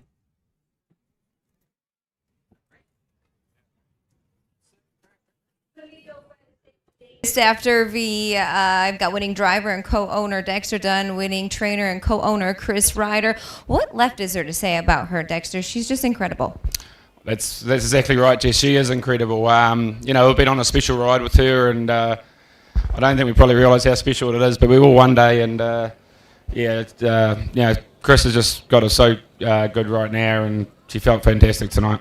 She was good up in the Milton, up at Mohawk, obviously. You come here, you had a couple of levers to her inside. Once you had the front, you looked like you had her just geared down from there. Yeah, she was just marching along there. She was happy as anything there on the front. And, I let her slide a little bit going in the last turn, and she accelerated so quickly, got right in that last turn, and then sort of shut her down up the straight. So, very special mare. And she looks like she's full of herself in the winner's circle. Didn't take much out of her tonight, did it? No, she still had the plugs in, and I think she's feeling pretty good at the moment. A fun rivalry between her and Sylvia Hanover. Yeah, definitely. Two champion mares. We had the advantage of drawing inside her tonight, so we draw outside. It could be a different situation, but it's been a great battle over the last 3 years. Nice job. Thanks, Jess. We'll bring in co-owner and trainer Chris Ryder. I'll ask you the same thing. Fun to be a part of a rivalry like that with Sylvia Hanover. Yeah, I think it's good for the sport, and it's always good to have someone to test you out. But right now we're riding a little bit of a wave, and it's pretty exciting. I said the same thing to Dexter. She's just an incredible mare. There's not really a whole lot more to say. I know I'm biased, but you don't see horses like this too often. She's really a special animal. Yeah. We'll talk about that effort tonight. A couple of levers to her inside. Like I said to Dexter, looked like she was geared down once he made his way to the front. Let her go a little bit there in the far turn, and then she was just on cruise control. Yeah, it looks like she's getting better at being on the front end. In the past it wasn't really her forte, but now looks like she's liking it pretty good. So. We're just getting spoiled. So. And you got the whole family here tonight, both your sons, and it's a fun ownership group that you guys have behind her as well. Tell us a little bit about that. It's a great group. There's one guy's a little quiet. Barry's back. He's back at home. He gets a little nervous, but he actually came to the Meadowlands to see her win. And good ownership group. It's just in the barn, and it's who would ever imagine it would work out like this? What's up next for her? Do you know? The Elleridge at the Red Mile. Okay, and then probably the Breeders' Crown after that? Exactly, that's it. All right, congratulations, Chris. Thanks, very exciting. There you have it. Twin B Joe Fresh takes the Dayton Distaff Derby. 8-1-7 official, your 1-9 favorite. Twin B Joe Fresh pays $2.10 to win. Dollar exacta, $1.80. 50-cent trifecta, $7.75. A 20-cent super, $21.60. Pick 3, 3 of 3, $56.85. Pick 4, 4 of 4, $198.35. Here's a complete order of finish for the 9th. Seaside Diva 3, Always Be Naughty 9. Talk Curdy to Me 5. Twin B Joe Fresh the winner. Terrapasta 6. Soft Shot 8. Kobe's GG 4. Sylvia Hanover 2. My Girl EJ 7. 3, 9, 5, 1, 6, 8, 4, 2, 7 on the bottom. Twin B Joe Fresh in the Dayton Distaff Derby 148-4. No changes in the upcoming 10th race. The Scarlet Championship for 3-year-old Colton Gelding Trotters will start a 50-cent pick 3 race. Race number 9 in the books. We're going to head back to our Sire Stakes next. Back to the 3-year-old Colt in Gelding Trot. Field of 9 going for $300,000. And we'll talk about these 9 when we come back after these messages. Dublin Valley Farms, home of Volstead Sire of 2024 Ohio Horse of the Year Sugar Instead. Also standing at Dublin Valley Farms, Slay, a promising young son of Chapter 7 and Coach K. Hanover by world record holder Walner. Looking for your next winner? Dublin Valley Farms and our clients are offering an exciting lineup of yearlings with current and fashionable pedigrees. Available at public auctions this year. Backed by a team that cares, Dublin Valley Farms, Fredericksburg, Ohio.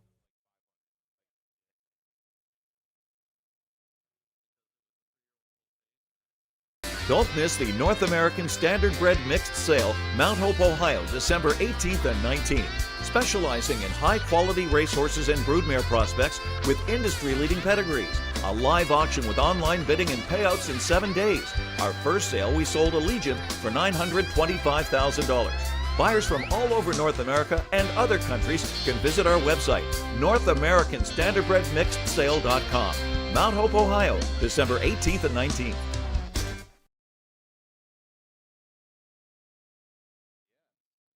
Do you love horses and the outdoors? There are hundreds of immediate openings across Ohio for caretakers and grooms. Work with these beautiful animals every day. Health insurance, vision care, prescription benefits, and a retirement plan are available to those that qualify. Help care for these beautiful animals. Immediate openings across Ohio. For more information, visit OhioHorseJobs.com. That's OhioHorseJobs.com. Welcome back. Headed into race number 10. I just got a text from my husband. So I got a little bit of backstory about And you so laugh. many things. So many things. So Hilltop Sonar out of the 9-hole here in his upcoming race. He actually started under my mom and Burke Bottom. Maybe 2 or 3 starts into his 2-year-old year last year. He's been a very, very nice horse, so we root him on for obvious reasons. I just got a text message that said, should I put $20 on him to win out of the 9-hole? There's not very long we've been open here. There's not been a single horse win out of the 9-hole, and he wants to put $20 on him to win. But it might pay something, I guess. What are they sitting at right now? 27-1. But well, he could buy dinner tonight. we'll see. Oh, too good. You gotta love his enthusiasm. I guess. He's been sitting up in the clubhouse just having fun all night with the rest of my family. Been eating good food. I get this greasy old piece of pizza, but I ate it down quick. Yeah, you might be complaining to the wrong person there, Ashley. I'm gonna start gnawing Do you on some want me elbows. to put in a special request for you? I can do that. I was wondering what the food truck was down there. There was no Tacos. lines. Tacos. Yeah. I'm not a taco guy. Really? What? No, I'm not a taco I've never guy. met a person that wasn't. right. I'll eat them, but I mean, I don't go out of my way for them. All right. So Now- what is your favorite food then? What's your first choice if it's not? Oh, there's never been a pizza I haven't liked. I can There's agree with never that. been a pizza I haven't liked. I like steak. I like meatloaf. If I go to a diner or something, I'm always getting the meatloaf because my wife doesn't make it, so I have to get it when I can. I cannot say that I agree with you on that one, but Okay, I'll well, let you You have can your have light. tacos. I'll have meatloaf. We'll be fine. Back to the Ohio Breds here, the 3-year-old colt in gelding trotters. We may have a guest. I here, look, Jay, if you get over here. We got time to kill. All smiles. Look. Jay, just go get something to eat, Jay. We were rooting for you. You got to at least sit down. Oh, okay. We have got with us now a very happy Ronnie A Gillespie. Triple Crown winner, not just a Sire Stakes victory, but a Triple Crown. That had to be a big deal to you. Were you worried about the Triple Crown going in, or was that just a plus? To be honest, when I had to scratch him down at Northfield, I was hoping to go undefeated. But then when I had to scratch him, I said my goal is to win the Triple Crown. So that was my whole focus there. And I don't know if you realize, I talked to you a little bit before post. I said, if he can get it done for you tonight, this is going to be your first training victory when it comes to the Scarlet Championships. You won a couple years ago with Sugar Instead as the driver. Right. What is that different feeling? You know what? You kind of made my adrenaline really. Oh no! Oh no! Because when you came in there and I said, it seemed like everybody throw a challenge at me, and when you came in there and said that, I like, you know what? I have never won as a trainer, and that just motivated me more there, and don't get me wrong, Reddy Russell's a very nice horse. I think he was the only horse this year that had a chance of beating me, and when we left the gate, I had my eyes right on him, and when he made that break, it just What did it feel like? Tell me, walk me through it. Walk me through it. it freed me up. It just freed me up. Was it a sigh of relief? Because you knew all those horses, any horse here tonight could win the race, right? Or they wouldn't be there. They're all nice horses, That's but right. sometimes it just comes down to a little bit of luck, and you had it. Right. What do they say? Luck is better than being good sometimes, but you're a little bit of both, and it just worked out for you. Yeah, I'm not. I don't consider myself a lucky guy. Okay. I just consider myself as blessed because I came up in a church hole. My dad is a pastor, and he always taught us about faith. And I just work too hard, and I just if I don't believe in myself, nobody else will. So I went in this race, saying, you know what, I worked hard, I did everything faithfully, and went by the rules. What's going to happen. So I just had the faith it's going to happen for me. We're too happy for you, Ronnie. I don't want you to leave just yet, but let's go to the post parade to introduce us to race number 10. This is coming onto the track for the 10th race. $300,000 Ohio Sire Stakes Scarlet Championship. 3-year-old Colton Gelding Trotters. We'll start at pick 3 here with race 10. Number 1 is Vecna, son of Enterprise, owned by Natalie Kaufman, trained and driven by Kane Kaufman. Number 1, Vecna. 2 is What a Buckeye by Want the Hill, owned by Anthony Miller and Hagerman Racing. Herman Hagerman trains. Tyler Smith at 2, What a Buckeye. Number 3 is Jet Wings by What the Hill, owned by Joyce McClellan Stable. Virgil Morgan Jr. trains. Dexter Dunn, the 3, Jet Wings. Number 4 is Scrappy's Love, son of Long Tom, owned by Gil Short and Jeffrey Banky, trained by Chris Beaver. Yannick Gingras, the 4, Scrappy's Love. 5 is Battle Hill, son of Marseille, owned by William Hart, trained by Matt Burkholder. Ronnie Wren Jr., the 5, Battle Hill. 6 is Stud Muffin T, son of Long Tom, owned by TD Trot LLC. Jeff Smith, the trainer. Trevor Smith, the 6, Stud Muffin T. 7 is Long Highway, owned by Frank Catula and John Sugar. Sandy Beatty trains the son of Long Tom. Andrew McCarthy will drive the 7, Long Highway. 8 is LT Loverboy by Long Tom, owned by Wayne Mash Jr. and Callum Racing, trained by Darren Harvey. Brett Miller, the 8, LT Loverboy.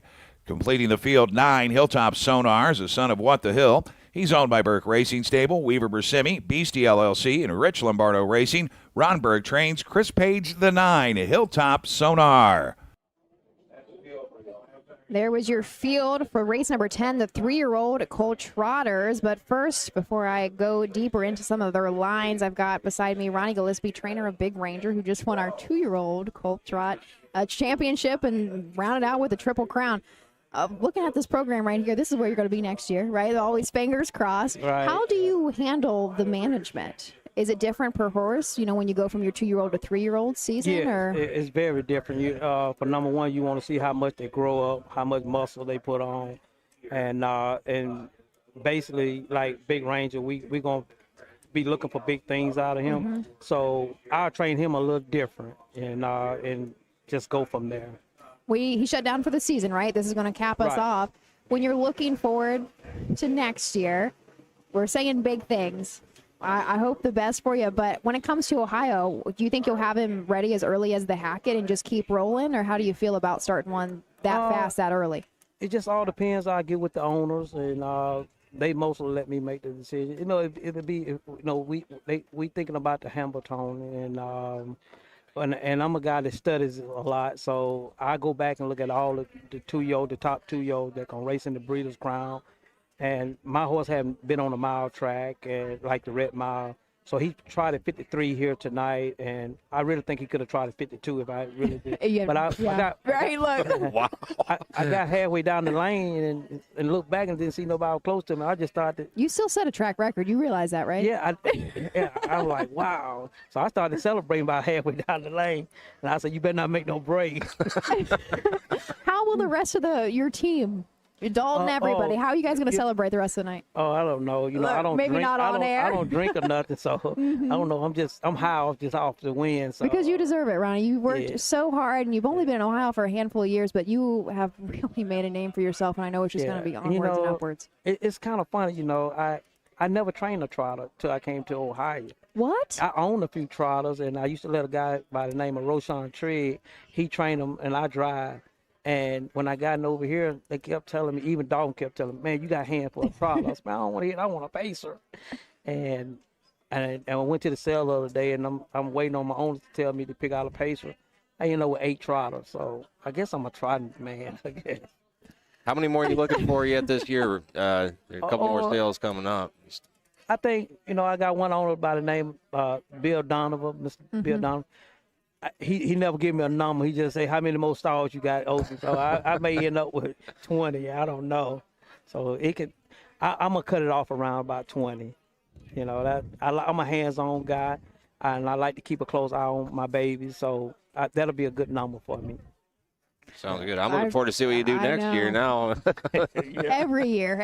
It's just gotten better and better for you. It really has. Do you think, was Sugar the one that put you on the map as far, if anybody listening doesn't know, of course, Sugar is trained, has been trained for a while now by Virgil Morgan, but you got her cheap, and you really put the foundation on her early on. I have to give thanks to the lady that owned the Sugar, Dr. Sickles.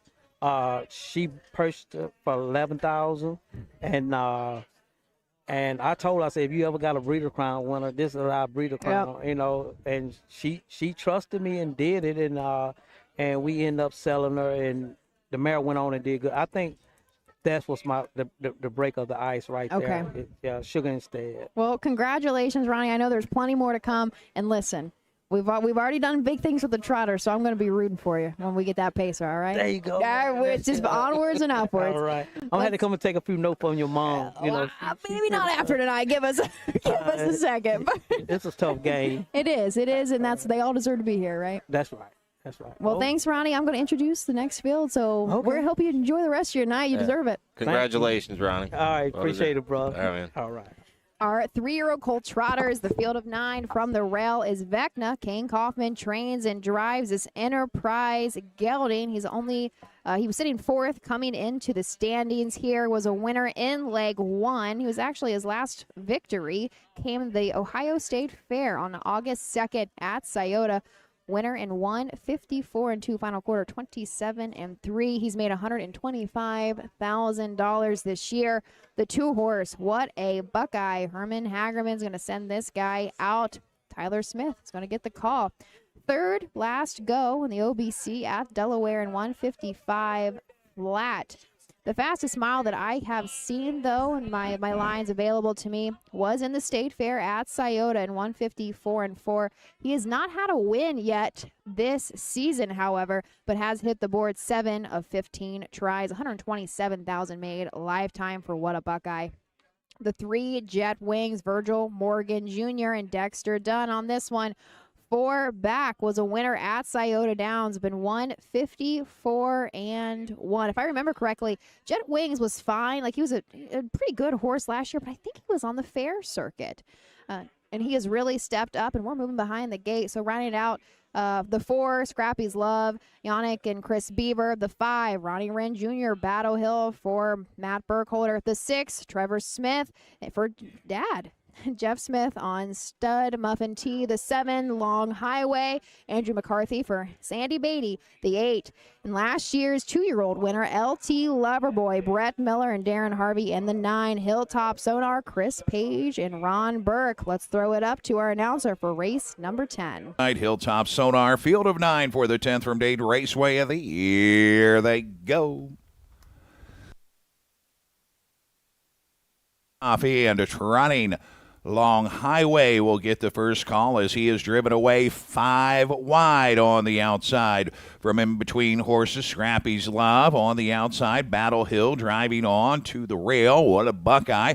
Backing off, Jet Wings is their 5th as they bank into the turn. Racing 6, LT Loverboy.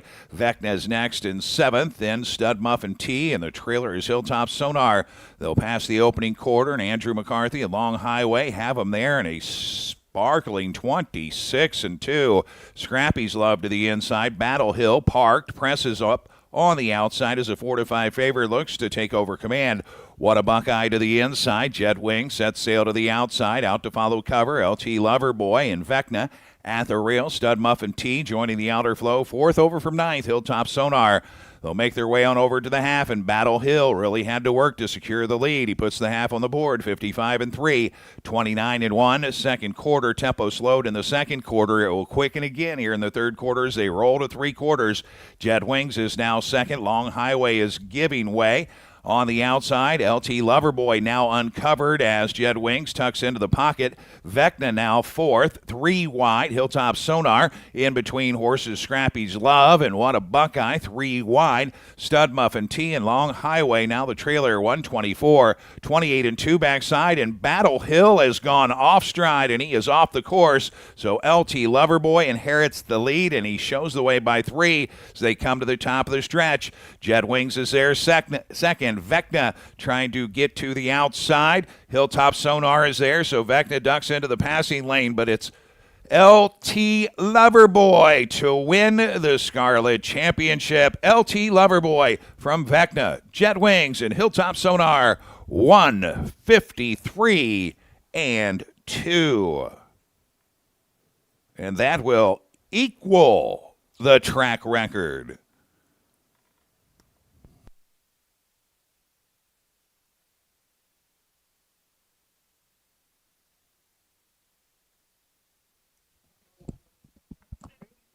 Track record, equaling performance there, 153-2. LT Loverboy out of the 8-hole goes back to This was shaping back. up to be quite the battle in the stretch. I thought with LT. Do they have who was second? I didn't see my vantage. 8-1-3-9. 8-1.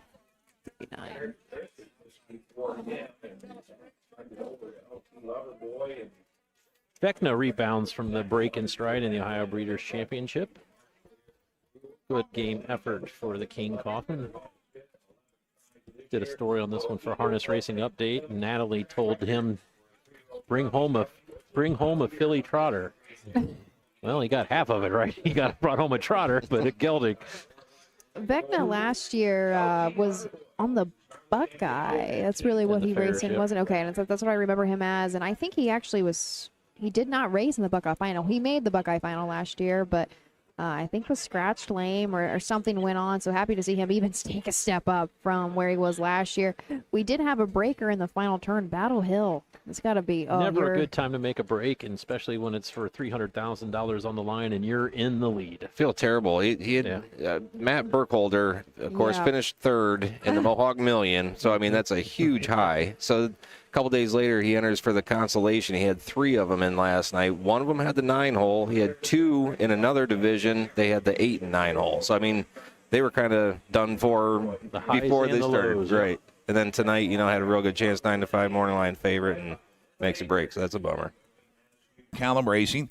Darren Harvey, the winning trainer. Brett Miller, the winning driver.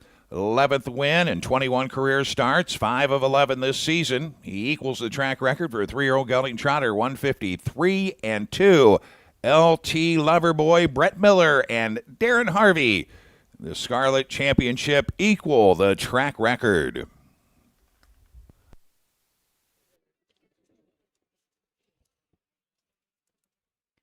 I'm hoping maybe we can get any of our owners over here to talk about just the ride that has been LT Loverboy. If you guys remember last year, as I said, he did win, but he actually was second coming across the wire. There was some crazy interference up at Northfield for that final. And I think it was Scrappy's Love ran right into LT Loverboy. He made a very quick break. It was, especially as a 2-year-old, was so impressive. I mean, had 1 or 2 bad strides and went right back trotting. He was placed first last year in that race, but this one's not near as eventful. It's still very impressive. Brett Miller picks up his 35th Ohio Sire Stakes Championship. He is the all-time leader. Nice to see Brett back driving. He missed much of Jug Week due to a bad back.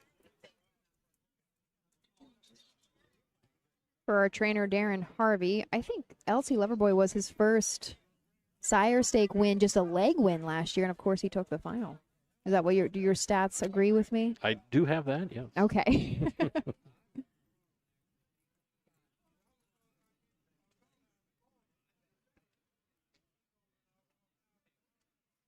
Inquiry sign is up. Probably on the breaker, Battle Hill in the final turn. Track record in the Scarlet Championship for those 3-year-old trotting colts. I have winning trainer Darren Harvey and the owners to my other side, Wayne Mass Jr. and Walt Callum. We'll start with you, Darren. A couple of hiccups in this guy's 3-year-old campaign, but he showed up when the big money was on the line. Just class horse. You know, we were fighting him through the year, trying to keep him together for tonight, and we got here and he didn't disappoint. I'm sure you weren't happy when you saw the draw post 8 for him, but there was a host of levers, obviously. A nice patient drive by Super Brett there. Oh, Brett's the best. If there's anybody to make magic, it's him. Yeah, the draw sucked, but, you know, someone's got to be there, so horse overcame. It's just where you start, not where you finish, right? Absolutely. Nice job. Thank you. We'll bring in co-owners here, Wayne Mass Jr. and Walt Callum. We'll start with you, Wayne. You guys invest a lot of money into the Ohio Sire Stake program. Nice to be in the winner's circle here tonight, I bet. It really helps to have a winner, I guess, so yes. What were your thoughts during that race? I just said to Darren there were a host of levers, a nice patient drive there by Brett, but he looked pretty confident in your horse turning for home. Yeah, well, we won't go there. But it was a great drive. Very great. Congratulations. Thank you. We'll bring in Walt Callum real quick. How happy are you to be in the winner's circle after investing so much into the state of Ohio? I feel great. It's a great feeling. Great horse. All the credit in the world goes to Darren, and a great job by Brett. Congratulations. Appreciate it. There you have it. LT Loverboy equals the track record and the Scarlet Champion for those 3-year-old trot colts. Most of the inquiry sign is directed against number 1 Vecna for a possible pylon violation in the final quarter. Inquiry against 1 Vecna, possible pylon violation, final quarter.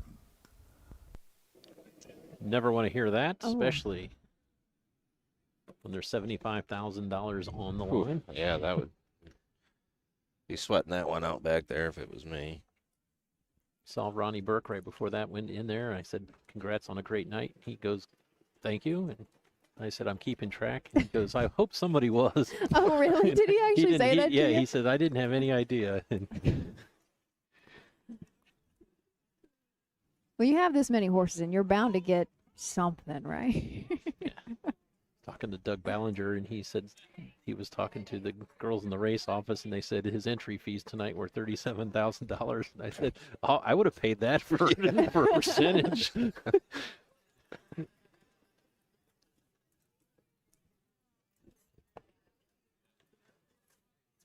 The Kaufmans have got to be really uptight right now. So unfortunately, we don't have the best view. Probably our audience is seeing much more of the race than we are, just because of the crowd and the way that we're tucked up here tonight.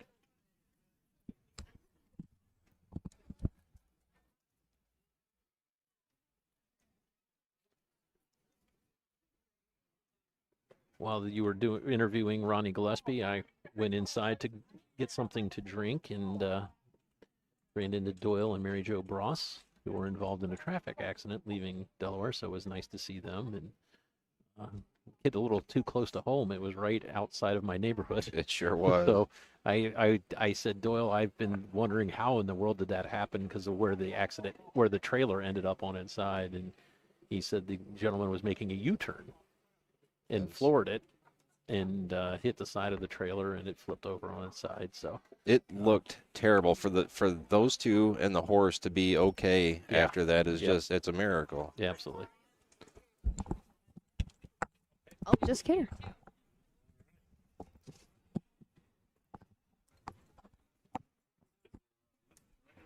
Yep, should just go just like that for you, and then we'll pull down the mic. Perfect. All right, I got a winning connection beside me from race number 10, LT Loverboy. We heard from you a little bit in the winner circle, but my first initial thought, well, first of all, he's going back to back, wasn't as interesting as last year's win, was it? Well, you know, that had the 8-hole last year, the 8-hole this year. Was it the 8-hole last year, It was too? at Northfield. Yeah, and it's a half mile. Right. It was a horrible feeling when you see the entries, then you get the 8-hole, you know. But I actually think I was a little more confident last year with them. But you're right. You alluded to the ending of the race last year, and there was, you know, that the inquiry and, you know, right before the finish. So I mean, it was a long, it took years off my life, I think, waiting on that. You kind of know what the Kaufmans were going through just now, right? They did leave the one horse up for Yes. second. Oh, good. So, yeah. Good. Yeah. Glad to hear that. Well, we can go really quickly. We'll go to the official, and then we'll finish talking, if that's all right. On $1 exacta, $50.10, 50-cent trifecta, 8-1-3, $57.35. The 8-1-3-9, 20-cent super, $164.74. The pick 3, 3 of 3, $140.25.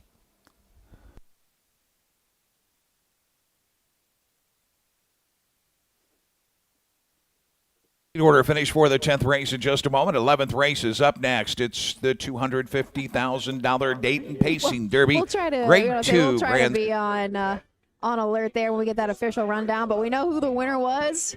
It was all LT Loverboy. I know that you've told me the story before about your partnership. Can you remind us, like, how you even started owning? Sure. It was probably 20 plus years ago. We both owned horses with Wes Hirschberger. And so we'd see each other at the fairs, and one day we decided to partner up, and couldn't ask for a better partner. I mean, he's got a great eye for young horses, and he's just a great guy, period. So, If you could wrap up in one word what LT Loverboy means to you, how do you think you'd describe him? I mean, life-changing, and not in a monetary way, just so exciting to watch, and just, we've been involved for so long, and he's a special horse, and I don't use that term loosely either, just Darren Harvey's done an incredible job with them, and Brett Miller, tries them unbelievably. I mean, couldn't ask for a better team. And that's what I'm glad you brought up, Darren, because I'm pretty sure LT Loverboy gave him very first sire stake win as a leg, and then all of a sudden you can't. The horse is just indescribable, and isn't it? Darren has poured his heart and soul into him, and I'm so happy for him because he deserves it. Have you guys thought about what is next for LT Loverboy? We're going to keep racing for the year? I don't think so. We really haven't discussed it. We kind of go one race at a time, but I have a feeling this may be his last race. But whatever Darren thinks is best for the horse. And take care of the horse, and that's so important. Absolutely. In this day and age, he only had 11 starts this season, and compared to some, that's pretty light, especially as a 3-year-old. And I can appreciate any owner, any trainer, just putting the horse first. Absolutely, and that's what we'd like to do. When it comes to your ownership, do you like to sell after the 3-year-old season, or is that, again, we haven't talked about it, we're living in the moment? You know what? I don't think we'd ever sell after a 3-year-old season. It's a horse like this. I always say if we did sell, we'd be looking to buy something like him, and so he's kind of. And you've already got him. Yeah. And you've already got. I can't. And like you said, we consider him family. I think. Because it's more than just money. The feeling behind having a nice one every once in a while, you cannot put a value on it. I agree. Yes, that's what we live for. Well, congratulations. Well, thanks a lot. He had such a nice 2-year-old year. I'm glad we capped it off once again with a sophomore, and expect hopefully big things going forward for you. Appreciate it very much. Well, thanks. Enjoy the rest of your night. Thank Enjoy. you. Okay, take care. I don't think we have got the rundown yet, official. Did I miss it? I have not heard it. Have not heard it. So they're probably figuring things up. Talk about the emotional roller coaster. That partnership's gone through, break 4 back, wins the leg of the sire stakes, then runs again in the thing, then gets interfered with at Delaware, wins the final here out of the 8-hole. So, the highs and lows of horse ownership in a month. Ugh. You can feel it. You can feel the highs and lows within a race itself, right? They have put the results online, or on the screen. Guy 7, Jet Wings 3, Scrappy's Love 6. Battle Hill finished 8th, was disqualified in place 9th for violation of the braking rule in the final quarter. Stud Muffin T5, Long Highway finished 9th, was placed 8th. LT Loverboy, the winner, Hilltop Sonar 4.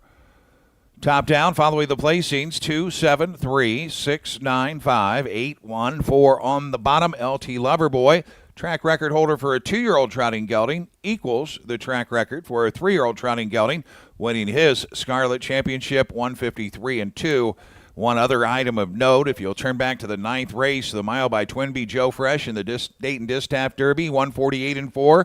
That lowers the track record for an aged pacey mare, a 1/5 of a second. Another track record to be added to the list as we rewrite the record books here on Super Night at Dayton Raceway. So race 10 now, official. We're getting pretty used to the track record, stake record conversation. Frank, I know you've, well, what would you ask? Hey, welcome. Welcome back, Frank.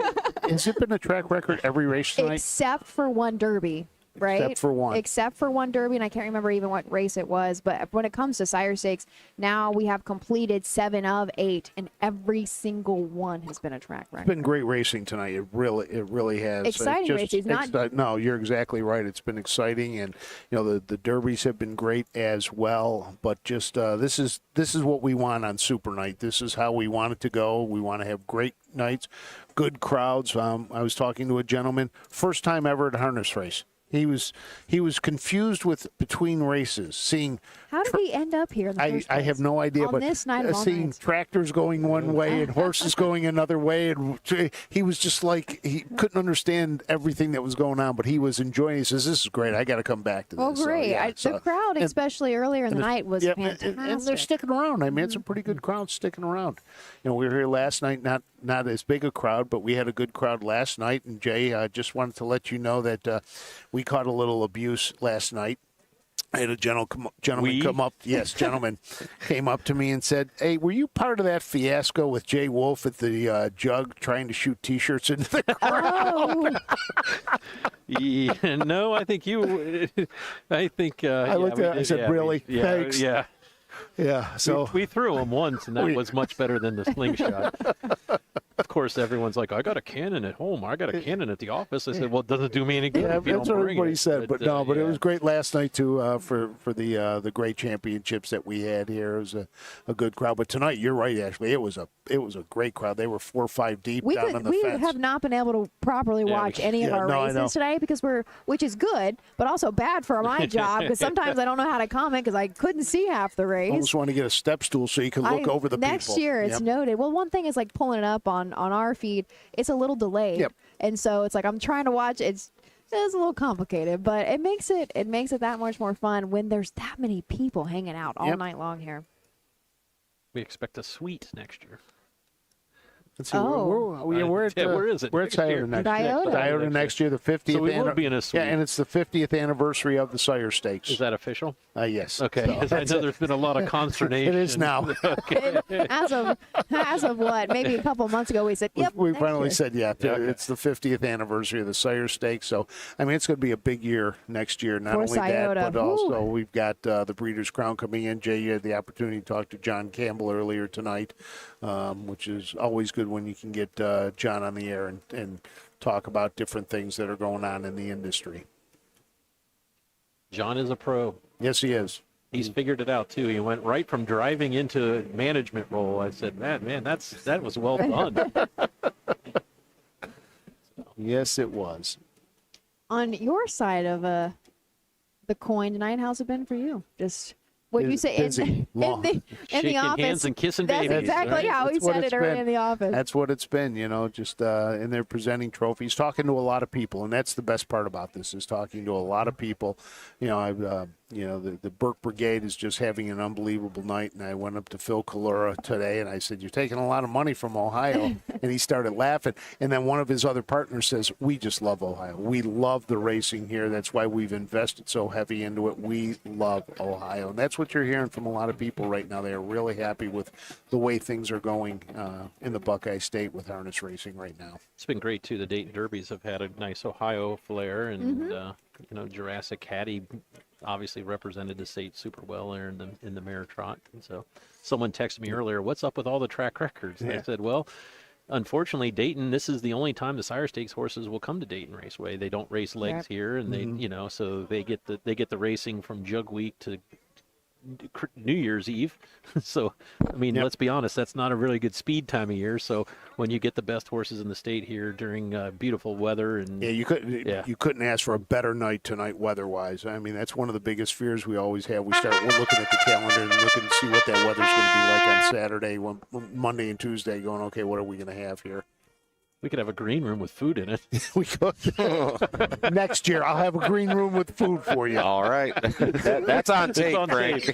We got you. We'll send it up to Barry Vickroy with the post parade. 4. Here's the field. Number 1 is Captain Luke, owned by William Pollock, Bruce Harriman, and trainer Andrew Harris. closing in on $1 million in career earnings, a mark of 147.3 at the Meadowlands. Number 1, Captain Luke and driver Jason Bartlett. 2 is Captain Albano, owned by Patricia Stable, LA Express Stable, Slow Bomb Racing, and M. Dolan, trained by Noel Daly. 23 of 36 in his career, $1.9 million in career earnings, 148-1 last year at the Meadowlands. Todd McCarthy, the 2, Captain Albano. 3 is Maximus Mickey, owned by John Cancelleri. Tom Cancelleri, the trainer, 26 of 58 in his career, over $750,000 in earnings, 147-4 at Hoosier Park. Last out for Maximus Mickey and driver Scott Ziron. 4 is Irvin Hanover, owned by Pollock Racing. Dave Maneri trains, over $873,000 in career earnings. Career best 47-2 in this year's Jim Ewart at Scioto Downs. Louis Waugh, the 4, Irvin Hanover. 5 is Women Layer, owned by Leaded Ride Stables, Jeff Odd Racing, Larry Wills, and Jezmerel Stable. Virgil Morgan Jr. trains, over $750,000 in career earnings. A mark this year at Scioto Downs, 147-3. Dexter Dunn drives to the 5, Women Layer. 6 is Ken Hanover, owned by Millar, Levitt, Jordan, and Osterhold, trained by Roland Millar. 19 of 53 in his career. He's closing in on $1 million, 147-4 last year and this year at the Meadowlands. David Miller, the 6, Ken Hanover. Number 7 is Little Rocket Man, over Russ Beeman and Boomer Freeman. Ken Rucker trains, 77 career wins. He's 9 of 15 this year, 147-2 at Hoosier Park. Jeremy Smith, the 7, Little Rocket Man. Number 8 is Paris's Dragon, owned by Dennis Owens. Brewer Adams trains, over $600,000 in career earnings, 17 of 43 in his career.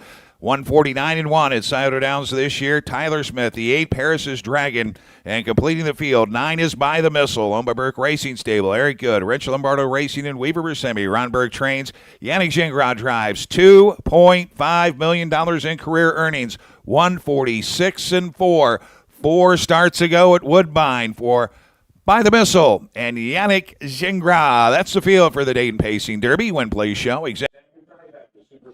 Number 1 is Captain Luke. Jason Bartlett, the 2nd leading driver in the country, comes into Dayton Raceway. Andrew Harris trains, co-owns with Bruce Ehrman and William Pollock. Harris won the 2024 edition of the Dayton Pacing Derby with a Buckabutt Hanover.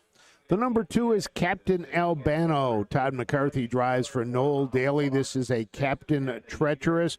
4 wins and 9 starts this year.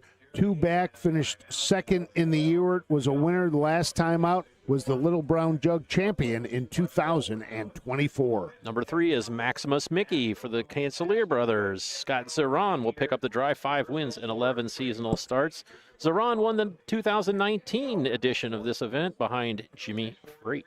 The number 4 is Irvin Hanover. Louis Raw drives for David Maneri. 13 starts, 7 wins for this Captain Treacherous. Was a winner last time out in 147-2. Number 5 is Woman Lair.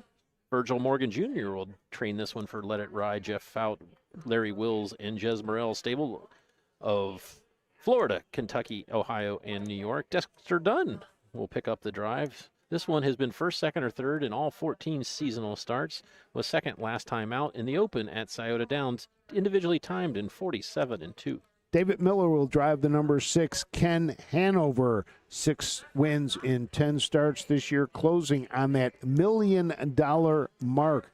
Last time out, finished 5th at Hoosier Park. Number 7 is the Little Rocket Man. Ken Rucker trains this one. Jeremy Smith, the 3-time leading driver here at Dayton Raceway, will pick up the drive. They get reunited. They finished, their Little Rocket Man finished 2nd last 2 years in a row. The number 8 is Paris's Dragon. Tyler Smith drives for Brewer Adams. This is a Fear the Dragon gelding, has won 6 of 13 this year, $608,000 career earnings. Rounding out the field of 9 is the 9 By the Missile. Yannick Gingras drives this one for Ron Burke. This is the 2022 Little Brown Jug champion. The big question is which By the Missile is going to show up. It's either going to be the 46-4 one, or it'll be the 9th place one that showed up at the Ewart. Fastest in the field, richest in the field, but lately has had some Charlie May luck when it comes to post draws. Has been 9th two of the last 3 starts.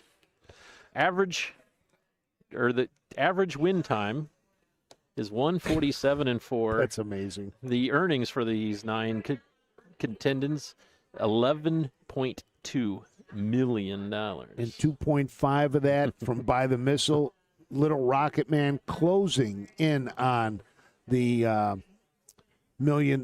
million mark. A win tonight puts him over the $2 million mark, and you got Ken Hanover, almost $1 million earned. I talked to Jeremy Smith the other night, and he just lights up when you talk about Little Rocket Man. He loves the big races here in Ohio, and he loves that he gets the first call from Ken Rucker. Picked up a fourth-place check earlier in the night with a trotter for Ken. So look at the morning line, though, 12-1. What's it at right now? I'm curious. What's it at right now? Number 7, can't even see. Too many people. 41. Yeah. Okay, wait, where did we just lost Frank? We just 41 lost to wow. 41 to 1. All right. 40. Wow. Yeah. I mean, likes this track. Exactly. Yeah, man, those are the things you got to look at, to be honest. No, with post 7, I mean, I'm sure if he was 1, 2, or 3, it'd probably be 20 to 1. Right. We went nowhere near 41 to 1, but no, the way things have been going tonight. LT Loverboy come out of the 8-hole last race and come away with the win. So, yeah, it's incredible night of racing. The Dayton Derbies have obviously not disappointed. I was super impressed with. Alexis Cody had to go out the back of the field and looped past them all around the final turn. And that's one of those I want to go and watch it again just to see it, because, where we were watching from, you couldn't really tell what was going on. So the field of 9 are all gathered behind the Wilkenberg starting gate. They're soon in his control. We'll send it up to Barry Vickroy. Women layer, Ken Hanover, Little Rocket Man, Paris's Dragon, and on the outside, By the Missile, a field of 9 for the 11th from Dayton Raceway, the Dayton Pacing Derby. They're at the post of the year. They go. The year off and pacing. Captain Albano for the lead. Captain Luke from the rail protects up on the outside. Irvin Hanover moving early to the inside, away and forth. Maximus Mickey. Into the turn 5th, Women Layer, then Ken Hanover, Little Rocket Man, Paris's Dragon, and By the Missile as they line up nearly in numerical order, but leading the way, it's the 2, Captain Albano. Captain Luke is there in second. Irvin Hanover was third momentarily, he is out and rolling quickly for Louis Wah, the quarter 26-3, and Irvin Hanover on the outside trying to work to the top. Captain Albano to the inside is stringing him out a bit, but will release. Racing fourth, Maximus Mickey for Xeron. Women Layer is next. Off the rail and underway. Ken Hanover from 6th. 7th, Little Rocket Man. He'll be 4th over. Then it is Paris's Dragon and By the Missile, the trailer. They'll pass the half, and Irvin Hanover has the lead. He has him there, 53-2, 26-4. Second quarter after a 26-3 opener. They are speeding, and Irvin Hanover leads the way. Captain Albano has the pocket. Maximus Mickey first up. He's now third. Inside Captain Luke. Women Layer following cover. Third over outside. Ken Hanover inside is Paris's Dragon, and the trailers are By the Missile and Little Rocket Man to 3/4. Irvin Hanover still yet to face a real challenge. 3/4. 1:20-3. They pace the final turn. Inside, Captain Albano has had the trip. Maximus Mickey grinding. He'll have to find more. As for 3 wide pace, Women Layer inside Captain Luke. Top of the stretch on their way home.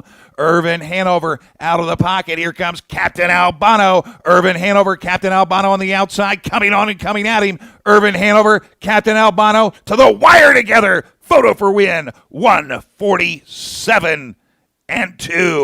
That is the fastest mile ever here at Dayton Raceway.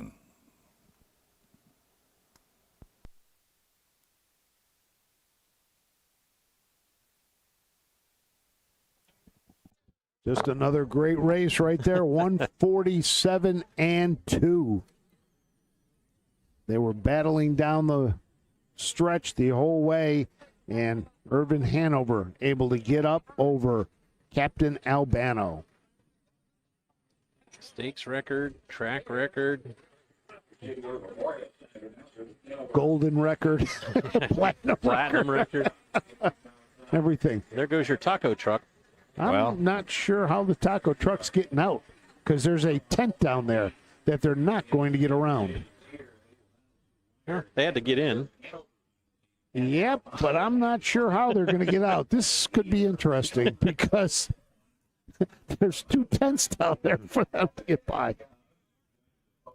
4, 2, 3, 1.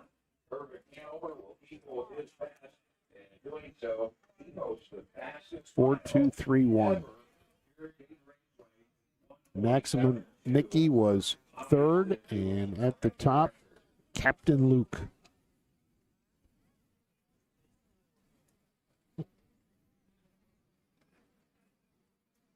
I'm not sure where By the Missile finished. He came charging towards the end, so not sure if he was able to get up and get a check or not. So might have to take a collection up for it. Yeah, looks like they were able to squeeze through there. Today to get this track lightning fast tonight, 11 races. We have had 8 new track records, a track record equaled. And here the fastest mile ever right here at Dayton Raceway by Irvin Hanover in the $250,000 Dayton Pacing Derby. Irvin Hanover is a 5-year-old son of Captain Treacherous out of the well-said mare Eloquent Grace, owned by Pollock Racing. Dave Maneri, the winning trainer. Louis Waugh just picked up his 3,000th career win on Thursday up at Woodbine.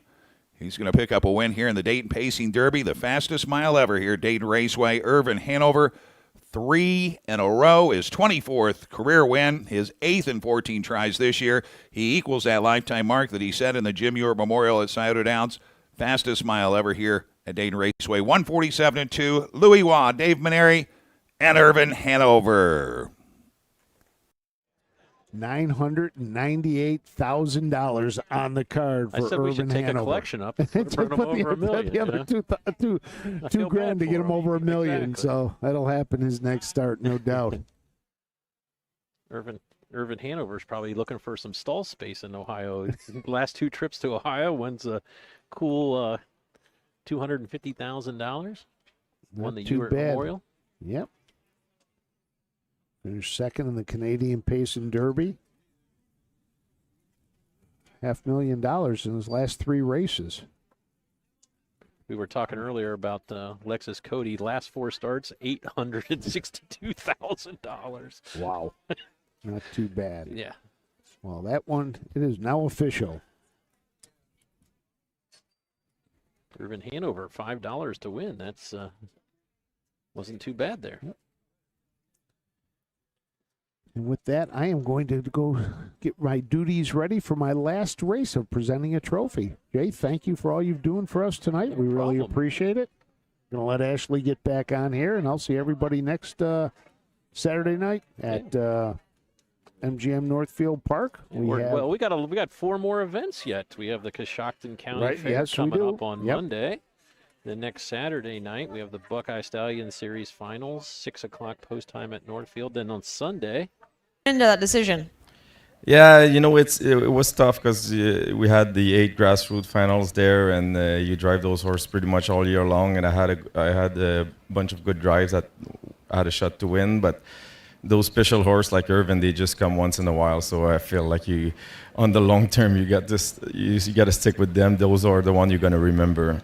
You moved your way to the front there and was able to clear Captain Albano just past the 3/8. You got to the half in 53-2. They were coming from all over, but he really just digs in late. Yeah, I knew it wasn't going to be easy with Albano being pretty quick off the gate, and Dexter horse, he raced really good the other day in Scioto.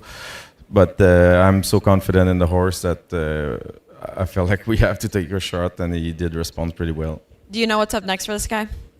They were talking about going to the Red Mile next Sunday, so I hope if he comes out well of that race, he'll be going there. That'll be exciting too, on the very fast Red Mile there. Were you shocked today when the teletimer popped up 1:47.2? That's the fastest mile ever here at Dayton. Well, I knew going at the half when we hit 53, even when I removed, we were going pretty fast there. So those kind of horses, if you give them fast fraction, usually they keep going and they do good miles. So, the way he's been racing lately, I wasn't that surprised. Louis, congratulations. Thank you. Louis Philippe Waugh, Dave Maneri, Irvin Hanover captioned the Dayton Pacing Derby in the fastest mile all time here, 1:47.2. 4, 2, 3, 1. Official. Irvin Hanover pays $5 to win. A $1 4-2 exacta, $6.80, 50-cent trifecta, 4-2-3, $9.50, 4-2-3-1, 20-cent super, $15.84. The pick 3 of 3, $14. Here's the official order of finish for the 11th. Captain Luke 4, Captain Albano 2, Maximus Mickey 3, Irvin Hanover the winner, Women Layer 6, Ken Hanover 5, Little Rocket Man 8, Paris' Dragon 9, By the Missile 7. 4-2-3, 1-6-5, 8-9, 7 on the bottom. Irvin Hanover, fastest mile. The history of Dayton Raceway takes the Dayton Pacing Derby, 147-2. All right. One more to go. Since we missed the last commercial break, we'll give you an extended one this time, Matt. There you go. All right. And I will see you folks later. Who feeds your need for new ideas for your family's best farm future? Ohio Farm Bureau. We work with our members to shape ag policy that will positively impact our industry. Farm Bureau is advancing business solutions to give you a competitive advantage. We help you gather information to stay ahead of important topics and technologies. Plus, Ohio Farm Bureau creates opportunities for growth. Ohio Farm Bureau, feeding your need for new ideas. In Ohio, Hickory Lane Farm has the stallions you are looking for, like What the Hill, Uncle Peter, and In Range, as well as Branded by Lindy, Jug Winner Luz Pearlman, Racing Hill, and Guardian Angel Oz. Hickory Lane will offer a host of Ohio sired yearlings this fall, including 6 by In Range, 5 by Uncle Peter, 4 by Guardian Angel Oz, and 1 by What the Hill. Find out more at hickorylanefarm.com.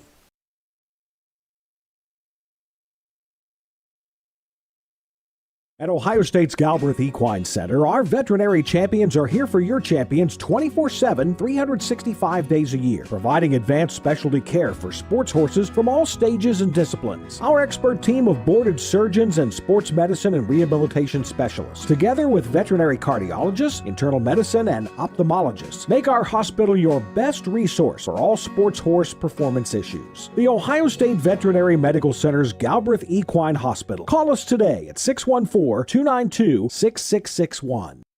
Midland Acres is proud to stand the prominent stallions, TCI, Long Tom, Ready for Money, Monty Mickey, Summa Cum Laude, and Bit of a Legend. With such great pedigree and speed in the stallion barn, Midland Acres will provide a diverse group of top yearlings in the sale ring for 2025. Visit us this fall at our consignments at the Blooded Horse Sale on August 26th, the Ohio Select Jug Sale on September 12th, and the Lexington Select Sale on September 29th through October 3rd. Let Midland Acres' experience in the industry lead you to the winner's circle. Woo! We're almost there. Yeah, like all good things must come to an end, and we have come to race number 12, the last event that we will televise. There's still 13th and 14th, which are consolations for the Dayton Pacing Derby and the Dayton Oaks Derby. Still some very fine racing ahead. This is an interesting race to choose to round out the Sire Stake Championships here this evening. It's our 2-year-old filly trotters. Demonic Nico coming out of the 5-hole with Yannick Gingras will be looking to become a Triple Crown winner. Demonic Nico won the Ohio State Fair Stakes in 157-1, a half a length victory, then won by a neck at Delaware in 56-2. So, here you have a chance to go for the Triple Crown by about 4 feet. So this, I don't know if it was on air or just Frank asked if we have set a track record or a stakes record in every single race this evening. And I think we have, except for one Derby, and I can't remember which one that was. And this would round us out. And it was probably the most impressive mile, and that was that Lexus Cody. Oh yes, you're correct. You're correct. 51-4, What is our stakes record or track record for? Track record will be 154-4, and our stakes record is 155 by Sugar Instead. Really? So I have a feeling we could be seeing another stakes. I'm gonna say, especially with 54-4, it is absolutely in danger. There's a bugle, so we're gonna toss it up for the post parade. To the track for the 12th race. $300,000 Ohio Sire Stakes Scarlet Championship for 2-year-old filly trotters. No changes. Race 12 starts the latest of all. Pick threes here tonight. Here's the field. Number 1 is Charlie's Money by 518 Group. Ryan Smith, Get Up Racing, and Hayden Myers. Vernon Beachy trains. Chris Limbs, the 1, Charlie's Money, daughter of Ready for Money. 2 is Speed Be With You, daughter of Mission Accepted, owned by Greg Luther Racing and David Wills, trained by Todd Luther. Austin Hanners, the 2, Speed Be With You. 3 is Rose Run Brook. She's by In Range, owned by First Up Racing Stable, trained by Vernon Beachy. Ronnie Wren Jr., the 3, Rose Run Brook. Number 4, Lucky Lady Volo, daughter of In Range, owned by Irvin Miller Stable, Kentuckiana Racing Stable, and Douglas Overheiser. Irv Miller trains. Atlee Bender, the 4, Lucky Lady Volo. 5 is Demonic Nico, daughter of In Range, owned by Irvin Miller Stable. Anthony Lombardi, Douglas Overheiser. Irv Miller trains. Yannick Zingra, the 5, Demonic Nico. 6 is Joy of My Live House, owned by the ACL Terry Obb, Shell Johansson. Annette Lorenzen trains the daughter of Guardian Angel Oz. Tony Hall, the 6, Joy of My Life Oz. 7 is Set Your Sights High, daughter of In Range, owned by Heights Stable. Mantorp, AMG Stable, and Kay Shelgren lives Obb, trained by Marcus Melander. Dexter Dunn, the 7, Set Your Sights High. 8 is Range of the Wish, daughter of In Range, owned by trainer Chris Beaver. Martin Yoder, VIP Internet Stable, Cousin Bucky Stable. Aaron Merriman drives the 8, Range of the Wish. Completing the field, 9 is Sarah's Mission. By Mission Accepted, she is owned by Burke Racing Stable. Knox Services and Weaver Buscemi, trained by Ron Burke.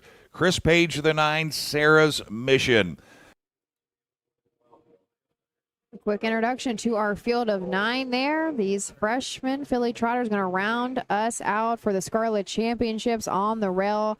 Charlie's Money, Chris Limbs for Vernon Beachy. This is a Ready for Money filly. 7 lifetime starts, 1 win, 1 second, 1 third place finish.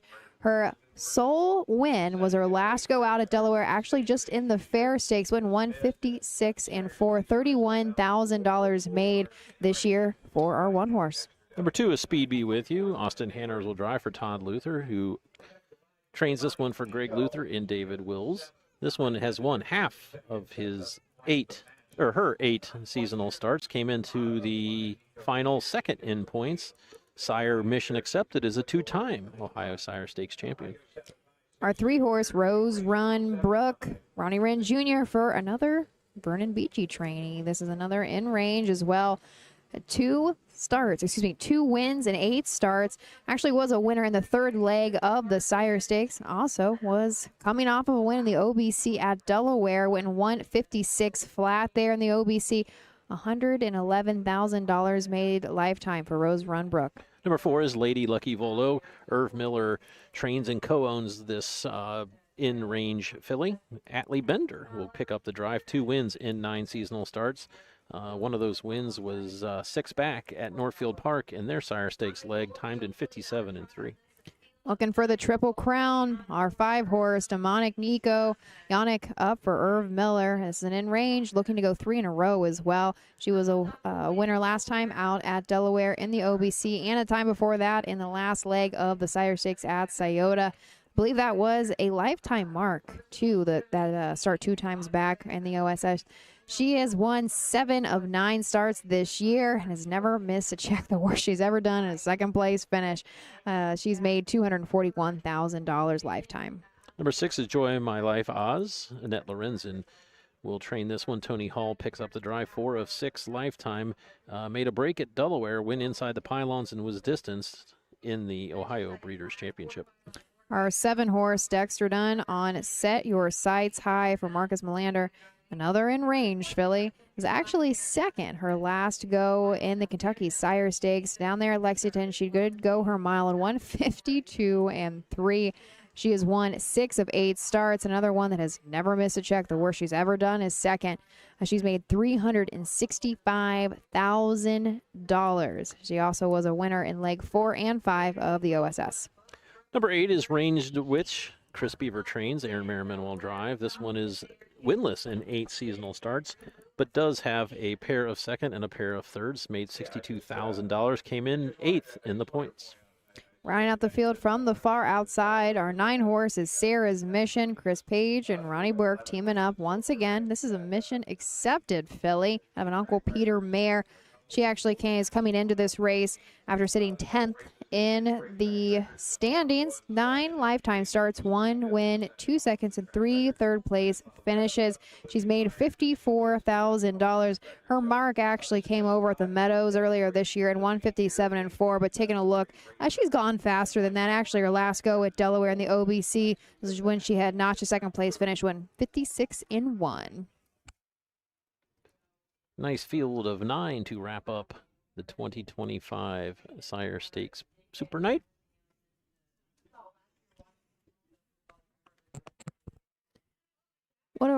What's our board liking so far?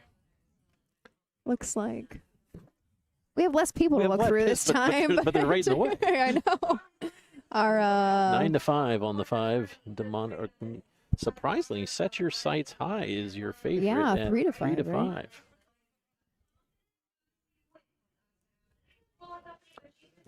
We had a winner out of the 7 hole tonight. You've had one out of the 8. We did have one out of the 8. That was a big one, too. 2 out of the 8 hole, didn't we? The Burke horse and Loverboy. Who? You're right. Wow. I think I was almost back-to-back, too, wasn't it? Well, it seems like such a So- long time. I forgot. Yeah, that pacing horse at Burke's, but I can't even remember his name now. It was so long ago. Harrisburg Heights Yes, was our that's it. 3-year-old colt pacer, yeah. Sylvie Hanover was second from the 8. So we had a good little run there. First, second, and first. Was it Darren Harvey and LT Loverboy that said, a good horse will always overcome, right? A draw is a draw. Sometimes it works a little bit better in your favor, but a good horse will overcome. With our I like fillies, his though. comments. You can say that all you want, but it's still I don't awful know, nice to have yeah. a 5 instead. I think it was that connections that says someone's got to be out there. That was good. That was a good Someone's comment. got to be out there. We are moving behind the gate for our last Scarlet Championship, race 12. Our 2-year-old filly trotters, $300,000 once again on the line. Here we go with a field of 9. Barry Vickroy. For 2-year-old filly trotters from the rail out, Charlie's Money. Speed Be With You, Rose Run Brook, Lucky Lady Volo, Demonic Nico, Joy of My Life Oz, Set Your Sights High, Range the Wish, and Sarah's Mission. They're at the post of the year they go. They're off. Speed Be With You, off stride at the start. Going out for the lead, Lucky Lady Volo, Demonic Nico. To their inside from in between horses is Rose Run Brook at the rail. Charlie's Money protecting position. 3 wide into the turn. Set Your Sights High. In at the rail, Joy of My Life Oz is next, racing in 6th. 7th is Range of the Wish, then Sarah's Mission, and back down trotting, spotting the field about 15 lengths or so. The trailer Speed Be With You. Trot past the quarter, 28-3, and leading the way into the stretch the first time, Demonic Nico. Outside, Set Your Sights High is parked for Dexter Dunn, moving up and looking to take over at 1-5. Rose Run Brook is there third. Charlie's Money fourth, racing fifth as they spin into the paddock turn is Lucky Lady Volo for Adley Bender. Joy of My Life Oz starts to move to the outside. Range of the Wish 7th. Sarah's Mission is 8th and working to catch the field. Speed Be With You trails 57-1 for the half. Back-to-back 28 3/4, and it's Set Your Sights High, the heavy 1-5 favorite who leads the way. Demonic Nico pocketed up first stop. Charlie's Money now third and rolling at 55-1. Rose Run Brook is there fourth. To the inside, Range the Wish is locked in as they drive for 3/4. The one to catch is Set Your Sights High. Still has the lead, 1.25 lengths. Demonic Nico has had the trip. 125-2, 28-1 backside. It's Set Your Sights High. Demonic Nico is there second, but Set Your Sights High digs in as Dexter calls on extra trot and draws away by 3.5, 4 lengths to the top, and Set Your Sights High is pouring it on here late. Set Your Sights High is long gone and home free to win her Scarlet Championship. Set your sights high, 154-1. Guess what? That's a track record.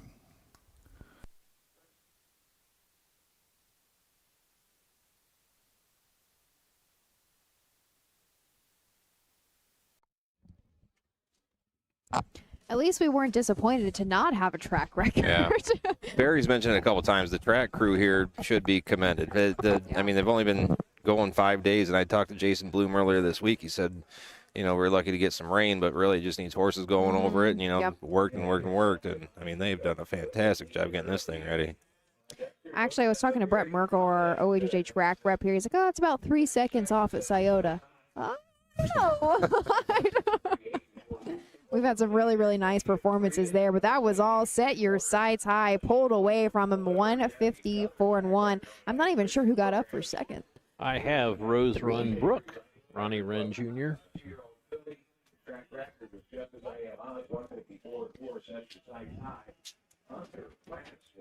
So we will only have one Triple Crown winner. We had four go up for it, be eligible for it, but it was just Big Ranger, our 2-year-old Colt Trot, that is going to do it for us. Mnemonic Nico does not win. I think she was in the hunt, though. I think she got a decent check here this evening. I was actually expecting, I don't know, did you guys think the fractions were a little soft? Or I don't know. I did the first half. Yeah, like I was just maybe expecting them to come out a little bit harder than that.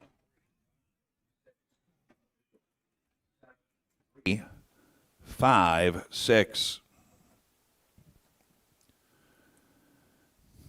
Here's the winner of the 12th race, Ohio Sire Stakes Scarlet Championship, 2-year-old filly Trot.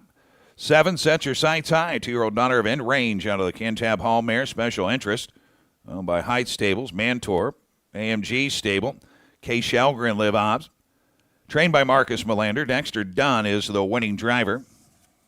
Dexter gets his second win on our Super Night program. Set Your Sights High, 7 of 9 this season. Sets a new track record for 2-year-old filly trotters here, 154-1. Dexter Dunn, Marcus Melander, Set Your Sights High, track record in winning the Scarlet Championship with Set Your Sights High, 154-1.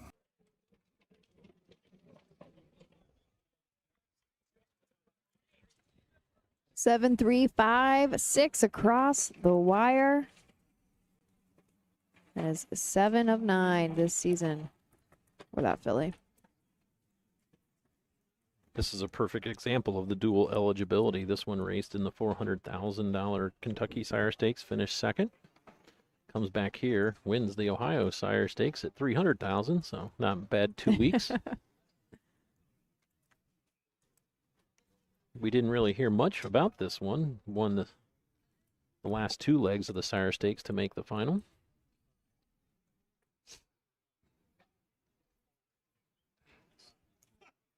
She's made a lot of money this year, hasn't she? She's just coming in tonight. She's already made $365,000, and then she'd tax on another $150 tonight. Quite remarkable. $505,000. Not bad for a $50,000 purchase. Ty, the in-range filly, and I'm joined here with winning trainer Marcus Melander. And, what an incredible season In Ranges has have on the track. Yeah, it's fantastic, especially since I trained him. It's great to see his offspring's doing so well. And to Set Your Sights High, she's obviously one of them. What a game filly she's been since the start down there in Kentucky. A tough trip in the final. She bounces back here, parked past the 3/8, and was able to still set the track record.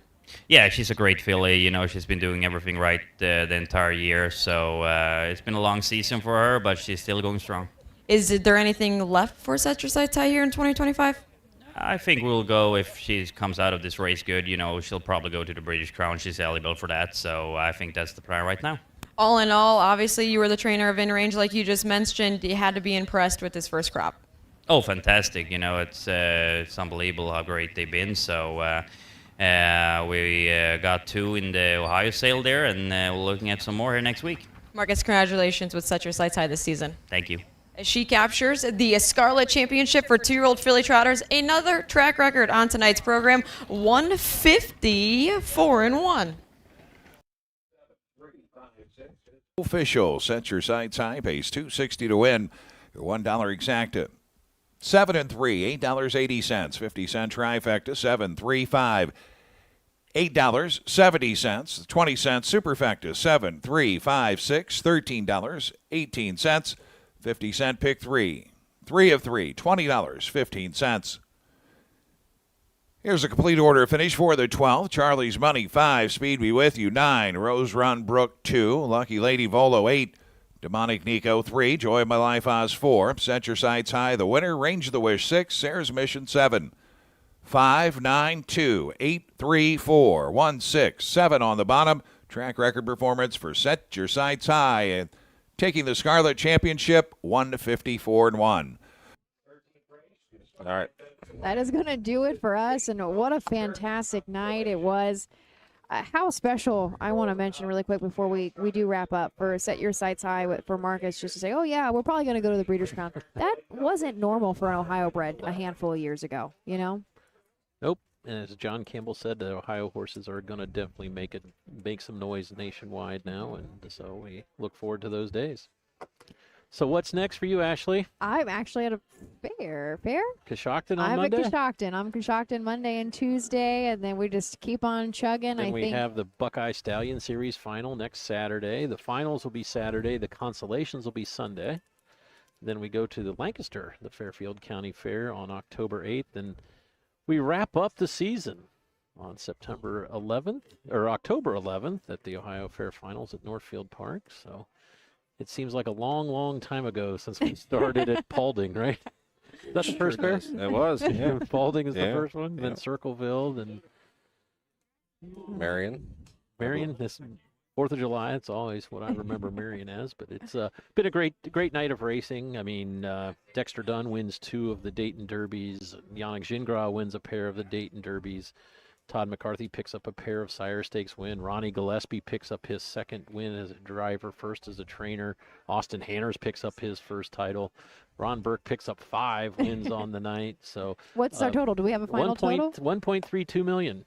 So per race comes to, well, Jay, 150,000, something like that, close to that, 125,000. So we didn't win any money the last race. We probably should take up a collection. We might need gas money to get home. Really tanked the average there, didn't it? Definitely tanked the average. But it's been a great night of racing. We got to meet with a lot of friends, people we don't see every now and then. So thanks for letting me be a part of this road show. I know, and thanks for joining us, and what a performance to wrap us up. We've hit track records in virtually everything tonight. I have no other way to take us out. I hope there's 2 more track records, and that's getting from here to Matt's home is 1 track record, and me getting home back to Delaware is another track record. So, well, be safe, right? For Jay Wolf and all of us at OHHA, thanks for joining us. We hope to see you at a track real soon.